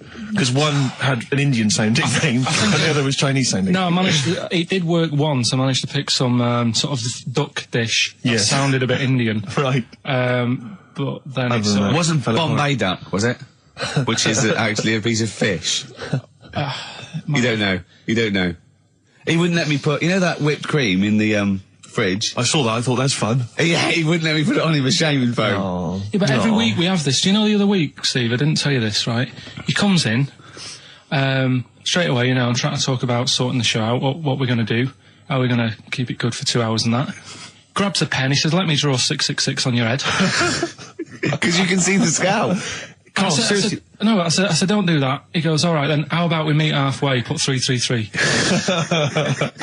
Every week it's the same thing. But I quite like the cream. Did you get any cream on him at all? No. Is it the spray cream in a chicken? Yeah, he said no. Carl, can I just make some, just spray on some glasses? Just some round glasses on your face. Father Christmas! Hello. It's nearly Christmas, hello! Come on, it is Ricky Gervais' show. Yeah, should we play a record and then come back to this mayhem? This crazy mayhem? Yeah. Foo Fighters. All My Life on XFM 104.9. I'm Ricky Gervais, with me Steve Merchant and Karl Pilkington. Indeed. Genius Karl Pilkington, as Heat magazine said. Really? Is that what he's referred to now? Yeah. Genius. Saying about people tune in just to hear his games, such as Educating Ricky. Have you got some Educating Ricky for me? Got some education. I need some education, Karl. I desperately need some education. I want to learn about Chinese kids that are born hairier than average. I want to hear about deaf girls that can hear after their mum hits their head against a wall. These are the things I need to know. I mean, I don't wish to be disrespectful. He doesn't look like a genius. He doesn't look like a genius. But then I don't know what a genius looks like. Exactly. So, Steve. I don't want to be look at Einstein. Yeah. His mum thought he was mental as a child. Where'd you get that information from? That was in the Einstein book. Well, it was in the Einstein book, then it's presumably true. Which Einstein book is that? His Theory of Relativity? The big book of Einstein stuff. Oh, yeah. Yeah, the big bumper book of Einstein stuff. It's for a coach trip, and you have to fill in E equals MC1 squared, 2 fish, or 3 hello, and then it's multiple choice, and you fill it. It's great. Did his mum think, A, he was a genius, B, mental? Most people go for A, but it is in fact B. She thought he was mental at the age of 28. Oh, Karl, you never let me down. You never let me down. So have you got Educating Ricky for me? We've got Educating Ricky coming up. We've got Rockbusters. We've got Rockbusters. Great as seen and talked about in Heat. In Heat magazine. It's got really tough this week now. We're not messing about anymore. Right. Got some good prizes. Absolutely, yeah, we'll talk about those later. Because, I mean, was it last week that you had the classic? Was it, I can't remember, I'm paraphrasing, Karl, apologies. Something like, I'm here in Texas, I've fallen in a puddle, and my knee has got wet. Yeah. Whitney Houston. Yeah. And also, it was last week when there was a little bit of confusion over the one for Holly Valance. Right? Of course. I don't think it was confusion. I think it was your error. No, it wasn't. And it was Holy Valance, and you meant Pelmet. Then Becky, who called up that time and said, if you're getting mistaken with Pelmet, right, she sent me an email in a week saying, I've done a bit of research. Yeah. It was my fault. I've made an error. Yeah. It is a Valance. Okay. And I know about Valances. As I told you last week, at the very end, my auntie loves them. Yeah. Right? She makes them. She started off just like putting them on top of the sort of window around the curtain. And then she thought, I can do more with this. Yeah. And she had a little coffee table that had magazines underneath. And she said, I'm sick of seeing them magazines when I'm sat down. She sounds like a Pilkington. So... I'm sick of seeing them magazines when I sit down. So she put a Valance around the table. She just got Valances around everything now. Yeah. Then, next step, She tapes everything. She never actually watches telly. She tapes it all because she gets sick of listening to the adverts and that. Yeah. So she tapes everything. So she's got loads of videotapes and that. And the video used to get on her nerves. When she was watching a film, she'd see the clock changing. Oh. And it distracted her from the film, so she put a balance around that. Yeah. That's genius. Yeah. So, That is Or is it mental? Only Mrs. Einstein can tell. I don't know. She's even made her little Jack Russell look like a hovercraft. Yeah. It's great. So everything's got a balance. if you go round and you stand still for too long, the chances are you'll get a balance around your head. Yeah. This is this is Auntie Who, Auntie Nora. and this is the one that farted for 5 minutes. Lest our listeners forget. Lest we farted forget. for 5 minutes. Called his mum, saying I'm farting. 2 minutes into the fart. She's about 2.5 minutes in. Yeah. God. She said I'm about 2.5 minutes into Well, the my fart. mum said, how long's it been going on for? She said, well, it was about 2.5 minutes before I called you. Yeah. And then it went on for a further 2.5 minutes or something. And then it stopped. And, She couldn't time it because there was a balance over the clock. Yeah, she Because it used to couldn't annoy time her when it, she was yeah. on the phone and you put her off seeing So the time. she was guessing it was 5 minutes. This was one consistent fart. yeah. I mean, it wasn't making a noise. It was just... Oh, it wasn't making a noise. Just gas. Right, endless gas. So, there you That's go. fantastic. Well, we started off with a new one, a little bit of Foo Fighters. We like new and old on this show, don't Indeed, we like to mix it up. I'd like to play this to the Smiths from their debut album, I Don't Owe You Anything. Red Hot Chili Peppers on XFM 104.9. I'm Ricky Gervais. With me, Steve Merchant. Hello there. Karl Pilkington. All right. Don't be nervous. We might see a difference in Karl. He's a little bit shy. There's someone here from the BBC filming this, part of that celebrity boxing thing. The Fight, I think it's called, and they want to get a little clip of this, so we're going to let them film for a minute, and then they're going to go away. Is that all right, Karl? Yeah. He doesn't want to be on camera, do you? Do you? I think it ruins radio, doesn't it? Do you know Well, what I not mean? for the people listening, it doesn't. Yeah, but it does, because people are like, oh, he sounds like a bit of a looker. What you? Yeah. And then they'll see it on the telly, and they'll go, God, yeah, his head is round. It is round, though, isn't it? So, guess what? I got a call yesterday. You'll love this, Steve. From MTV, and they were wondering if they could screen test Karl. That's outrageous. I'm loving it, and I was going, yeah, and I said, yeah, it's fine. I'll come down with him, and I was saying, what about this and that, and they were loving it. I called him up, and went, oh no. I went, why not? He went, well, I'm looking at my reflection now in the mirror. He said, I shouldn't be on the telly. What would you wear for your screen test, Karl? What kind of look would you try and cultivate? Because you've got to bear in mind that the audience out there, they don't know what you look like. So, would you be a snappy dresser like, say, Jonathan Ross, or would you go for your kind of street cash look? Can't wear a suit. You can't wear a suit? Don't hold it well. So I'm thinking, I don't know, I'll probably wear my woolly hat, because that takes some years off me. It does. He looks about 10 with a woolly hat on. Yeah. Okay. And, is it quite a cool woolly hat, or has it got a bobble? it's charcoal. I'd say it's in colour. Yeah, okay. And I'll probably wear me anorak. Right. Oh, he's going for the... He's going for glam. He's going for quite a glam look. Yeah, no one else has dressed done for it. a jumble sale. Wow. Yeah. But I'm not that happy about it all, to be honest. Are you going to do it? You're not going to do it? Well, I'm sort of stuck in the middle, because throughout my life so far, I've never planned for anything, right? It's just always happened. Yeah. The time, you know what I mean, being in plays at school, never planned it, but when I did it, I went down a storm. It was that sort of fun. thing. Yeah, we all remember that. So, As I remember, you did Little Donkey. did Little Donkey, yeah. And then later, someone was filming at the back. Was it your dad's mate? My dad's mate. Well, Yeah. And on the camcorder, he listened to it back, watched him playing it. His dad says, just off camera, what does he say? I don't want to say it because I'm in charge of the show and I'd be irresponsible. He looks like a right twat. So, And so he gets home, listening, watching that, and then here's his dad just off camera go, he looks like a right twat. yeah, all right, yeah. What are you worried about? Your dad saying that or the Can I word? just interject? Because I'm really worried about this idea of Karl being on MTV. Because the problem is that, let's be honest, Rick. I mean, we're getting by the skin of our teeth, aren't we? Really, it's only Karl that's keeping this afloat. Yeah. And if he gets on MTV and the world sort of gets a sense of him and they understand him, and he won't be ours anymore. We won't be able to control him. It'll be out there. It'll be in the. Well, that's the thing. No, that's the thing. That's the terrible thing, though, isn't it? It's like Karl is my pet, but I realise I've got to release him into the wild. And because I love him, I know he's got to go free. Sure. But I want to. It's like Kez. Maybe someone will beat him to death, and we won't have to worry. I'll have you on, though. I'll have you on as a guest.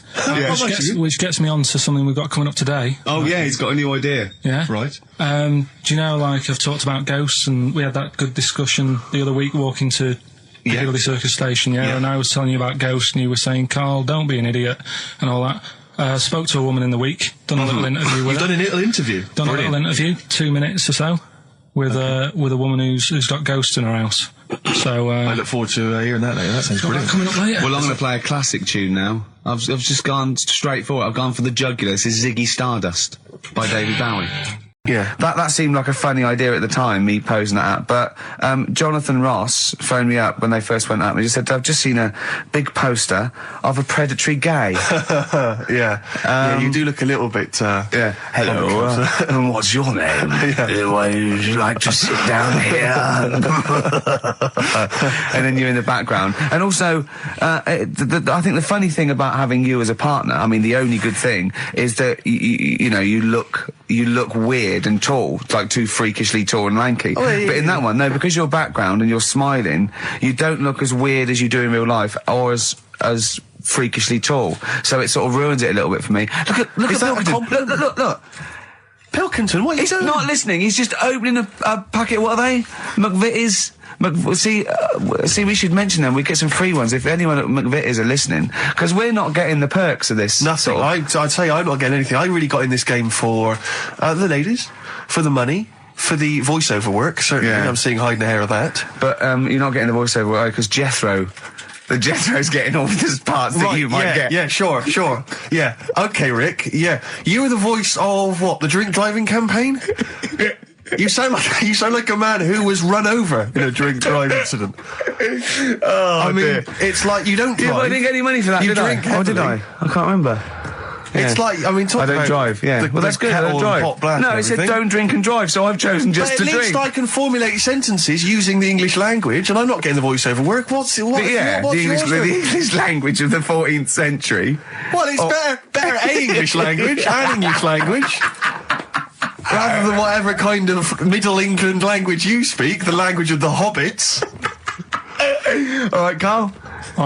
See, you're eating a biscuit. I can't believe it. Are you bored with this already? Do you know what? MTV called me last week. They called me again yesterday and said, when can they come down to do they're coming down next Saturday, by the way, to do a little screen test for you. They're going to sort of just film you with a little camcorder. You said this. They're going to film you. Are you alright? Do you want to, are you hungry? Do you want to go out and have a meal? I can't believe you're eating while I'm on air. No one can hear that. Do you know who I am? No one can hear that. Explain who I am. Well, that's Ricky Gervais, right? He's made his name on TV. Yeah. Okay, he's done any number of corporate gigs, and they pay silly money. So, I mean, this guy's earning, and really earning beyond his talent. All right? So I think I deserve a little bit more than a little mank eating a biscuit while I'm talking. Rick Gervais? Yeah. Have you won a BAFTA? Yeah, too. All right, so just a little bit of respect. Yeah. Carl, well, what have you won? What have you won? I got a bronze certificate for doing a full week at school. That's great. It was only a bronze. What was that then? 3 out of 5 days. And I got me a little Crusaders badge, if you remember. What's the little Crusaders badge? The Crusaders badge for the religious club. So was that the fella that you went and played? You had to go ping pong ball. So they wanted to talk to you about God. Yeah. You got a Crusaders badge, did you? Yeah, that's why I went. That's why I joined. That's why I joined. For the badge. I like the little badge. Did 4 weeks and then packed it in. I'm saying you don't mind the insults freak boy or goggle eye or swore off a duck's back, mate. Do you know what I mean? Or a new phrase that's been coined because of Steve's phrase, walk off a frog's back. Who's saying that? Just a lot of you, a lot of friends and that. But I mean, my friends. Yeah, a lot of the people. Can you name names or? I can't really. You made promises you can't. I can't. I can't really. Anyone up? I think it's the Kaggle. Looks good. It does look good. It's waterproof, Rick, and it's also stylish. I wear nothing underneath. So it's tight to the skin. It gets sticky in bad weather. Is that why you sort of rustle? Sexy. But what's all the? Is there abuse? What's this? No. They just say. Because I'm pretty trendy guy, but I, as you say, I cut my own trend. I make my own style. So just go back to insults briefly. Go on. Saying. No. See, that's goofy. That's not fair. No, because that's what he said. It's in my head. What do you mean he said? No, when did he say that? No, I mean, when did you call me goofy? No, he didn't. He said about once in the head. Hey, no, when it's come off it. Don't what? Who's start calling me goofy? No, I'm not even goofy. Goggle-eyed's fair enough. No, yeah, but you can sort your look out. I can't. What do you mean I can? How can I sort my look out? I'm not even goofy. That's not fair. You've got the proper features. What? Just needs sorting out a bit. I can't help it if my hair's not good. I noticed the other day when Carl was sitting on your knee having his picture taken. It's a long story, right? He's got a completely spherical head. It's slightly too small. I'm not being funny because, I mean, you know, I'm not perfect. But he's got a completely spherical little head. He looks a little bit like a baby hamburger. You know hamburger off McDonald's? Sure. He looks like a little baby hamburger. And it's sort of quite put upon. It's Suzanne thinks I look like that thing in that Dulux advert. Do you know when the woman pulls the head off that? A little plasticine morph type and then they make a new ad for it. And it's like a little head. Really? And that's your girlfriend saying it. I know. Anyway, listen, let's get back to business here. I'm going to give you this. I'm now handing over my mobile phone to Steve to read the. You can see it's from Carl at the top, but just read it out as you scroll down. Just read it out loud. Is this a text message from? Yeah, this is a text message to me from Carl. Read it out. To see at night as well as an owl, you would need eyes the size of grapefruits. If only Stephen could turn his head right round as well. Carl, I can't believe it. What upsets me most, Carl, right, is not the fact that you've been slagging me off behind my back. It's the fact that you've got the cheek to come on here and moralise because you failed to get me tickets and make a dream come true. You've come on here trying to pass the buck and say that it's a health and safety problem, when in actual fact it's a Karl Pilkington problem. See that? I've got it in a bin. I'm devastated. You know, let's play a record. I'm I should upset. have eaten this banana off air. What's the number? It's 08700 800 1234. But if it's sold out, Steve, it's sold out. I had a bit of good news this morning. Go on. I was on the tube coming down, and I don't want to sound arrogant, I don't want to sound pushy, but I was at Green Park, and I'm fairly certain, Rick, it's not 100% corroborated, I'm fairly certain that a woman pinched my arse. So what do you think of that? Yes. There's a lot of pickpockets around Green Park. No. My wallet was still there. Really? But even if it wasn't, you know, that would have been money well spent. But the wallet was still there. So what do you think of them apples? Eh? So what did she just pinch off? I can't confirm it at this stage, exactly what happened, but it certainly felt like a pinch. I looked round, there was a woman behind me. Right. She was fairly old. I think she's probably in her mid-30s. Right. Kind of reddish hair. Right. I don't know if she's listening. Right. But she knows where I am. And so I don't know how to proceed, really, Rick. I don't know if it's worth putting up some posters around the Green Park area. Well, what you could just do, to try and corroborate it. If you saw a woman pinch the lanky guy's arse, you could probably get in contact with British Rail and go back over their CCTV CCTV cameras, yeah. And then they could probably zoom in and, you know, so identifying sort of birthmarks or she might have been holding something. Then I could hire a private eye. Yeah. Again, money well spent. Well, so there you go. You know, I'm just saying maybe maybe things are looking up. Things it's getting are towards Christmas. The worm has turned. I mean, you know, it's a little sexy story to get the show going. It is but pretty what do you make of that then, Carl? What do you think, you're quite damning. What's your answer? Well, I mean, you're quite a tall fella. Sure. So she must have really wanted to sort of reach up and have a pinch. Mm. Do you know you think she was a dwarf? She did it with her teeth. He didn't say she was a dwarf. No, but Steve's taller than, you know, his arse. Yeah, but his arse isn't 6'9", is it? His arse is about 3 foot off the floor. 4 foot? What? 4 foot off the floor? No, I don't think so. About 3. She'd have to be a midget to have to reach up to pinch Steve's arse. Rick, can I just explain some of the prizes we got here for Rockbusters? Because I just want you to try and picture, if you would, the kind of XFM listener who'd particularly want this collection of gifts. You've got the best chill out album ever. This is the one, as I said before, that's largely made up of songs you may have heard in adverts. Sure. So you've got the Volvo advert on there. Yeah. You've got the T-Mobile. T-Mobile. Brilliant. That's on there. So that's Roy Cobb. So look forward to that. Again, just imagine which XFM listener is particularly looking forward to Top of the Morning with Terry Wogan, his 2-disc set there. You've got, it starts with, we've got the Bangles on there, we've got Billy Joel, River of Dreams, Shine On by Mr. Chris de Burgh. So that's good. Just look forward to that.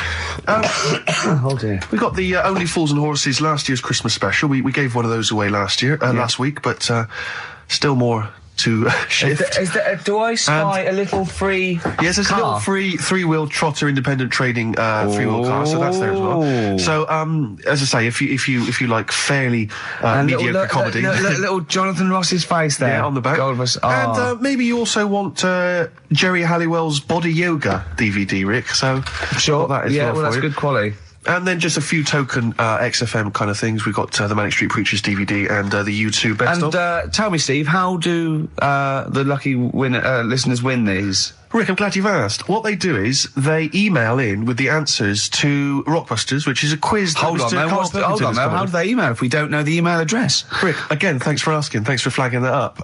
Ricky.Gervais at xfm.co.uk. That'll be coming up shortly. Try and get into the mindset of Karl Pilkington. A lot of people have been trying to email in answers, trying to think through kind of logically, or maybe based on the rules that they've picked up over the years. Or when he says it in a cryptic clue, they believed him. Exactly. Yeah. So you've just got to think more like a mentalist to try and get win. First of all, right, the prizes that I source every week. Explain yourself. What I said to you we're doing between now and Christmas, because it's just a few weeks till Christmas. Right. I thought I'd make up sort of family packs. Okay. That the winner can have something, say like there's a nice U2 album in there, right? Yeah. So the winner might want to keep that, but they can get rid of the Jerry yoga thing. They can give Only Fools Nurses to Uncle. To the dad. To the dad, yeah. I think the mum would love the Terry Wogan. Yeah. The yoga for your sister. Right. Yeah. And all that. So that's what you thought through, was it? Or was it that there was a load of junk in the office? Or did you scoop them up with 2 arms and it's as much you could carry down the corridor? Yeah. A little bit of that. But that's me workings on why you've got all that. Okay. Brilliant. That's excellent. That makes a lot of sense, yeah. That's coming up. So these are mine. Number 1. You've been dunking that for too long. That's LB, right? So, oh God, that's too easy. That's too easy. I always tease them, don't I? I give them something to make them feel like they're going to win something, and then I hit them hard with a tricky one. That doesn't make sense. Yeah, go on. So the first one, so that's the cryptic clue for a band or an artist. Their initials are LB, and the cryptic clue, you've been dunking that for too long. Yeah. So that's the first one. Second one, you won't be able to play that game in this pub because the table ain't big enough. Right? Could be an old artist, could be a new one, could be a band. What's the initials? FD. Alright? FD. You won't be able to play that game in this pub. The table ain't big enough. And the final one, well, I've had a rubbish day, so I'm happy it's over. Right? Yeah. That's the third cryptic clue. The initials being GK. Right? Yeah. Well, I've had a rubbish day, so I'm happy it's over. They're the 3 clues. All you got to do is email in ricky.gervais. That's great. That's genius. Which one? The last one. All right. That is genius. That's the best one you've ever done. All right. Ricky.gervais. That's great. I don't know the middle one. .uk. Okay. Email in them 3 answers. You win the stuff. Well, cheers for that, Oliver. Olivia. Yeah. Don't see your email coming up with the Rockbusters answers, so you better give us the answers. Let's give them out. The first one was you've been dunking that for too long. That was LB. Limp Bizkit. Limp Bizkit. Yeah, got that one. The third one, we'll jump to that one because you've got it. Well, I've had a rubbish day, so I'm happy it's all over. That was GK. That's a great one. That's Glad It's Night. Glad It's Night. That is brilliant, Carl. And the one that you're both having a problem with, you won't be able to play that game in this pub. The table ain't big enough. FD. Go on. Fats Domino. Yeah? What? The dominoes. You played dominoes in a pub. The dominoes fat. Pub tables are quite small. You won't be able to play that game in this pub. Fats Domino. Rubbish. So, do you want to pick a winner? Rubbish. Well, you say it's rubbish, but plenty of people got the right answer. Rubbish. Who do you want to go with? The bunch of slightly rubbish prizes is going to Elliot K from Chigwell in Essex. Well done to Elliot. Have you to do the prizes for the prizes? Okay. But I was in the cinema. This was not long ago, and I went to see that. It was, I think I was off to see that film, Crouching Tiger, Hidden Dragon, or whatever it's called. Do you know Well, they could be on the phone for that because there's subtitles. So it's not going to ruin it, is it? Yeah, it wasn't her. I was sat next to another woman. She was crunching, a big fat woman. No, but he's got a good point there. Loads of people could be on the phone in there and it wouldn't sort of niggle you. Fine. Well, at least we've cleared that. Imagine if that was true. No, because, it's like when you go on the tube and read a paper. There's loads of noise, but you can still concentrate, can't you? He's got you. Do you know That's such a great point, isn't it?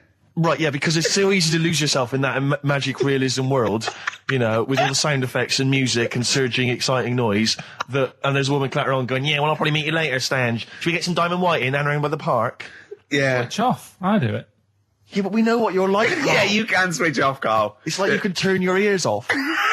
That's the skill you have. It's not the ears, it's the behind the ears. Yeah. It's the process that between the ears and the brain that you can switch off, so you can still hear all these things like a cat. But I was in the one, there was this woman sat next to me, she was a big fan one, she was crunching on some popcorn. Again, that's a crime. Why they're selling popcorn in cinemas? I don't understand why the noisiest... regularly. Why the noisiest food in a cinema? Yeah. I don't understand why that's come about. Yeah. Really makes me angry. Yeah. Exactly right. Smoothies. We want smoothies without straws. Exactly. The trailer for that film AI, Artificial Intelligence, came on. Remember that? And the tagline was, David is 11 years old. He weighs 60 pounds. He's 4'6" tall. He has brown hair. His love is real, but he is not. Oh, yeah. And she just went, how old was he again? To her boyfriend. Right?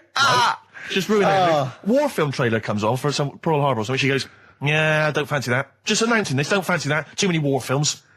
So then the trailer, then the opening credit comes on for Crouching Tiger. Before that, you know that thing that comes up that says it's signed by the BBFC and it has the kind of certificate and everything, and that certificate to say what age you have to be to see it. That came up, and it said Crouching Tiger, Hidden Dragon, in brackets subtitles. She went, it's not subtitled, is it? I thought this was the most famous foreign film for years. It won Oscars. It was a huge film. Everyone knew it was foreign. She goes, it went, and so the credits begin. It says Crouching Tiger, Hidden Dragon. She went, stupid name for a film. What? She just She wanted paid it. to see it. She was with her boyfriend. So then it starts, right? And obviously it's in Japanese or Mandarin or something. She's like, yeah, and they're all talking in Japanese. Japanese or Mandarin. Whatever it is. So they're speaking in this, Japanese language, Oriental language. And she's going, don't they sound stupid? Hot ching chong chong chong chong chong. Don't they sound stupid? She was going, and then the subtitles come up, and it's quite a weird kind of strange language they're talking. And she was going, can't make the subtitles out either. It's both gobbledygook. Just wittering on every step of the film. I totally agree with you, but what I like in your telling of it, I know you start getting quite emotional. I'm genuinely livid. But she went Mandarin or Japanese, some Oriental language. And Well, I don't know what it was. It's a strange language. It's a strange language. Well, anyway. Oh, dear. So then I moved. I climbed over several seats, made a big huff of, make a big show of moving. Yeah. Sat next to a guy on the phone, just chatting on the phone. Oh, I'd have gone mental at that. So now I hate that film. I didn't enjoy it. I don't like seeing it. I don't want to even think of it. It's subtitles, isn't it? Well, rubbish. That's why I get videos. Yeah. Right. In Turkey. Nice. It's not, actually. Mm-hmm. That's where I went, and there was little fellas after Suzanne in the kitchen. What? What do you mean? We went to Turkey. You went to Turkey and there were some little fellas. Well, they had quite a few sort of midgets working in the kitchen. Why? Is it a theme? No, was it a theme holiday? I don't know. Might get them cheaper or something. Was it? So they were working cheaper. They were working in the kitchen, and one of them fancied Suzanne and kept sort of eyeing her up, and she was winding me up saying, "Oh, not eyeing up and down, just eyeing her up." Anyway, no. So what was she doing in the kitchen? No, it's like a pick what you want to eat type buffet, but you have people clearing the tables and that ready for you to come along. Are they low tables? And he was just keeping an eye on her. What did he say though? Was he Turkish, so I don't know what he was saying.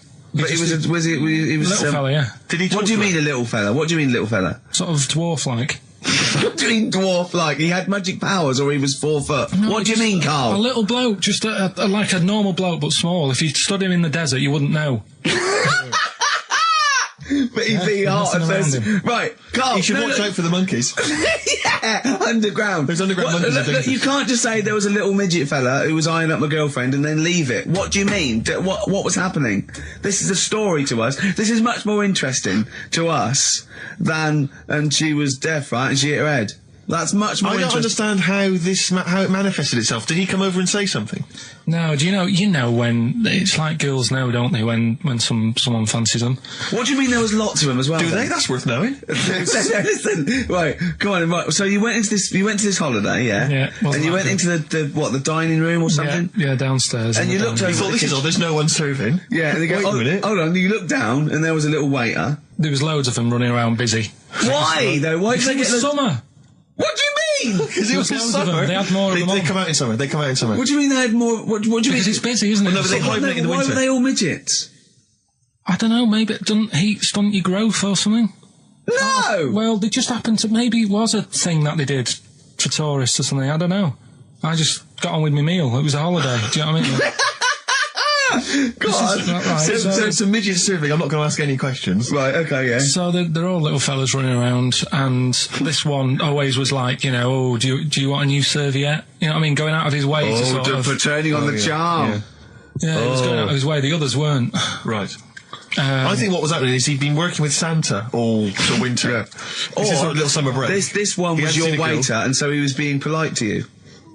Maybe. But what did Suzanne say then? She was using it to wind me up. What was she saying? Just like, you know, look he may be small, but he's built like a... Yeah, he's all man. So... Were you jealous of a midget then? You were jealous of him? It is a bit annoying, isn't it? Why? It wouldn't bother me as much now, because I've been with her for ages. Right. But at the time, that might have been one of our first holidays, and it's like... You know, what's going on? I paid for this holiday. Yeah. And then you get off with a midget. Yeah. Oh. So anyway. But it doesn't matter, because you got chatted up by a bearded lady. So. yeah. Tell you what, no, that's got nothing to do with that. What were you going to say?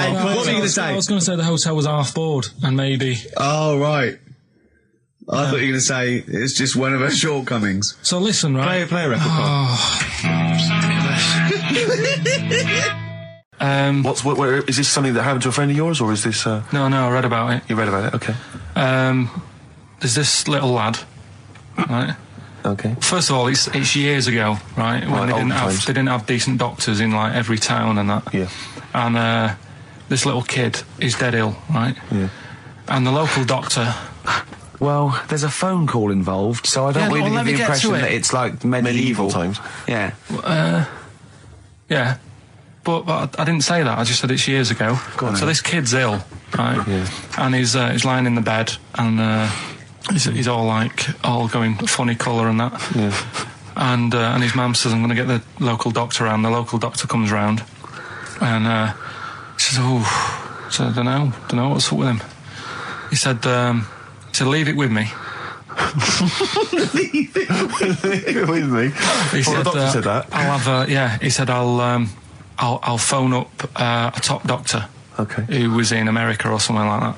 And so he goes to the phone in his office and he calls America, and because it's years ago, the phone line isn't that good, it's all crackly and that, right? Yeah. So he's talking to the doctor and he's saying, I've got this kid, he's a funny colour, and you know, he's really weak and that. I don't know what's He's not giving him much to go on. Right? Sure. So the American doctor, right? Yeah. He goes, yeah, what you want to do? And it's all breaking up, right? Yeah. He goes, what you got to do? You got to... it's all breaking up. You've got to give him some parrot's blood, right? Some parrot's blood? Well, that's what he thought he said, but the line was really bad. Yeah. He meant parent's blood, but he heard that he said parrot's blood. He said, right, I'll do that. Leave it with me. I can see where this is going. He goes to a pet shop. Yeah. He says, give us like half a dozen parrots. Sure. Takes them round to the kid's house, takes the blood from the parrots, puts it into the kid. Kid's fine. The kid's fine. It worked. Such a load of shite in my life. I've never heard such twaddle, such just made up, enhanced, exaggerated bollocks in my life. A load of old rubbish, Carl. I mean, when he told me this, he said, the doctor said, what do I do? And the doctor on the other end said, give him some blood. And the doctor went, where do I get blood from? So hang on, wait, I just need to where do I get blood from? Give him some parents' blood. Give him some parents' blood. Give him some parents' blood. Yeah. But hang on, I just need to know where you read this. Carl. Where was this? Where did I you read stitched this? you up. You know what he said? He said, so do you believe it? I went, tell it to Steve. He went, do you believe it? I went, tell it to Steve. Carl. But where did you read it? That was on the internet. Where is it on the internet? I've said in the past to you, Rick, that my grandparents, so I love them dearly, but it's like for the last 30 years they've been waiting to die. I know. It's like they just sort of, it's like you know, the novelty wore off of life. Life in the 50s. Yeah, they got kind of bored of it. Life, yeah, in the 40s, it was brilliant. All sat around the old Joannas, the bombs fell, singing. They loved that. The 50s, you know, that was great as well, because that was the post-war years. It was, you know, it was a bit tight in the pocket, but it was all right. Everyone pulled together. Then the 60s came along, all the crazy music, the funny hair. Let's stay in bed. Exactly. They basically stayed in bed. And it was one Christmas when my grandmother said to my dad, what do you like for Christmas? What do you fancy for Christmas? And this must have been, I don't know, 20 years ago. She said, what do you fancy for Christmas, Ron? And he went, well, you know, I could do with a nice big kind of warm winter overcoat. She said, don't worry about that. Don't worry about that, because your father will be dead soon. It's what you can have his. Meaning my granddad. Well, to be honest with you, my father's still waiting. Which is good news. Good news for my grandfather.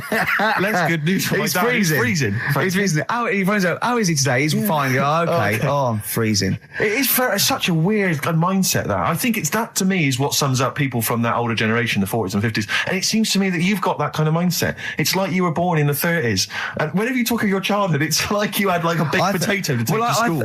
And a hoop and a stick is a Christmas gift. The other thing is, I think that that sort of generation, it seems that the man is dependent on the woman.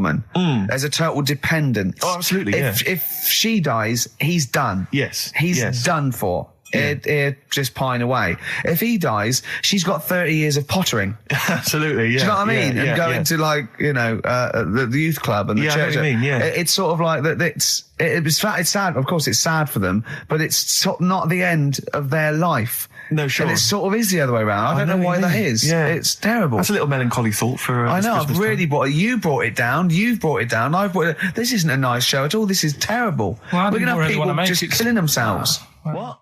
Because my Auntie Nora, she same thing, pumped her with loads of drugs. She used to have a cabinet next to the bed is like boots. She's got loads of stuff, right, for all sorts of stuff. And, I mean, she's not that old, but she's on loads of stuff, right? She's a bit coked up, is she? She called up my mum once. And, you told us this. Go on, tell it again. And she said, oh, how are you doing and that? She's all right. Bit worried, though. My mum said, why, what's up? She said, I've been breaking wind. So she goes, well, you know. She says, no, but this one is going on and on and on. And she was like, she was like, what do you say? What's like passing wind, farting for 5 minutes. one thing, not like, you know, trumping and then nothing. Yeah. Continuous drone of a fart. Yeah. I don't think she had. How big was she? She must be the size of a barn. No, she's not that big. She's, you know, she's good for her age. No, but I mean, quite slim. No, but fine for 5 minutes. Where's all the gas? Was she circular breathing? Was she sucking it in with her mouth? It was just, I don't know that much about it. But she called up my mum about 2.5 minutes in. Could you hear it in the background? 2.5 minutes in! 2.5 minutes in, she called my mum up, and it went on for a further 2.5 minutes. Oh. And she just stayed on the phone, did she? Where was... Well, can you hear that? Well... Did she hold the phone next to her arse? Listen to that. She was off the ground. Trying to work a tune down. She was actually hovering. She was 4 foot off the ground when they found her, the ambulance men. The cat's dead. Don't light a match! Don't light that cigarette! Yeah, it's like that advert. The kids come home from school, switch on the light. Yeah. Then they see Granny hovering, turn the light on. Be careful if you have an elderly woman at home. What? That's not, it's not, what do you mean? No. When a woman has a knob put on, yeah, to have a sex change, where do they get it from? Is it constructed? Do they find, like, I don't know. From a donor. A donut? From a donor. Oh, well, yeah. A donor? A donor, yeah.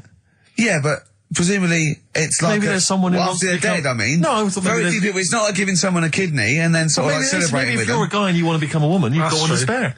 That's true. Yeah. But a swap. Yeah, just do a little swap, probably on the internet or something. Or Noel Edmonds. What do you mean? On Swap Shop. He's not a man. No, but you could go, we got a fella here who, got a lovely, nearly new, unused penis. Yeah, Keith Chegrin out in kind of Bognor Regis. Wants a couple of tits and a fanny for that, so, call in. It reminds me of the, do you remember the John Wayne Bobbitt story? Which it always seemed odd to me. I never really kind of got all the information. Do you remember that one, Carl, where the woman cut off her husband's penis because he was sleeping? I think he was sleeping, and she drove off. I think he woke up quite quickly. That's so much better than the alarm clock. Yeah. And she threw it off. She threw it out of the car into the woods, and he went and found it. Yeah. But imagine if he'd got to the hospital and they'd sewn it back on, he'd gone, That's bigger than I remember. I'm not sure this is mine. How many of you got us where we dump all the knobs? We dump all the knobs in there. Yeah. That was an extraordinary story. And then, bizarrely, he became a porn star. Yeah. Yeah. Very strange life that man's had. Well, it is a bit of a shock to the system, isn't it? I'm cutting your knob off. I know. Do you remember that French bloke, the performance artist of like 1910? Do you remember him? No. He, as a performance art, in a theatre, he cut his knob off to a crowd of people. Now, what? That's only a one-night trick, though, isn't it? Exactly. Yeah. But what if there'd been a bang outside? They went encore. He went, what? Yeah. Or they looked outside because a car backfired. He went, did you see that? I go, what? I go, just cut my... Did you? Yeah. Think of that. Sacre bleu. I know. French are funny, aren't they? Cutting your knob off for your art. There's a kid in Kenya. He was messing about with some beans. Magic. We guessed that as well. You did, yeah. He's fed up because we've guessed his puns, I think. He put one of them in his ear. Yeah. The mum or the dad said, what have you done that for, or whatever. Yeah. So I'll have to take you to the doctors now. So they took the kid to the doctors, and the doctor said, he said, I can get that out, I can sort that out for you. So he took it out. And the doctor said, right, that's £3.50. And the dad said, I've only got £2.70 on me. And the doctor said, right, well, and he put the bean back in his kid's ear.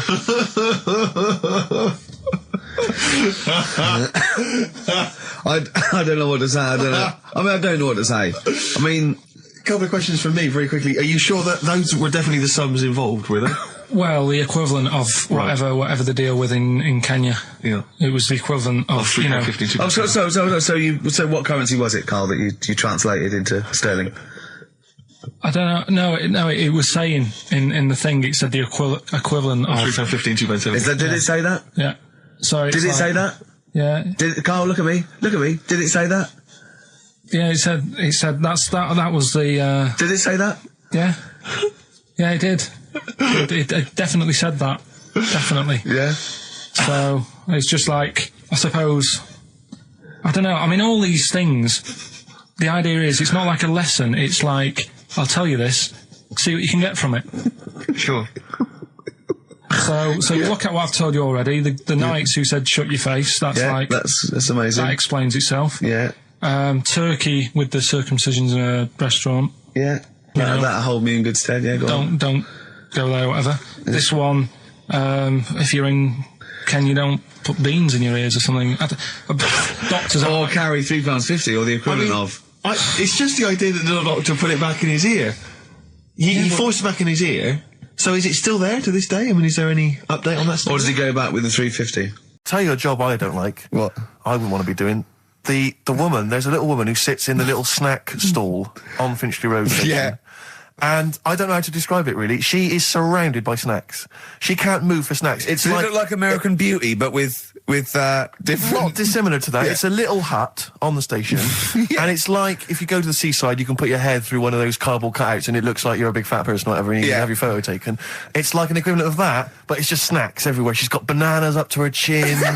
She's got chocolate coming down to her eyes, crisps either side of her. She can't move. She can't do 360 degrees. She's like packed in there. I don't know how she gets in there. I think they put her in there first, and pour in the bananas. Yeah. And then they go pour in the nuts. She has 2 hours of makeup before they open. Exactly, yeah. Dressing her in there. Because I'll ask for something from the fridge, and she cannot turn her head to see. She has to go by feel alone, just to feel the fridge and get stuff out and pass it. And often I'll say, that's not what I wanted, but she can't. You've got to let her off. It's extraordinary. Dear. But there's no music playing. But she has to sell her way out of it. Exactly. If it's a slow day, she's stuck there till the next day. Yeah, it's like a world-breaking attempt. Yeah. Carl, what job wouldn't you want to do? Well, any job. You're a lazy... You're joking, aren't you?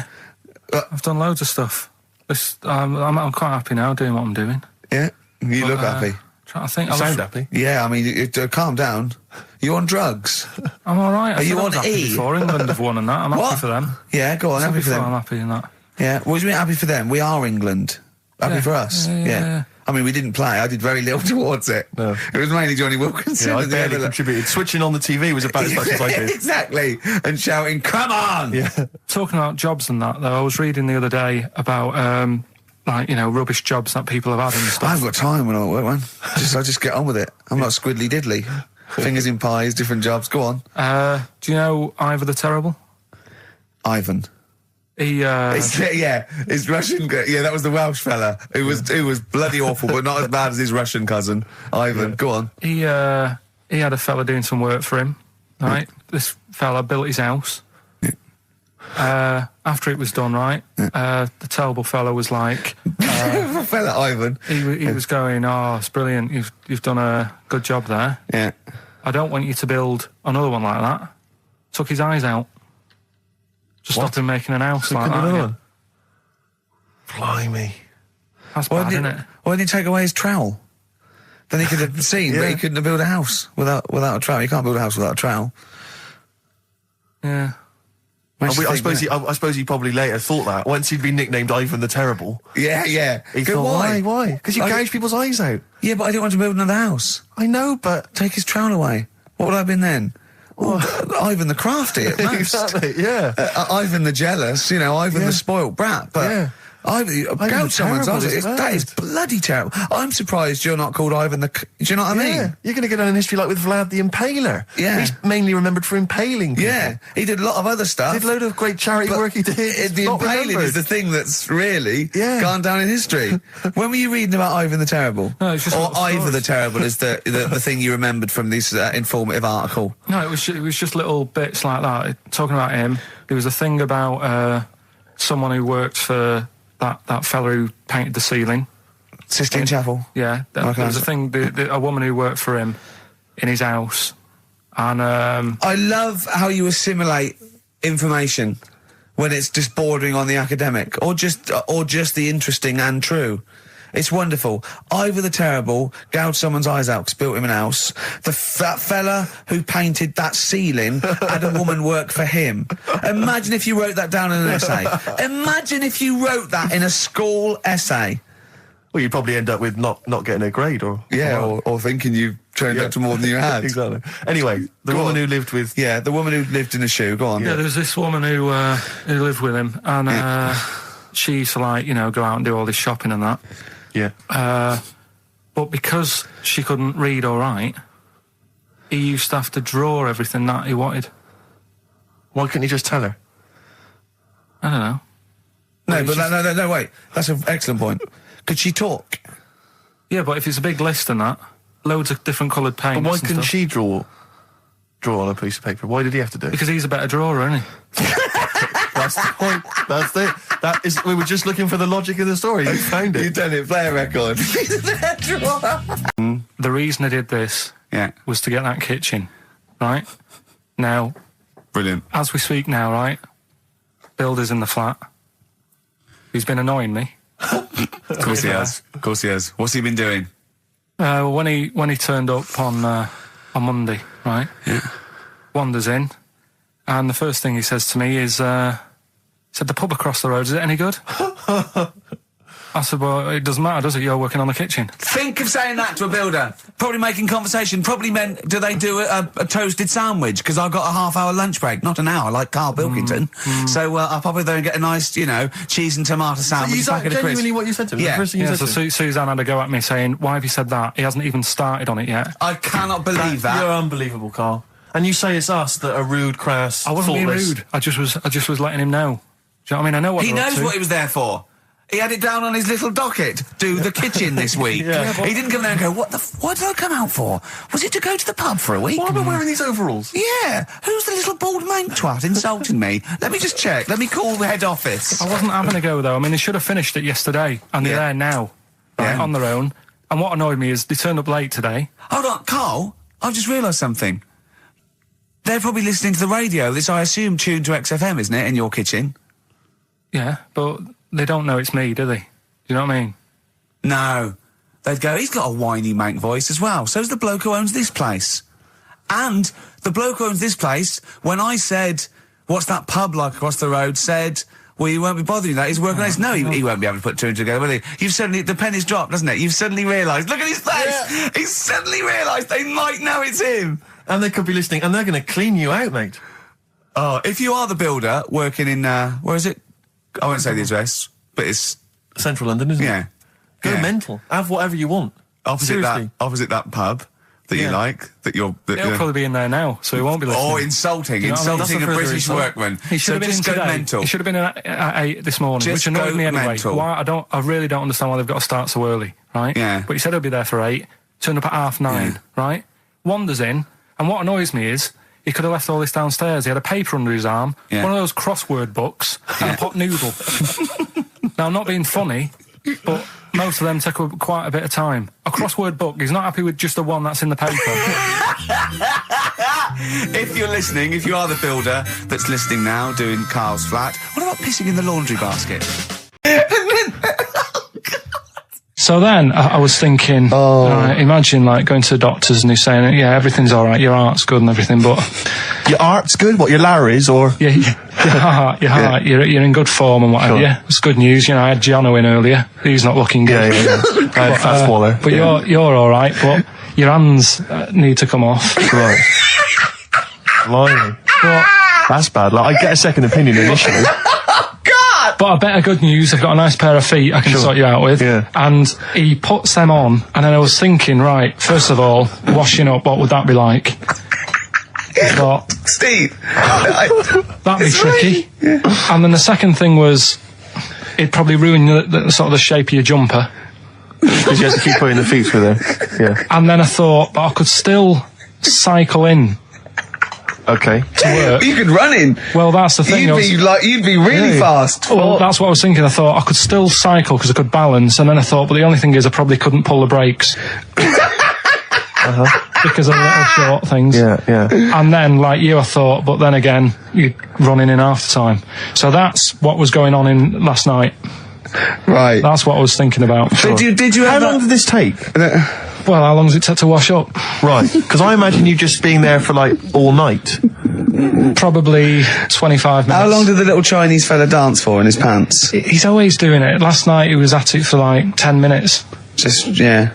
And his girlfriend never sits in the same room as him. She's always sat in the bedroom. She's going, you dance in pants again, I go in next door. Well, she was in the bedroom. She's always in the bedroom, sat on the floor, on the mobile phone. Right. All the time, yeah. It's weird how people's lives are just like, it is like that Groundhog Day thing. It's like, you know, he's jumping about in his underpants. The old woman's sat there reading a book. Yeah. And that's what got me thinking about my life. Do you think she ever Are goes... you sure she's not dead?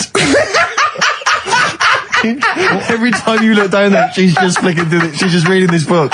The pages never turn. She never seems to finish it. She never moves from her chair. Are you sure the Chinese Her girl's cats going... are dead around her. I'm going into next door again. That little round-headed The fella's smell. looking in. He's looking in at me. The bouncer goes, "Don't worry, love, I'll go and beat him up." But he's always true. getting ready. That's true. They see you staring at him, washing up, going, "I could have feet here," and they get scared. The old woman's dead. Pilkington, Carl, you went to Lanzarote. Yeah. People said don't go to Lanzarote. They told you it was Lanzarote. They told you, were they right or They wrong? were right, yeah. Really? Yeah, it's a bit ropey, yeah. Is it why? Just, out there. If it wasn't for the volcano they had, it'd been knackered.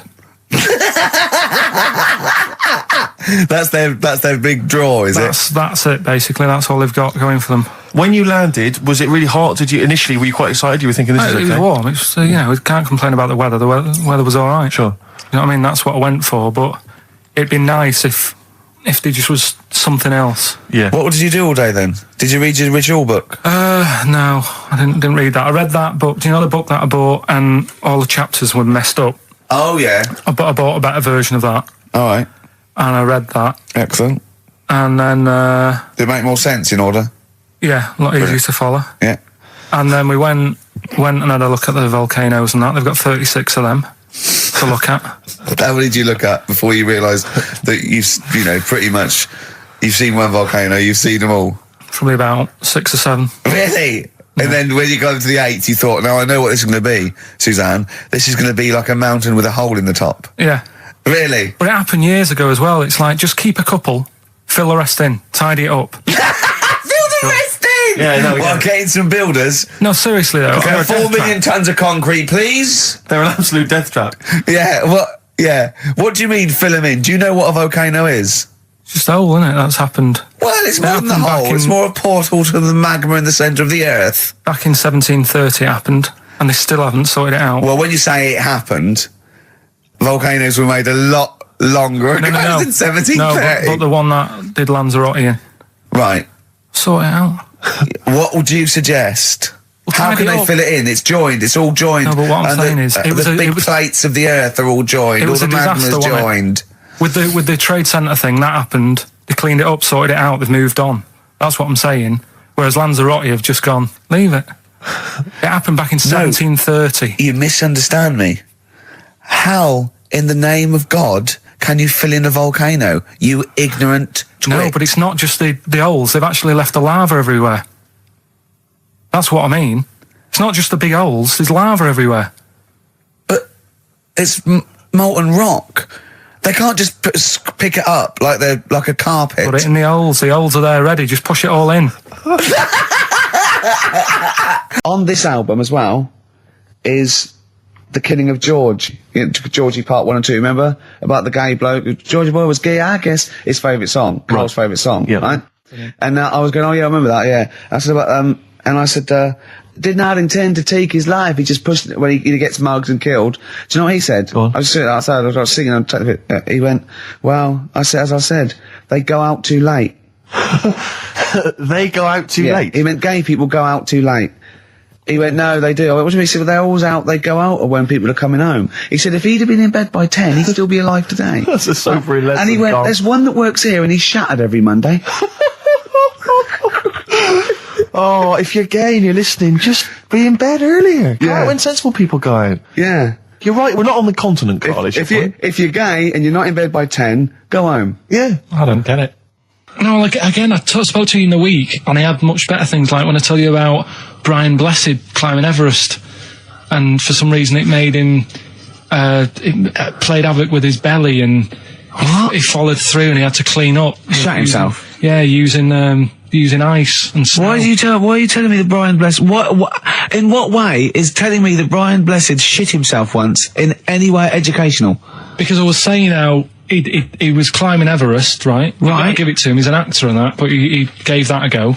Yeah. Right. It played. What's the point of that? You'd say, wouldn't you? You'd say, God, he's you know.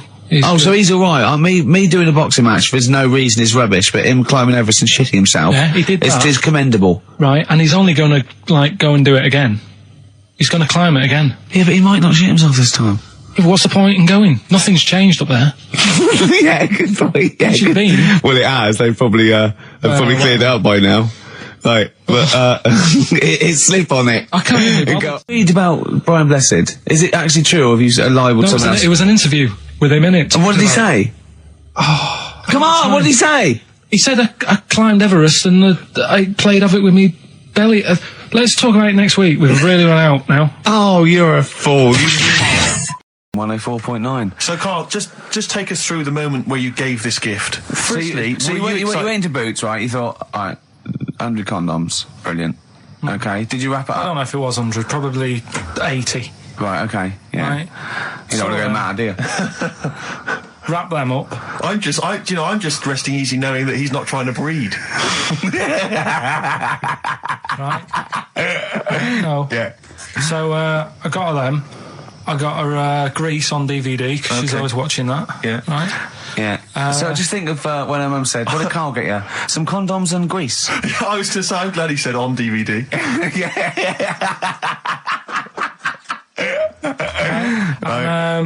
She was surprised anyway, right? Because I bet she was. No, when she got she was thinking like jewellery. No, right? that showed her.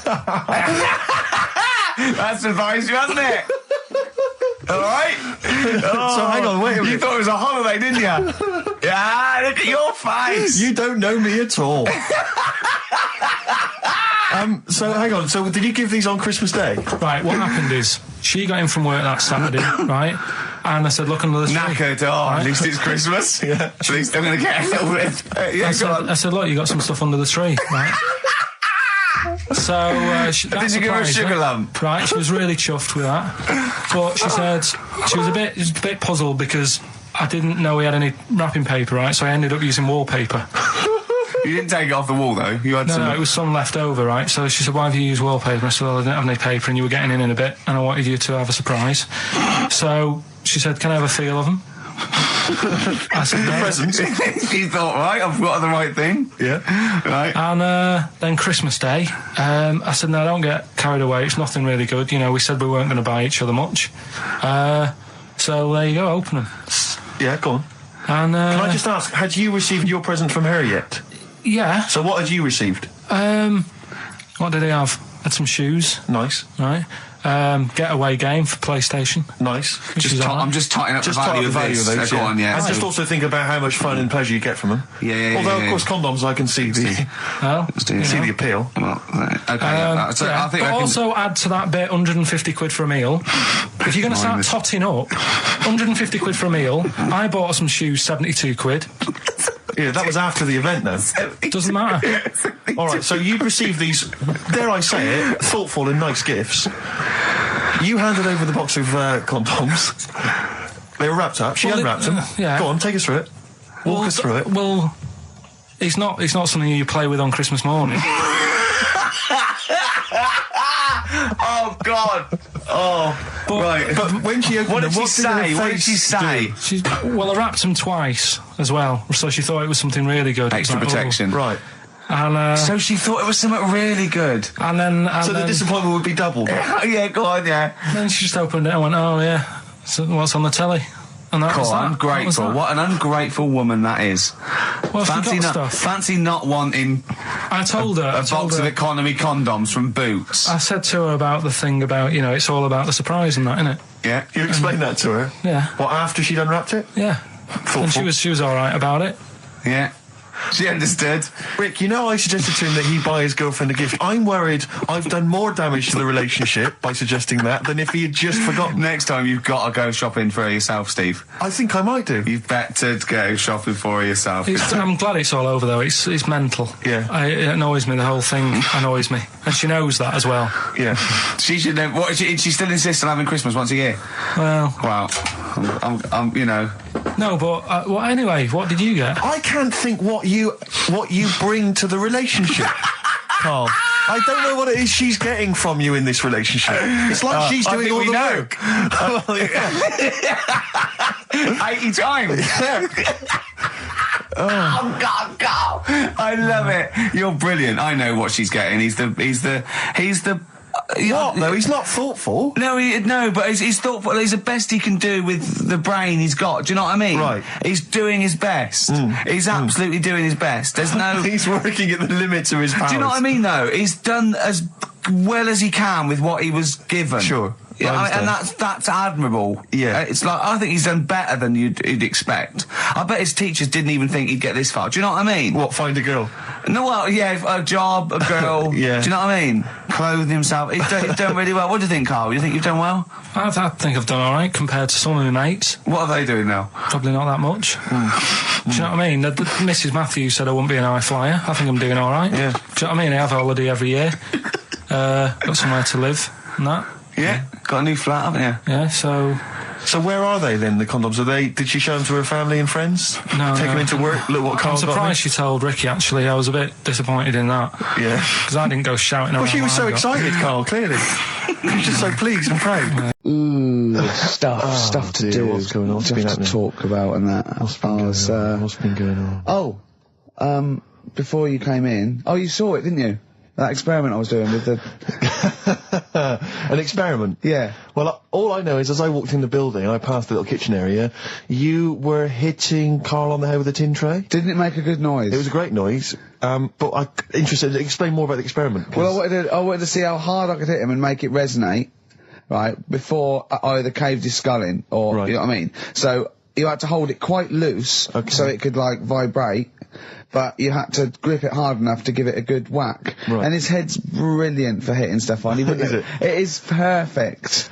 Carl, could we recreate that moment a bit later on the radio? You'll notice that you've been on for 15 minutes, I haven't said a word. So it's had a bit of an effect on me. Still a little bit shaken. Okay. Oh, dear. But yeah, do it again later. We were talking about your head a little bit earlier, weren't we? It's not going to mean that you're sort of a bit, fuzzy thinking, is it? It'll be alright. Yeah. So... Good. Can we recreate that later, maybe towards the end of the show? Just hit you on the head with various objects, see which make the best sound? My friends lived in Texas for a while, and they once were in a kind of diner, and there was, you know those kind of benches that are attached to the table itself, like a kind of picnic bench? Yeah. And, this huge fat guy came in, he came wobbling, he ordered like this kind of everything you can eat meal, and his fat kind of sort of, you know, kind of... His big fatty fat, and it's fatted on the fat table, It wrapped itself around the table and everything. He was chowing down, and when he tried to leave, the table came up with him. Oh no! Imagine that! I mean, they are fat, aren't they? They're big people. They're huge people. But it was that thing we were talking about before, that bloke on Jerry Springer Show who was like 80 stone, right? Now, I felt quite sorry for him. He was really sad and he was crying. It is rad, but my point is this, right? When he got to say 50 stones, didn't he go, that's too much, That's not enough. For a land animal. Exactly. Do you know what I mean? Yeah. That's big, isn't it? I mean, I'm getting worried. I'm 13 stone, and I am genuinely getting worried. I'm thinking, oh, yeah, God. when you've got that big, when you've actually got your own mare. yeah. When you have to get in helpers to look what the scale says. Yeah. Like 4 or 5 people lift up your belly and go, it's 52 stone. You go, that's too much. Exactly.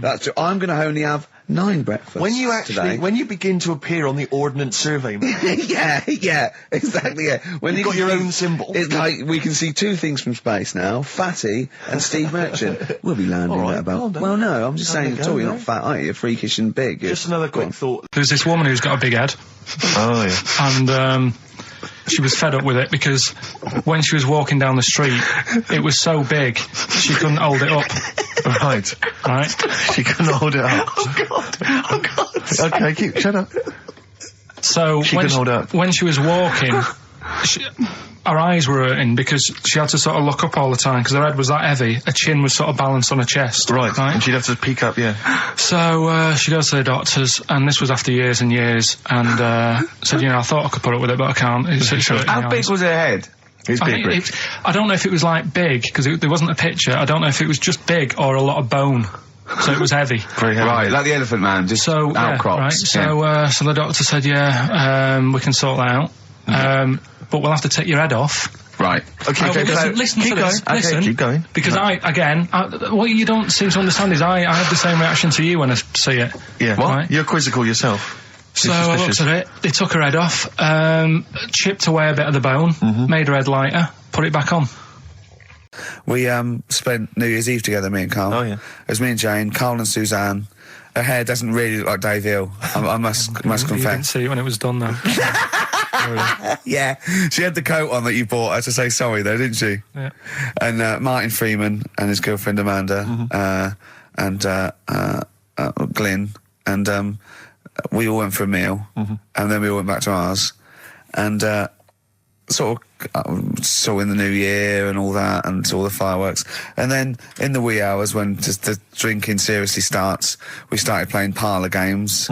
And do you know that game when you go round, started off like with pop bands or rock bands, you have to say a band, and then they have to come up with a band immediately that starts with the letter that your band ended with. Right. So Suede, E, Erasure. Do you know what I mean? Yeah, go round. Yeah. We did that, right? And then we had to change that because people were sort of using the same ones crop up. So I said, well, let's do animals. We're doing animals. And I gave Carl one. I think Carl panicked. You know, do it quite quick. I want to just test it on you. Okay. Is this bands? What is it? I said... Now, what did I say? So basically, I said an animal, and it ended with E. Okay, so I go skate. Eagle. There you go. Yeah, but hang on. I think I was the third person. Right. So think of another one. Hurry up. Eel. Yeah, I had that. Yeah, I did that one. All right. Right. Yeah, a lot of E's coming up. Elephant. Yeah. Do you know what Carl said? Go on. Ready? Yep. Egg.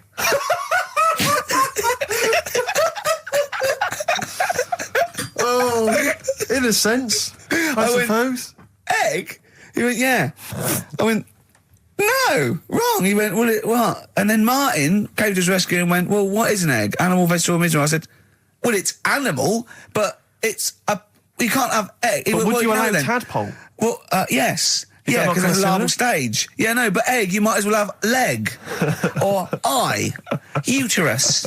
It doesn't count. Egg, you panicked. Brilliant. Oh, I still think I'm right.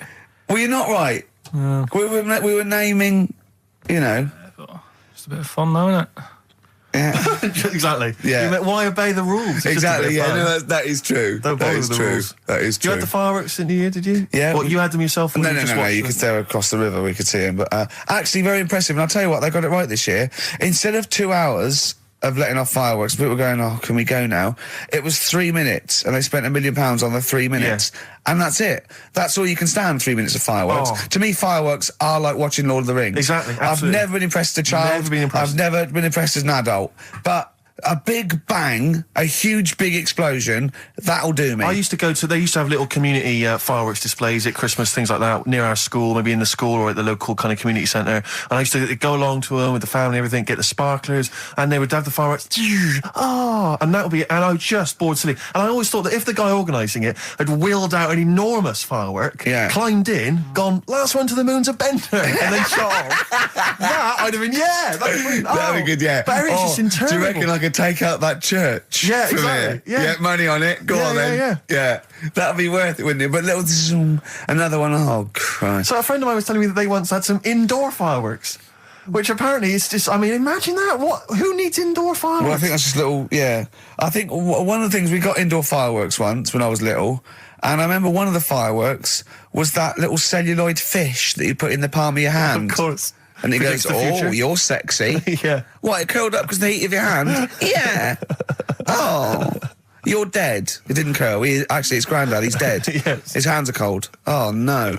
That's the only way that would be... Oh, yeah. So that's the only test How it did you can discover do. he was dead? We used one of those predictive fish. It came out dead. Yeah. Just flat. See, there's always other things going on in my mind when I'm in that pub quiz. For me, it's just a little bit of fun. Sure. It's a night out. Do you know what I mean? Suzanne enjoys it. Yeah. It's a bit of a get-together. We have a chat beforehand. Yeah. We have a bit of fun. Yeah. But there was other things on my mind. Carl, I could do that here. I don't have to lose a tenner. Wait, what were you thinking during the quiz then, when the questions were coming out? What were you thinking of? Well, what it was, right, just before the quiz started, I had to go to the toilet, right, because the rule is, right, people who don't go to it, once it starts, phones off, no you more can't leave toilet. the room, They yeah. take it dead serious, don't they, right? Yeah. So, I went to the toilet. Now, I'm not being out of order here, it just got me thinking, right? I went to the toilet. The gay fella in there, right? There was a gay fella in there. Gay fella in the toilet. Now, How could you tell? How did you know? just typical, you know, everything about it, right? Everything about it, right, yeah. Oh. What, Just large imagine- handlebar moustache, leather cap. Butt plugs, amyl nitrate. Could I just say that these views do not reflect the views of the management of XFM or me and Steve. Or Go on, most Carl. of the people in this country. Go on, Carl. What's your problem? Yeah, but this is what I'm worried about, really. But this is why I only got Danny Minogue right. Right? Because this was floating around my mind. Went She's to a the big toilet. gay icon, Now, isn't she? go into the toilet. They have like men's cubicle and they have women's cubicle. Yeah. Now, without sounding out of order, is it wrong for me to think gay men should have their own little cubicle? Go in. They should have their own... Well, not cubicle, you mean an actual toilet, I suppose. When I was at the urinal, Yeah. normally, you know, there's a fella there and then you go, all right. And there's no pressure. But I couldn't go. I was thinking, should I wait? If I go into the toilet, it'll look obvious. Yeah. I had loads of pressure and But this was what were going you on. worried about? I'm so sorry. What were I'm you so concerned sorry, about? viewers? I'm so Well, sorry. it's like, right, listen, when I was a kid, right, and it's all right for you to go into women's toilets when you're a kid, it's like, oh, it's a bit cute, right, as long as you're not, like, over 15 or something, right? Right. But when I was a kid, I went into a toilet, and women, when they use their little cubicles, they don't shut the door. Some of them just sit down on the toilet, Yeah. right, and you see everything. And,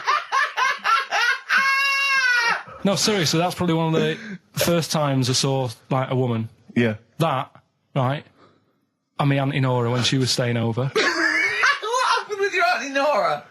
She was, she's into wearing caftans. Into wearing what? You know, caftans. Oh, yeah. What are caftans? Big, bellowy sort of dresses. Right.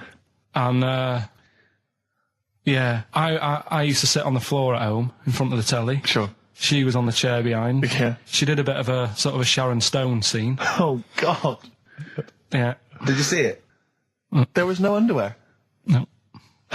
What age were you? What was it like? What age were It you? was like a ripped tennis ball. What? Right, we're off air. We're off air.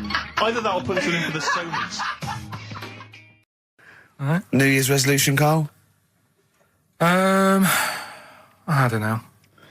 I don't do it. Really. Don't So what worry about about something it. like, I don't know, start smoking? Do you know, there must be something. No, it's a waste of time, isn't it? Don't bother with that. Right. You, Any- Steve? Me, no, I've never really made any New Year's resolutions. I just be good to people. Just treat everyone as you want to be treated yourself. Give to charity. Hate crime, racism, famine, sexism. I know you're going to keep to all those, except the gift to charity. That's... Me and Carl find that a little bit hard to believe. Never gonna happen. Well, you've always got to break at least one of your New Year's resolutions. Exactly. Yeah, well, I think I'll be nice to Carl. What about learn more? I was thinking that. I want to learn always more. teaching you stuff. I watched... I'll tell you what, Christmas telly was dreadful this year. I don't know if I've hit that age where I think... But I think consciously I thought this is worse than usual. Yeah. And I ended up watching Discovery Channel and History Channel again, and I watched 4 episodes in a row of this fantastic documentary, 1418 War, narrated by Dame Judi Dench, and it's brilliant. I just can't get enough of it. I hated history at school, and now I want to know everything. Yeah. And I think that's mine. Learn all the stuff about stuff. I like learning now. I Yeah. always say that to you. I'm always looking up stuff. When I was on holiday, even though it was sunny outside and they had big holes to look at if I wanted to, I stayed in and watched Discovery there and was watching stuff about scorpions and that. Yeah, what did you learn? Well, nothing, because it was all in Spanish. But I just watched it. What I found odd, right? What I found... Scorpions, I'm going to get it. It's only about poison. You get it. What I don't understand is with scorpions, right? They have like this sort of weapons, don't they? They have the poison and stuff, right? Yeah. Which can kill a man. Yeah. But there was a couple of little animals and that were its sort of enemy, Yeah. and it stung them, and it didn't kill them. So what's the point? Well, firstly, not all scorpions kill a man. Some of them, This one did, they said. Yeah, well, they range from like bee stings to so much venom it can take down a horse on things like spiders and snakes and scorpions. So it depends. But a scorpion that will kill a man would kill a rabbit. So I don't know what you're talking about. No, there was a snake that it stuck its thing into, and some sort of beaver, and they were just like running about. There's nothing funny about that, so why are we laughing? Well, the snake wasn't running about, was it? Well, it was slithering about a bit. Yeah. What was the beaver doing when the snake... Just sort of, I think it ate it in the end. What? Ate what? Ate the scorpion. Just wandered off. Well, it wasn't a beaver. So there you go, There's you've no learned that. way it was a beaver. All right, an otter. It was This is what you've pieced together from a show in Spanish. well, I'm just saying though, how come it can't kill something that small, yet there's someone on holiday that's no sort of danger to that scorpion. We're not going to harm it, right? And yet it can kill a man. So you Shut say, up, but I Carl. don't believe it. Shut up, mate. Seriously, this is gobbledygook. Taught you something again, though. That's what I'm No, saying. what have I'm you always- taught us, though? What is that? What is the fact that's come out of that? A scorpion can kill a man, but the beaver was dancing with a snake, then it ate it. You do that That's all the not time, a though. fact. You That's put not a everything fact. down. New Year's Eve, I taught him something, right, about dead people. No. You know, it things it taught me. I was saying you're talking shite. He says they found out your soul weighs an ounce. Your soul? Yeah. Your soul weighs an ounce. Right, who found this out? I read it. Your arsehole weighs an ounce. Yeah. There's no such thing. A soul weighs an ounce. You're talking drivel. All right. Have you got any Yeah. monkey news?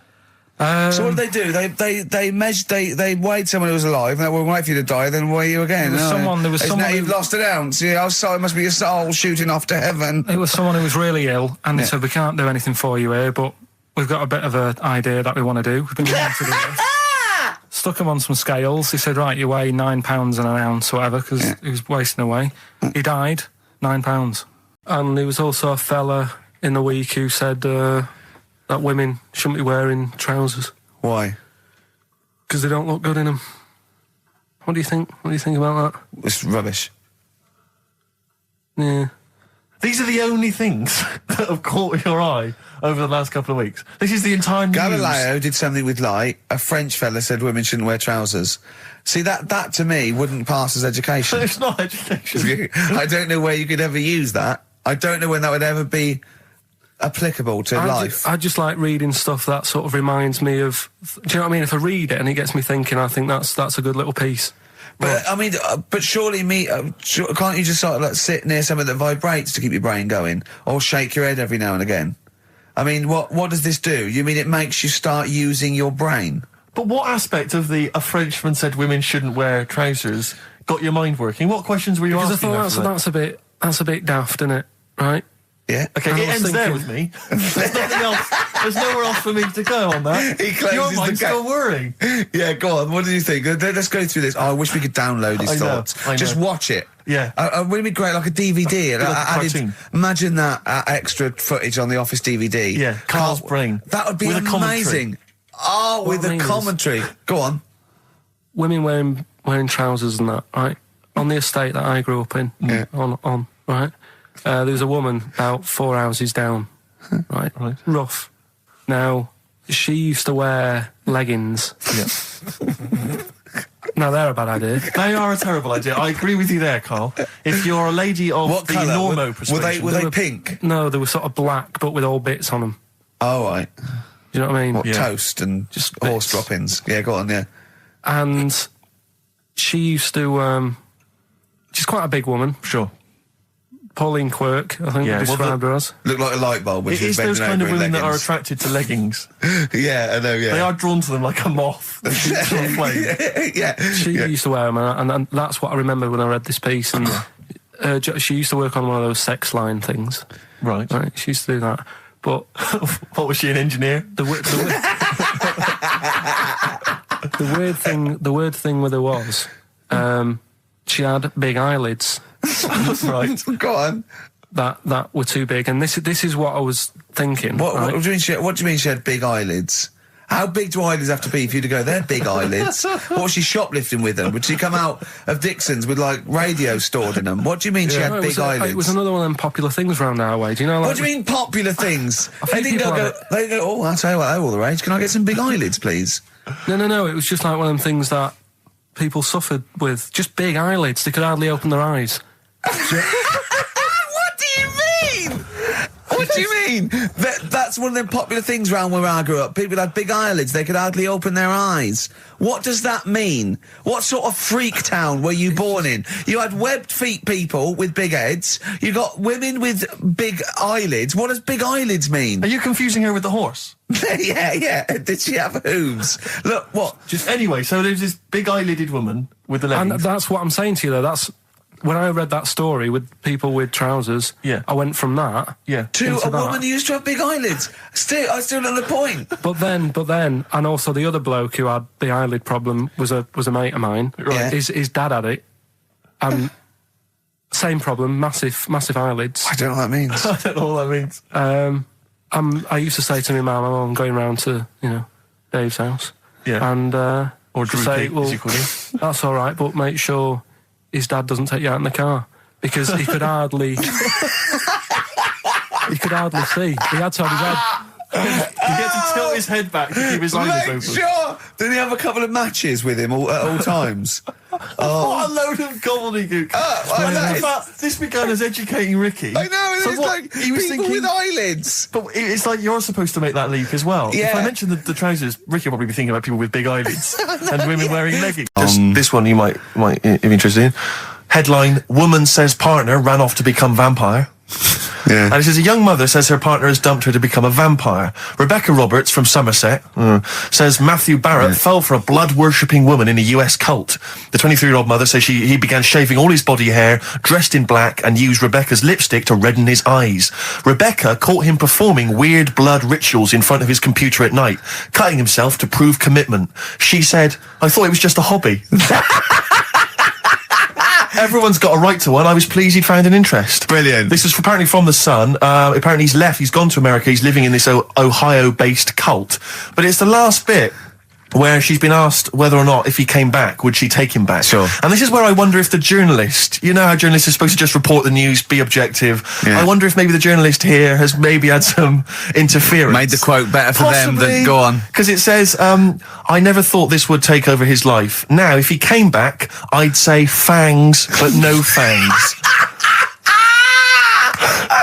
Oh dear! I can't believe. Imagine you're the woman, Rick. Okay. And I've come round. You're the journalist. I'm the journalist, and I've come in and I've said, okay, I read about this. All I have to do is not say that thing. You've come I understand you're obviously quite upset. Your husband's gone gutted.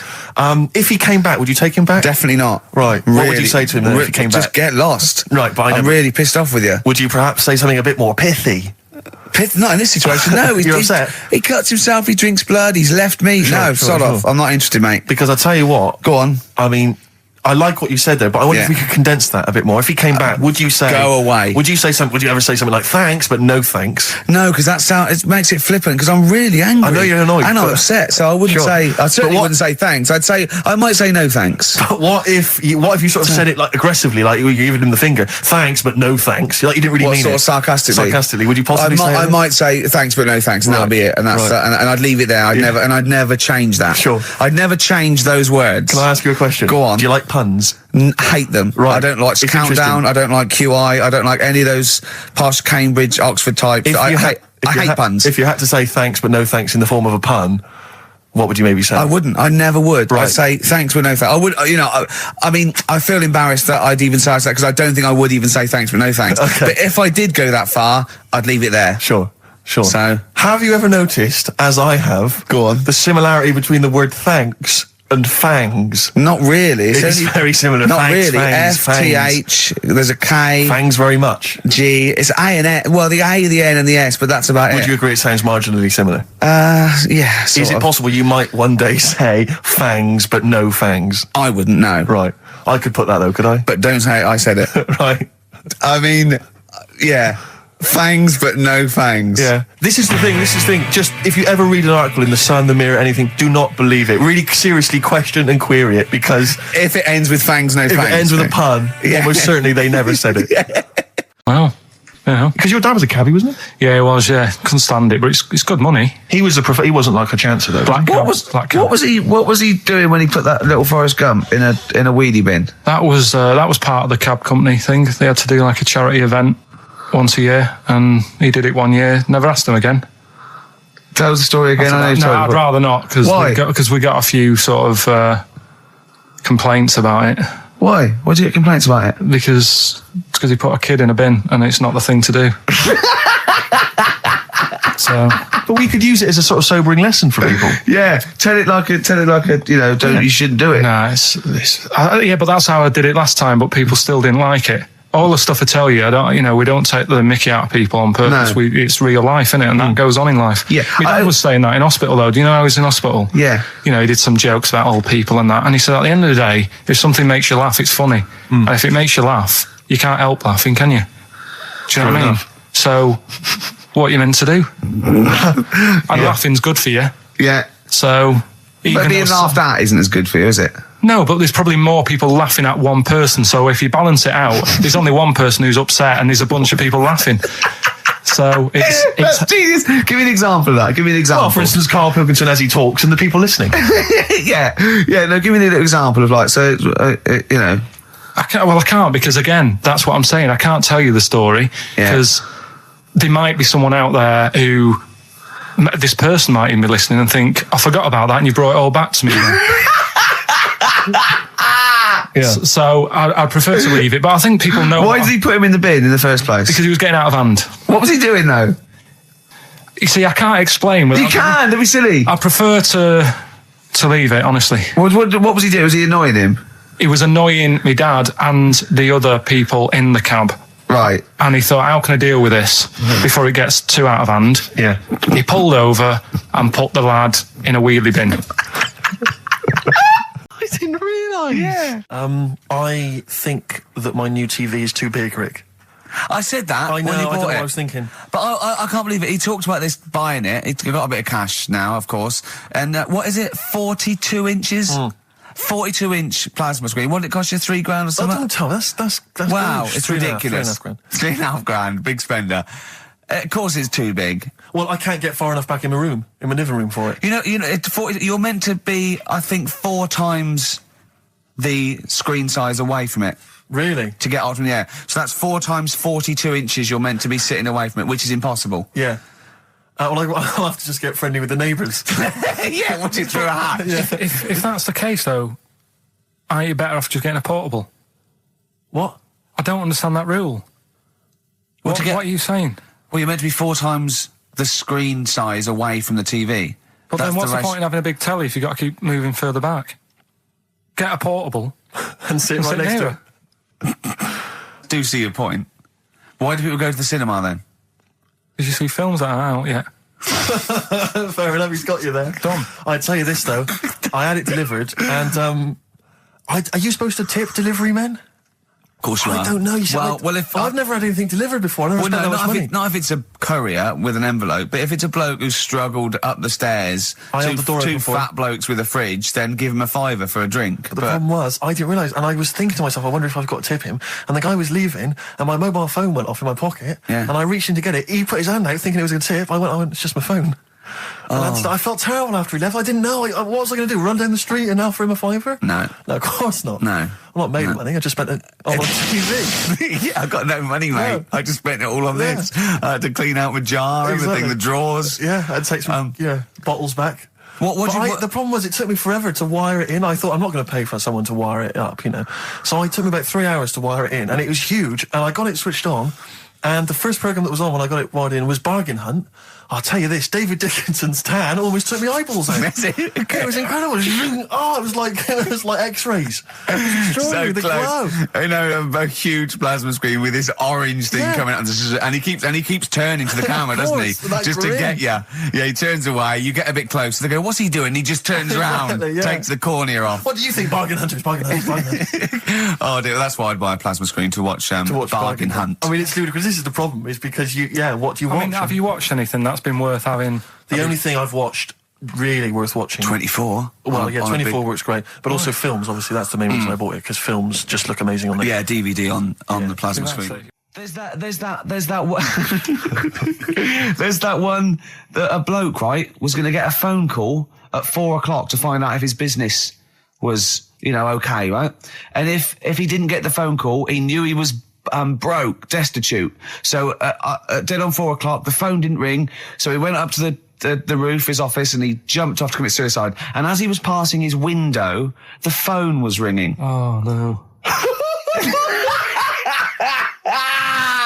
Carl, it didn't happen. Didn't happen. Think it through. Think it through. Who told that story? Who told that story? As he hit the pavement at 120 miles an hour. He's the only person who could have known that series of incidents. Also, why didn't he wait? As his life's at stake, why didn't he wait till 5 past? I'm going to give it 5 minutes just in case. In case the lines are busy. Yeah. And what sort of bloke goes out? I'll call you at 4. Okay, if your business. Well, call me anyway. No. If I don't call exactly 4, then you commit suicide. Commit suicide. I would, because if I don't call at 4, that's the end of it. Well, call me anyway. No, that's not the way I work. Why can't you just call me and tell me the other way? Well, I'm telling you how I do it. If you're bust, I don't call.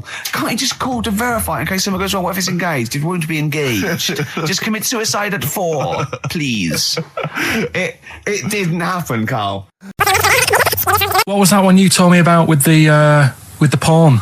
That was a good one. Oh, this was fantastic, right? Right. There was this. Sorry, can I just check now? We're just remembering classic episodes of the Tales of this is important. Well, I saw one, right? I saw one on Tales of Unexpected, right?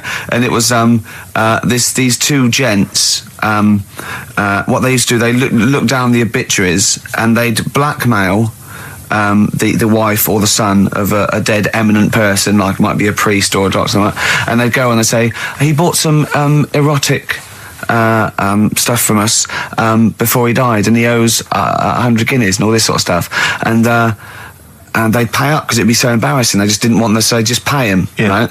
And this one bloke said, who are these people? I'll meet with them. And he goes round there, and he goes round, and they go, your father, he goes, my father could not have bought any erotic material from you. They did it, he goes, he couldn't have, he's blind. Right, and that was the twist. And Carl went, so it was magazines, not videos then.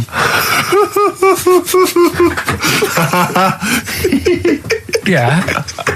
Now think about it, Steve. Is that so stupid? Well, presumably it was set in olden times because professional pornographers don't tend to call it, erotic material. Yeah. They tend to call it, juicy jugs or whatever.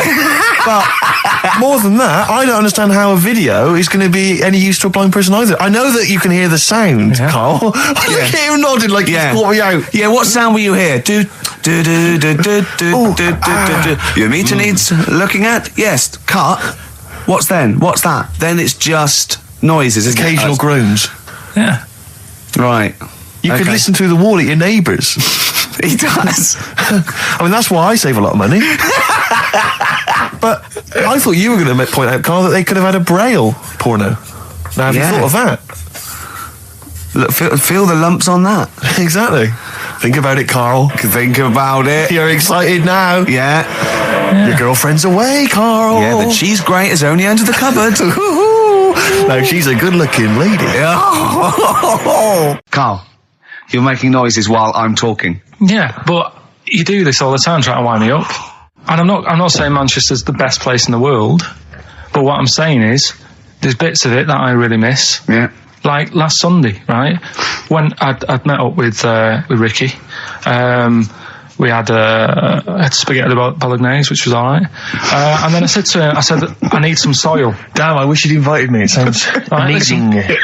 So I need some soil. What do you think? You need some what? Soil? Soil, yeah. I need to repot a plant, right? Yeah. So you need to repot a plant? Yeah. Fair enough. So I'm like, where you can't see these shops in London. Do you know what I mean? There's nothing around. I took him straight to one in my street. Yeah, but near your street, and that's probably the only one in London. Well, you say that, Carl. No, it does annoy me. Round my way, it's like, you know... You can't move for soil shops. There's earth. You can just pick up handfuls walking down the street. Yeah, incredible. People just lean over into someone's front garden. You can take the plants as well. No, but what I'm saying is, Manchester, there's loads of decent hardware shops. Yeah. Here, you know, if you want a panini and a latte or whatever, you can't move from. But for soil, I had to go virtually how many miles away from me to carry that soil home and stuff. Yeah. It's not good. I mean, London's all right, but if cities were sort of it's neglecting the peat market, really. Well, there's barely any mulch available in central London. I'm sick and tired of not getting a good decent compost of a Sunday. Indeed. So you know, I'm thinking of moving to the north, where there is loads of soil and gravel. Indeed. And animal shite. Whatever. Yeah. So you were going to say, if you were marking cities out of 10, what would you give London? Well, if you were marking them on, like, you know, on what they have. Right. As opposed to what? Well, as opposed to how you spell it. Say, like, I think the greatest city in the world is Rome. Right? Okay. It's pretty amazing. Yeah. Have you been? What? Yeah. Why do you think that, though? Just because, like, you turn a corner and there's something there that's really old.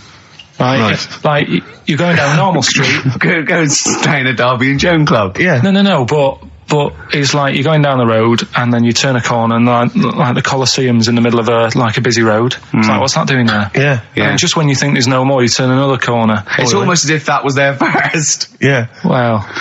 Yeah. But do you know what I mean? London. Yeah. What have we got? You know, Trafalgar Square's world known. And you go there, what's there? Yeah. Do you know what I mean? So there's a lot of space there. Get one big B&Q. In Trafalgar Square. To cater for the whole of people who live sort of central Londonish. Yeah. And then I'd be happy, but what I'm saying with Nelson just popping up through the middle? Because you can still see it, couldn't you? Yeah. It's a great idea. So B&Q could be like the whole sort of flat thing and make it sort of grey so it looked like rock, and then Nelson popping up. Make it classy is what you're saying. Yeah. Stone clad it. Yeah. So it looks like you've made an effort. Exactly. And then you can pop in, and then you can go out and go, oh, look, Nelson's column. Oh, look at that. Isn't Nelson? Oh, look at that. The victory. Defeat. That's fantastic. One of the greatest living. Yeah. I need some nails. Yeah. Perfect. Killing two birds with one stone, you say? But why isn't there more than them shops? Because when I went into yours, every time I've been in there twice now. The first time was to get a shower head. Right. And I went in there, couldn't resist buying something else. I ended up getting some super glue as well. Just to get that kitchen. Right. Now. Brilliant. As we speak now, right? Builder's in the flat. He's been annoying me. Of course he has. Of course he has. What's he been doing? When he turned up on Monday, right? Yeah. Wanders in, and the first thing he says to me is, said, the pub across the road, is it any good? I said, well, it doesn't matter, does it? You're working on the kitchen. Think of saying that to a builder. Probably making conversation. Probably meant, do they do a toasted sandwich? Because I've got a half-hour lunch break, not an hour, like Karl Pilkington. So I'll probably then get a nice, you know, cheese and tomato sandwich. Is that genuinely what you said to me? Yeah. So Suzanne had to go at me saying, why have you said that? He hasn't even started on it yet. I cannot believe that. You're unbelievable, Karl. And you say it's us that are rude, crass, I wasn't being rude. I just was letting him know. Do you know what I mean? I know what he knows what he was there for. He had it down on his little docket. Do the kitchen this week. He didn't come there and go, what did I come out for? Was it to go to the pub for a week? Why am I wearing these overalls? Yeah. Who's the little bald mate twat insulting me? Let me just check. Let me call the head office. I wasn't having a go, though. I mean, they should have finished it yesterday, and they're there now, on their own. And what annoyed me is they turned up late today. Hold on, Carl, I've just realised something. They're probably listening to the radio. This, I assume, tuned to XFM, isn't it, in your kitchen? Yeah, but they don't know it's me, do they? You know what I mean? No. They'd go, he's got a whiny mank voice as well. So's the bloke who owns this place. And the bloke who owns this place, when I said, what's that pub like across the road, said, well, you won't be bothering that. He's working on this. No, he won't be able to put two and two together, will he? You've suddenly, the penny's dropped, doesn't it? You've suddenly realised. Look at his face! Yeah. He's suddenly realised they might know it's him. And they could be listening, and they're going to clean you out, mate. Oh, if you are the builder working in, where is it? I won't say the address, but it's Central London, isn't it? Yeah. Go mental. Have whatever you want. Opposite that pub that you like, He'll probably be in there now, so he won't be listening. Oh, insulting a British workman. He should have been in today. Mental. He should have been at 8 this morning, which annoyed me anyway. Why? I really don't understand why they've got to start so early, right? Yeah. But he said he'll be there for 8, turned up at 9:30, right? Wanders in, and what annoys me is, he could have left all this downstairs. He had a paper under his arm, one of those crossword books, and a pot noodle. Now, I'm not being funny, but most of them take up quite a bit of time. A crossword book, he's not happy with just the one that's in the paper. If you're listening, if you are the builder that's listening now, doing Carl's flat, what about pissing in the laundry basket? Talking about weird-looking heads and stuff. Go on. We're doing that cartoon on the internet at the moment. That little cartoon I did of Carl, and the bid's up to. Hang on, sorry, that doesn't make any sense to people that don't know what you're talking about. Oh, I did a little cartoon of Carl, and because he doesn't like his picture in the paper, when people request a picture of us, he started sending that off, and it's in heat, and it's going to be in Jack, and they put it on the internet, and they're bidding for it, aren't they? Yeah, it's at £200. That's ridiculous, isn't crazy. it? That's so crazy. What I thought was. We've got to frame it, Carl. We've got to put the copy of Heaton or something. You'll have to the winning show, the show that they win on. You'll have to do a copy of that. So you know what I mean? They get something for their money. I think I'm mildly embarrassed. So it's for good cause and everything. But didn't someone say 250 if they can come in and watch the show? Yeah. We can't do that. We don't allow people. But what I thought was, what about the winner gets to come in and squeeze your head? So they get in for just 2 minutes. We present them with it. No, Yeah. No. What do you mean, no? I'm not having strangers coming in squeezing my head. What? You think it's for charity? It's for charity, Carl. Come on, mate. What are you like? I don't care. I'm not doing that. I think even an ill person would say, no, it's all right, I'm not that ill. What do you mean? You don't have to have your head squoze for us. Squoze? Squoze? You don't have to have your head squoze. All right, let's move on. So how will they bid then? How will they know they've won? xfm.co.uk/Ricky. You can see the picture on there. If you're interested, if you think it's worth more than 200 and you got some money, then you send an email in saying I'll give you, 220 quid or something. But are you not going to let them squeeze your head? So we get someone here, the art department here, we'll frame it up. I'll put a little note of authenticity, yeah. Brilliant. A picture of us. Can I have a real picture of you? A little Imagine behind the David scenes. Dickinson examining that in a couple of years' time. This is as cheap as chips. You can sue him then, because he ripped off your phrase a little bit. The one that we didn't get round to on Educating Ricky was I'll be no buying one of them. Go on. Are you familiar with the saying white elephant? Something is a white elephant. I don't think so. Hold on. You phoned me last night and said, what does white elephant mean? And I told you. Yeah, I know, but I know where it came from, but I just was wondering what it was about. So in what way is Educating Ricky you calling me up and asking me something? Well, do you know how it came about?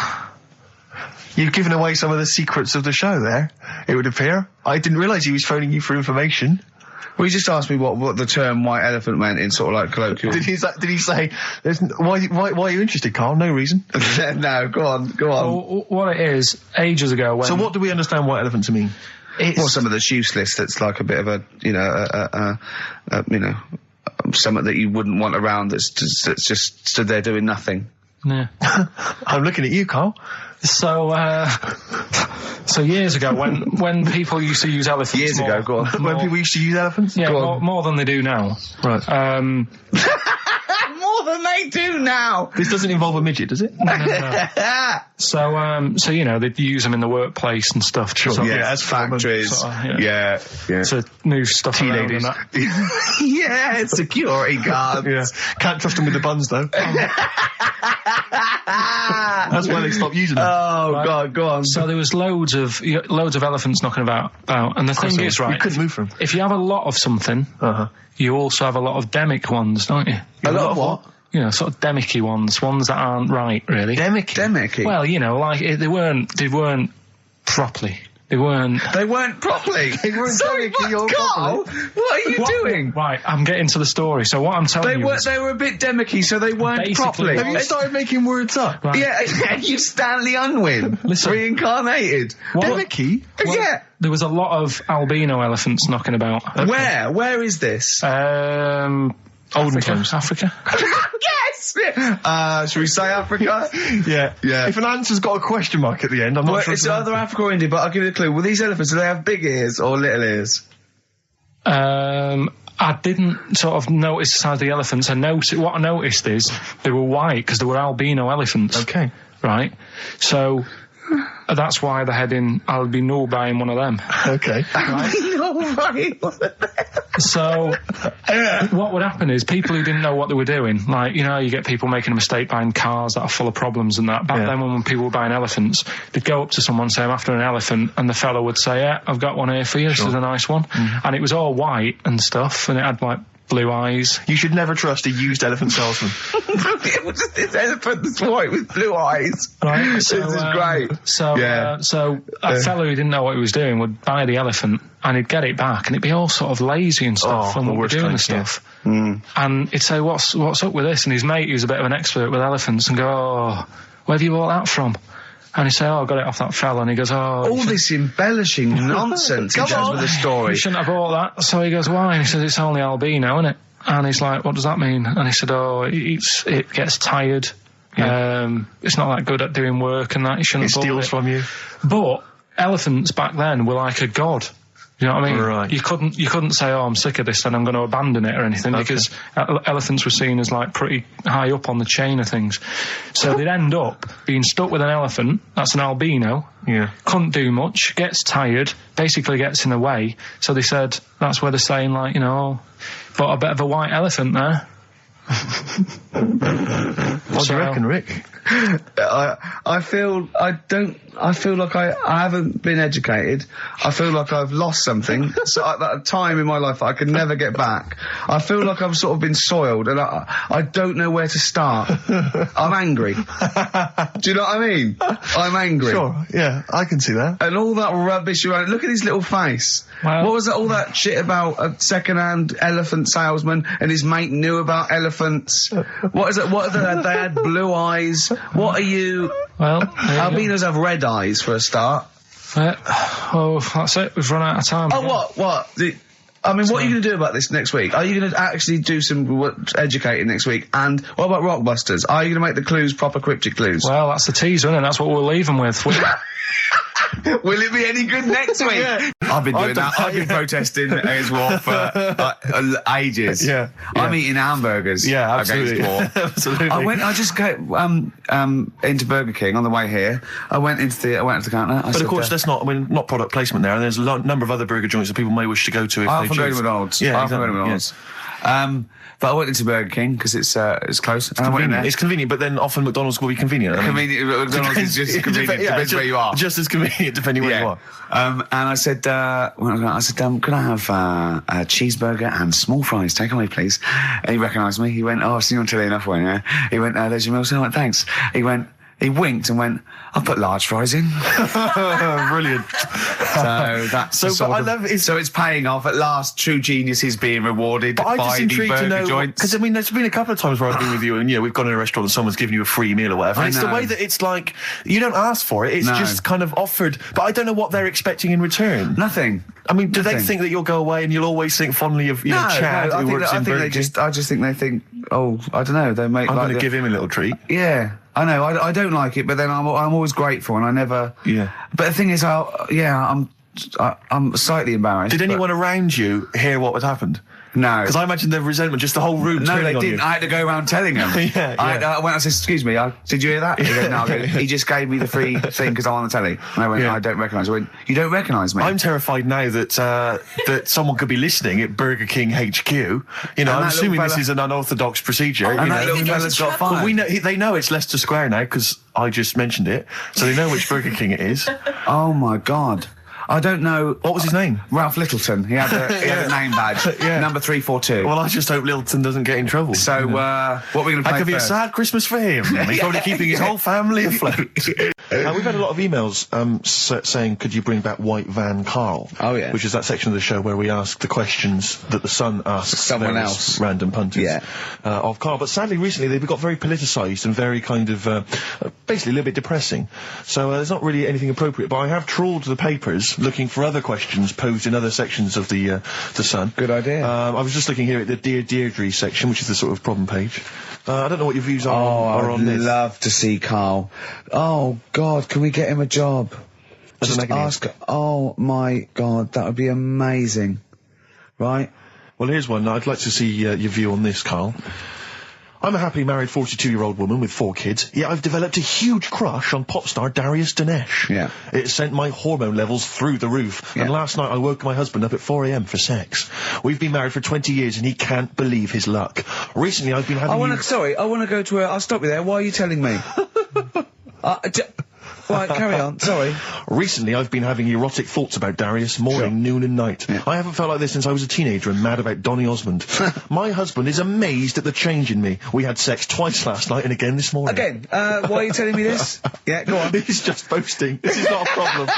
It's not a problem. What's here. the problem? No problem, just wanted to tell someone. Thanks very much. I watched Darius on TV last night, and when my husband came home, I dragged him into the kitchen and we made mad, passionate love. Right, they did it then, twice last night, once this morning. That's 4 times. 5 times she's mentioned it so far. Yeah. She's doing all right. My husband, this is a great bit. My husband thinks it might be his new moustache.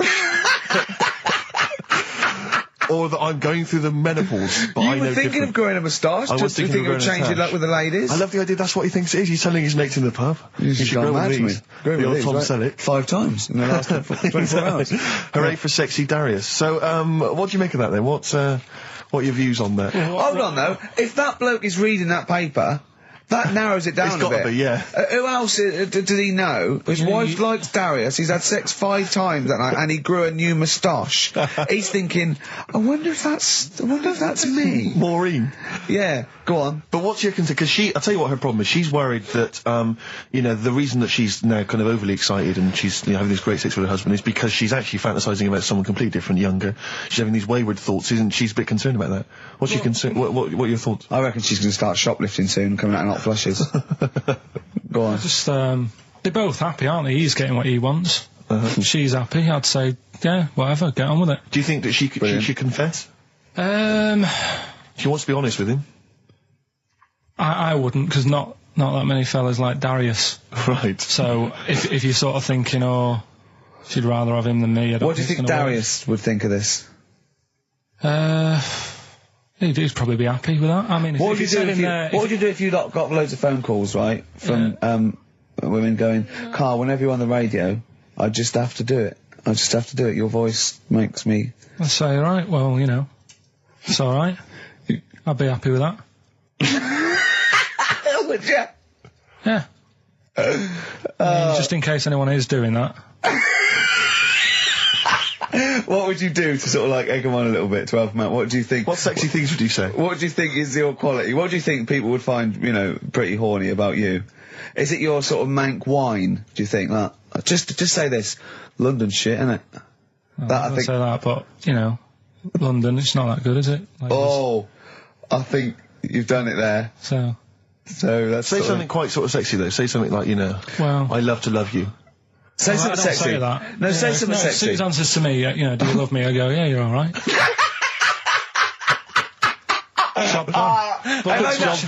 I know that's true. Yeah. I know that's true. That's brilliant. But because one of the things that Deirdre says is that she's wondering if this marriage is going a little bit stale and needs to be freshened up. They need to give a new spice, a new spin to the marriage. What would you do? What advice would you give to spice up, something that they've been married for quite some time. Get Darius, all Darius things, get David Snedden's new video on the telly. What do you reckon though, Carl? Just treat them. Do you know what I mean? Just surprise them now and again with stuff. That's what I do. It's what you've got those condoms, didn't you, that you got 2 for 1 off? Hang on, what? You've never done that? What? You've surprised Suzanne with what?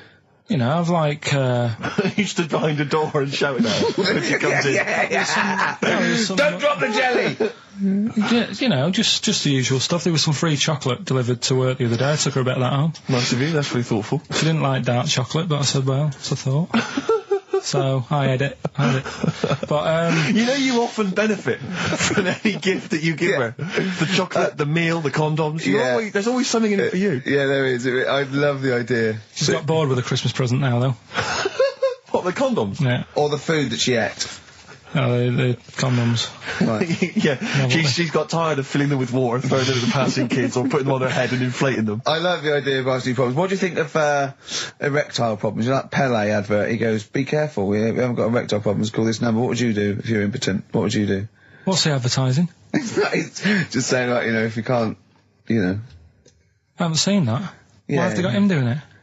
Wow. Well, he used to be able to keep it up for hours, the ball, and yeah. What would you do if you... To advertise that? No, if you suddenly couldn't get, what would you do? I don't think it'd bother me now.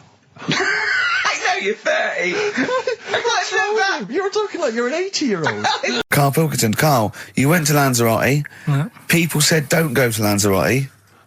They told you it was Lanzarote. They told you, were they right or wrong? They were right, yeah. Really? Yeah, it's a bit ropey, yeah. Is it? Why? Just, out there.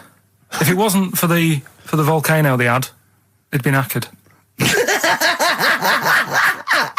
That's their big draw, is it? That's it, basically. That's all they've got going for them. When you landed, was it really hot? Initially, were you quite excited? You were thinking, this is okay? It was warm. It's, we can't complain about the weather. The weather was all right. Sure. You know what I mean? That's what I went for, but it'd be nice if there just was something else. Yeah. What did you do all day then? Did you read your ritual book? No, I didn't read that. I read that book. Do you know the book that I bought and all the chapters were messed up?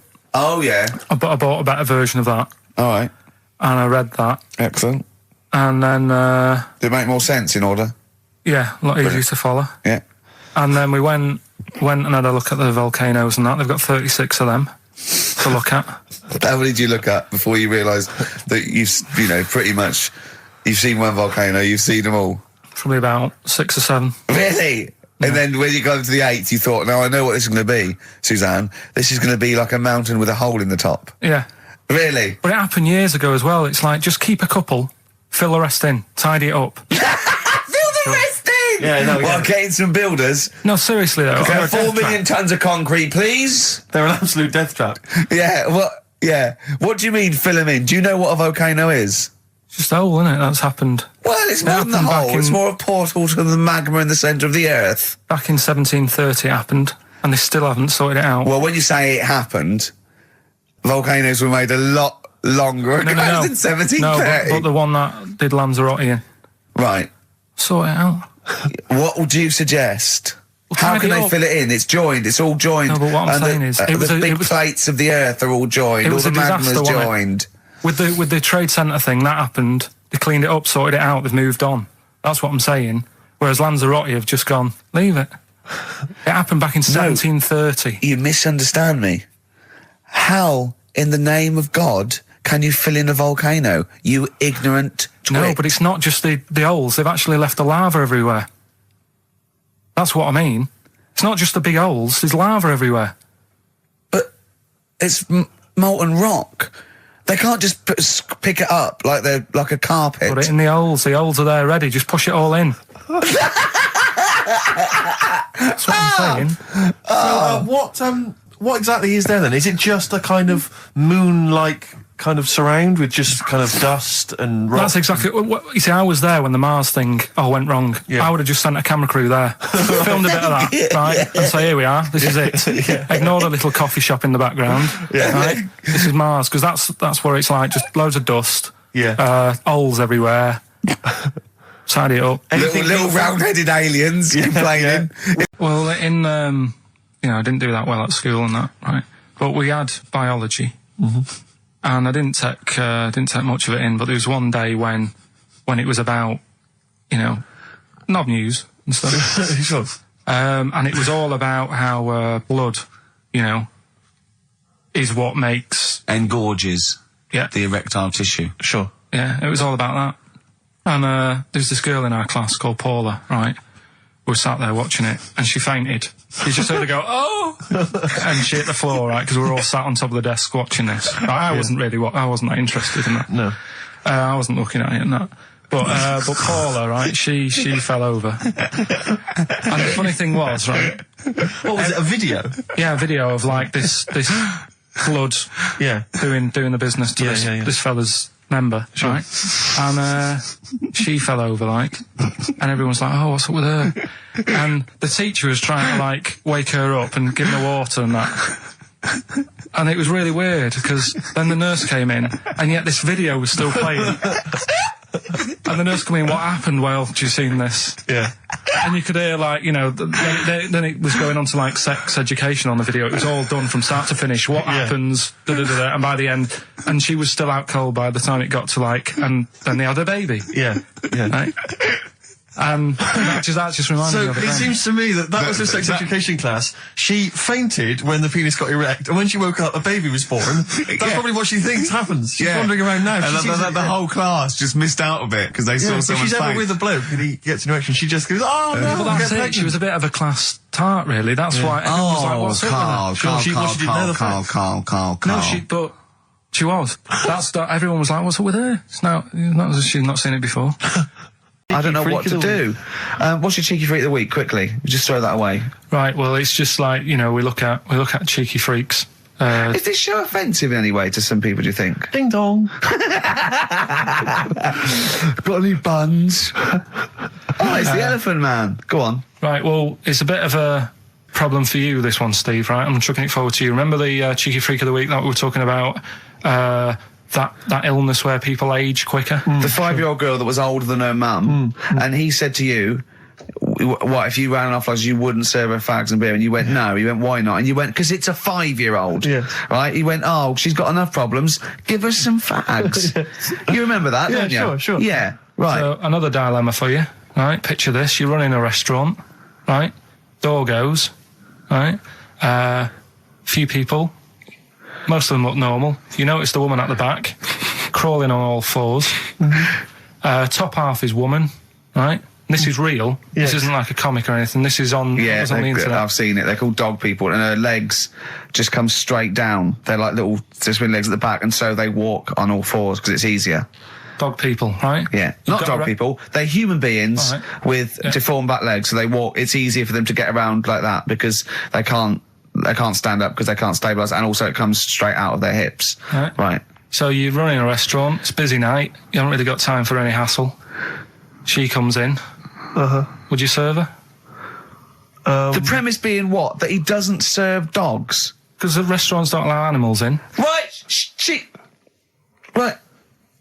So it's a dilemma. It's not a dilemma. Right. She's not a dog. She's a human being. Yeah, with I put a plate of meatballs on the floor, and she tucks in, and a little glass of, a little bowl of wine next to it. He turns round. There's the woman older than. Get away from that plant.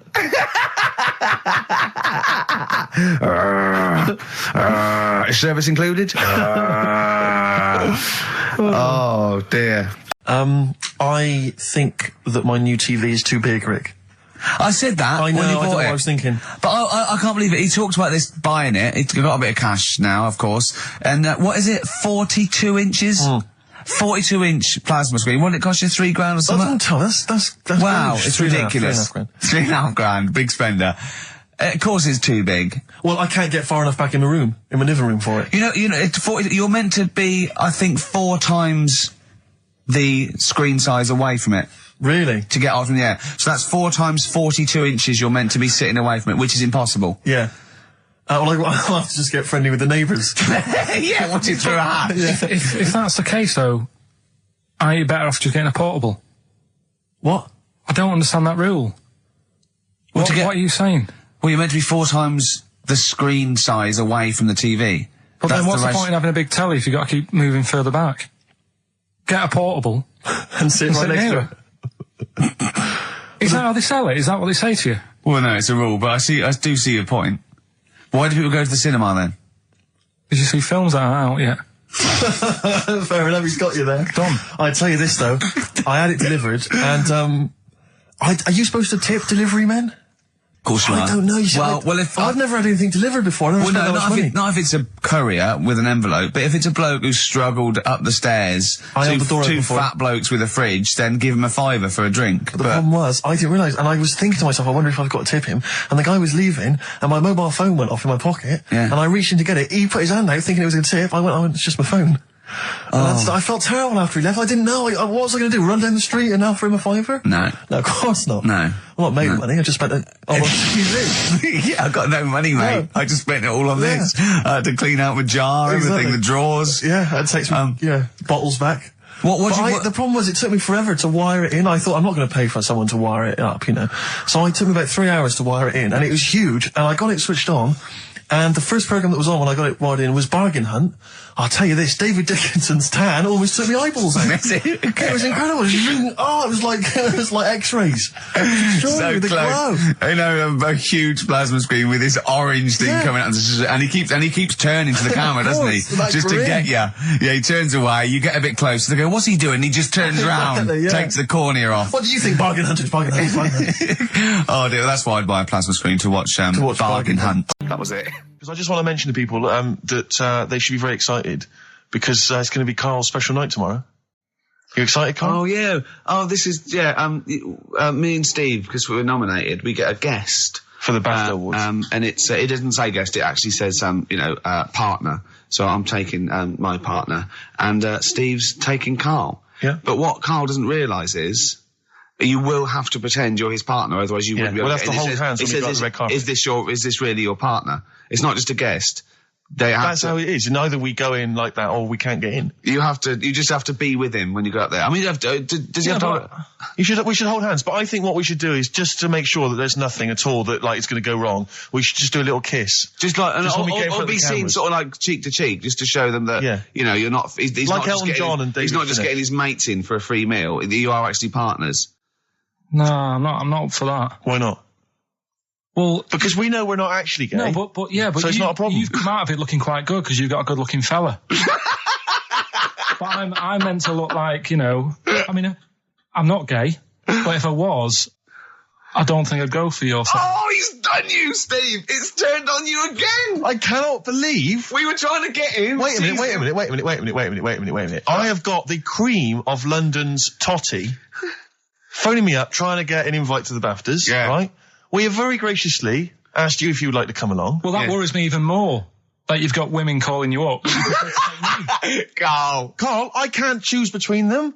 If I let one of them down, they're gonna destroy them. They'll be ruined. Their lives will be ruined. It's better for me to take you and not, ruin the lives of any of those poor women. When he told them he was taking you, it was like a scene from Graceland. There was just like there was weeping. They were crying. Like it was horrible. Hundreds of them, and really? He just went. I got upset. He just had to say, "Look, just chill out, bitches," didn't you? I did. I just said, you're all my hoes, but I can't choose between you. So I'm taking Karl.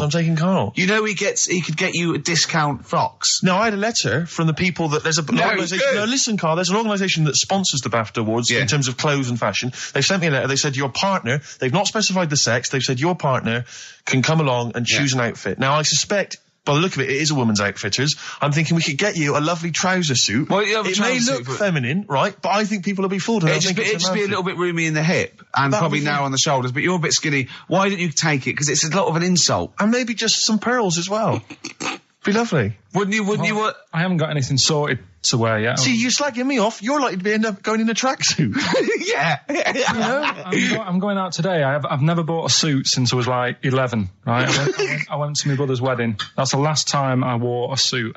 No, but it's like how when I went to the BAFTAs with you and I wasn't really enjoying it, you were like... What? No, you didn't tell us this. Ungrateful. There are so many people. You're like a little charity case. You're like... Oh, I had God. chicks queuing up around the block. You'd wanting to usually come. have to. Someone like you would have to write to Jim or Fix It or Esther Ranson to get them to meet us sort of people. And now it's on your doorstep. I'm amazed that you didn't enjoy it. Why didn't you enjoy it? You got to walk down the red carpet. You went in. There was George Best, one of your footballing heroes, was there. A load of other big names. You sat there in prime position. You came backstage with a load of other big names. Hey, you had a lovely bit of grub. You were filming this thing for the DVD you were making. That's you, a cameraman on our DVD. And yet you think, now you look grumpy because you had a couple of pints and I can't believe So it. tell us why you didn't enjoy it, because the ceremony, what didn't you enjoy about that? It was interminable, wasn't it? Far too long. Wasn't it awful? 3 boring. hours. I'm sorry. I thought you were going to say something. Really? Sorry. 3 hours. Yeah. I mean, I suppose for you two, at least, you were going to get something. Sure. Yeah. But with me, it's like, I mean, I've never graduated or anything, so... Have you not?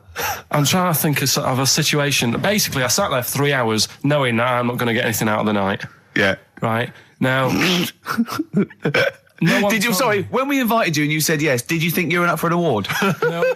But I thought we were going to be sat round tables, having a nice bit of food, whilst people are going up there winning awards. Yeah. But 3 hours of the same thing over and over again. I mean, if a film's 3 hours in the cinema, you go, well, it's long, but, I wonder how it's going to end. Yeah. But this was just like the same thing over and over again. Some guy going up, thanks a lot, cheers for the bit of brass.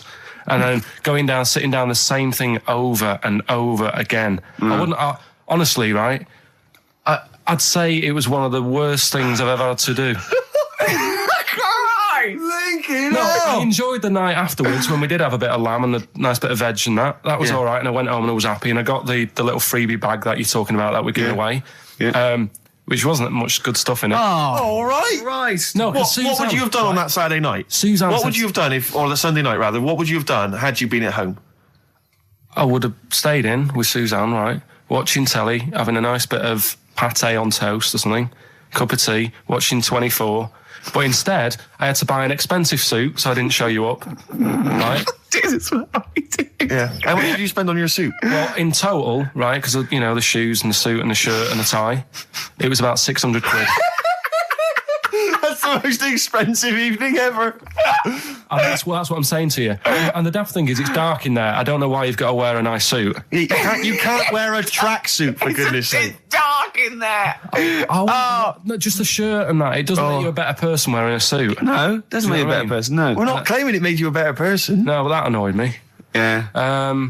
I mean, it was an experience, isn't it? That's why I went, because you think, if I didn't go, if I would have said to you when you invited me, no, Steve, I don't want to go, then I would have never known, right? Yeah.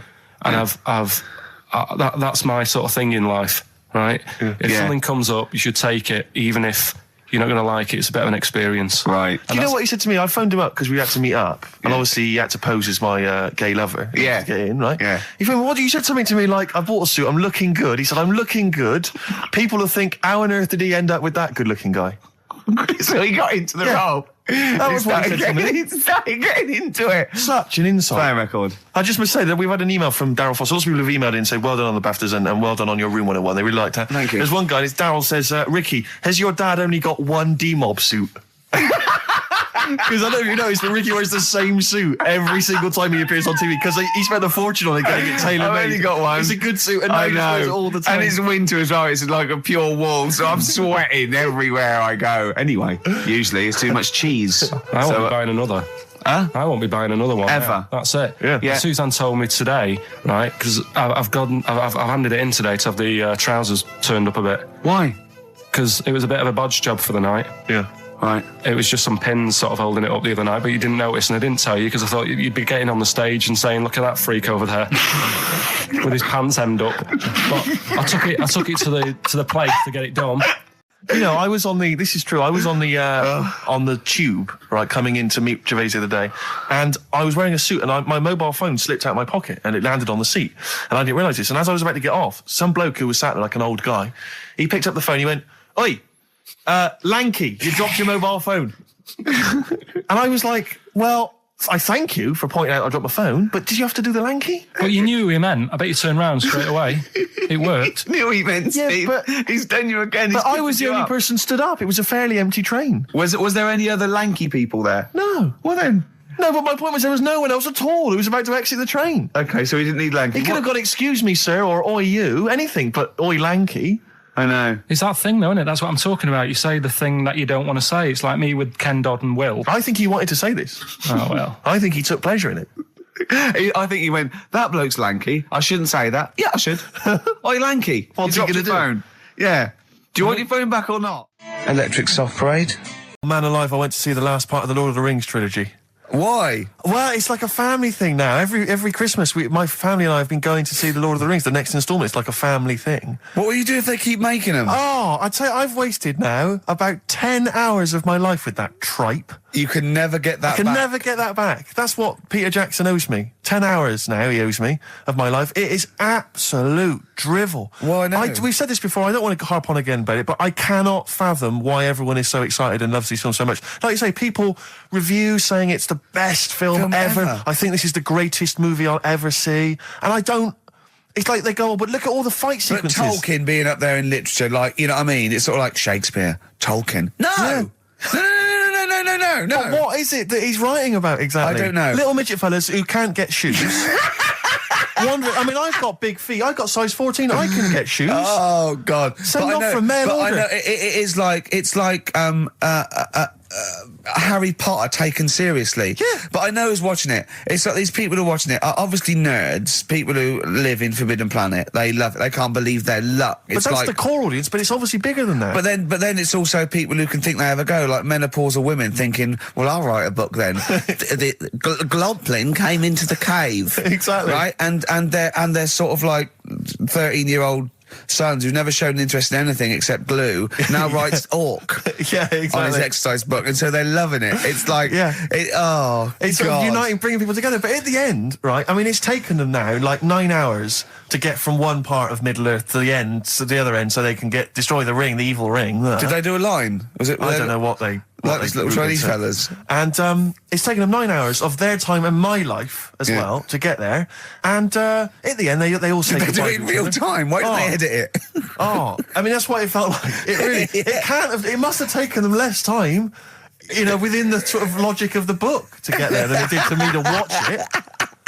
And at the end, they sort of say goodbye to each other and they all hug. So there's like, you know, there's little midget one, you know, Frida, saying goodbye to, you know, Bjorn. What are and they Benny. called in the thing? Because are they PC in it? Are they called like midgets and dwarves? No, they're called hobbits. Oh, are they? Yeah. So we should call small people hobbits from now Yes. on. That's what they are, just to make it kind of topical, and they'll like that as well. Give them sort of, you know. So if you make see a them little, bit on the way home, if you saw a little midget fella, 4 foot midget fella, just say, excuse me, hobbit. Yeah. Okay, that's Call fine him then. Frodo. Right, Frodo. He'd like it. He'd love it because everyone loves the Lord of the Rings. They love it. No, everyone loves the Lord of the Rings, In yeah. the end, if you ever get to the end, they all hug each other. They say, well, basically Frodo has to say goodbye to all his other little fellas, and so he's hugging them. I don't know how many of them there are, and he's hugging them, right? And it is the most interminable thing I've ever seen. It's like the music's playing. They look into each other's eyes. He hugs them. He hugs. They pull back. They look at each other again. That's like, we'll never see each other again. Then he hugs the next one, and I was just screaming. I was thinking, hug, just one big group hug. Yeah. Then we can get out of Like it. an American football team. Exactly. Just go, And then go off. yeah, knock Not heads. each individual one. I mean, it's Oh. dragging on and on and God. on. And apparently on the DVD, there's like an extra sort of 20 minutes of extra footage of scenes he's cut out. Who's watching this tripe? Who cares? I don't know. I genuinely, Have we lost some of our popularity by slagging off Lord of the Rings? I don't care. Screw them. If you love it, if you can't live without Lord of the Rings, screw you. I don't want you as a listener. I can't fathom it. Really, Rick, it's not like I'm trying to be wayward or controversial. I can't get my head around the popularity. But doesn't Harry Potter annoy you as well, though? Yeah, but at Adults least it's reading kind of that on over the in an hour tube. and a half. Is it? I haven't seen it. And I went to the toilet 3 times during the course of the film. Really? It's unbelievable. The woman sat next to me. Sexy stuff in it, was there? Some of those little pixies with the pointed ears. It just took me back to all, you know, Mr. Spock. Oh, all those glorious days. But dear. it really is just. I mean, have you seen any of them? You've not bothered. I've seen one, and it was long, and I thought it was nicely filmed, and I thought, well, okay, I'll just get through it. I even think, it was just a list of, and here come the orcs. Exactly. Right, okay, we see the orcs now. Yeah. But it's like people go, look at the amazing fight sequences, the amazing immense battles. And it's true, he's got thousands of actors and stuff on horses, brilliant. But I'm not impressed by good time management. No. Well done, he's got all those people together, he's orchestrated it, well done. But it's got to be more interesting. My friend summed it up. He said the Lord of the Rings films, they're like the film equivalent of an Enya song.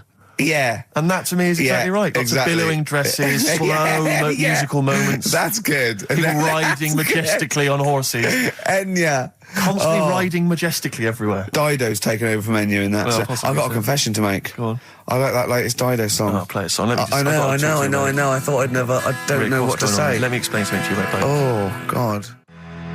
Biting Bottles, Richard Ashcroft on XFM. We've had an email which I suppose puts my hatred of Lord of the Rings into perspective. It says, yeah, you may have spent 10 hours of your life wasting your time with Lord of the Rings, but imagine how many hours of people's lives this show, have wasted for our Yeah, that's true, yeah. I suppose it does, balance. 2 hours a week for a couple of years. We can never give that back to people. I know, it mounts up, doesn't it? Yeah. We should be doing some kind of community service for people, maybe pop around. Well, this is community service, isn't it? Because Karl, it makes his brain work a little bit. True. And it, it keeps him, from going on holiday, sort of for 2 hours a week, which is good.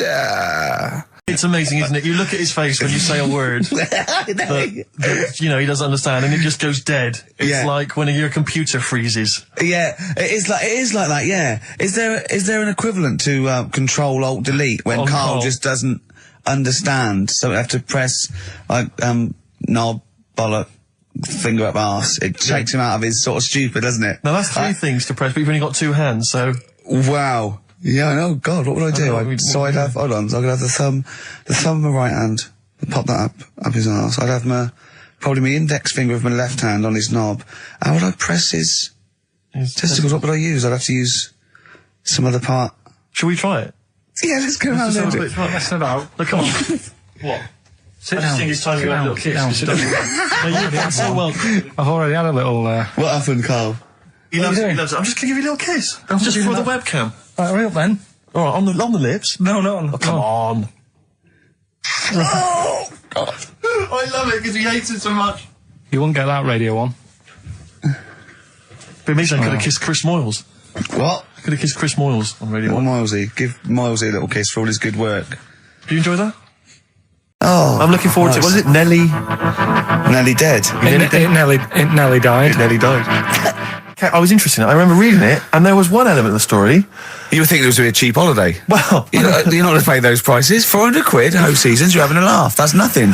Mansfield car park. And there was an element. It said in the news report, it said that while he was down in the ground, he began and ended a relationship with a woman. While he was down there, some fan who was a fan of what he was doing, he started communicating with her through the tube. I don't know the ins and outs of it, but they began a relationship and it ended. And I have to say, I remember thinking, when you read that there's a man... How did it end? Well, why did you go that this isn't working? That's twice you've stood me up. Yeah. Well, I can't get out, can I? I remember thinking at the time, I was not the sort of the ladies' man that I am now. I remember at the time reading it and thinking, there's a bloke, he's pulling women 10 feet underground through a tube. I'm out and about with some of the most expensive hair products on the market. I've got to sit down and ask myself some very serious questions. Oh, dear. Extraordinary. This is an extraordinary story. A woman tried to sue her bosses for £210,000 after finding a cooked penis in a canteen stew. Hospital cleaner Sophie, something, I can't quite pronounce that name, was eating goulash for lunch and could not cut one of the lumps of meat. You can see where it's going. I've got so many questions already. I know. She picked it up and tried to chew it, but it was too tough. Then she inspected it with workmates who all agreed it was a penis. Imagine that discussion. Yeah. Miss McLata said she vomited for the rest of the day, instantly became a vegetarian, and had to have psychiatric help. It's not known whether the organ was from a human. The case continues. Well, it can be found out, so that's one thing. Obviously, the doctors aren't confused. They're not going, I don't know, I've never seen one like it. Yeah. Also, why is she eating goulash? I know. I mean, that's my first question. Why... You got lunch. Oh, what do you want? I don't know, fancy some goulash. Yeah. Oh, some gooly lash. Gooly lash, Thanks very much indeed. Lancashire cockpot Oh, is on the menu. Brilliant. Only £5.50. Wangers and mash. I'd love some wangers and mash, please. Cock o' van. Cock o' van. It's already done for There's you. some, there's wangers and mash, cock o' van, Lancashire cockpot.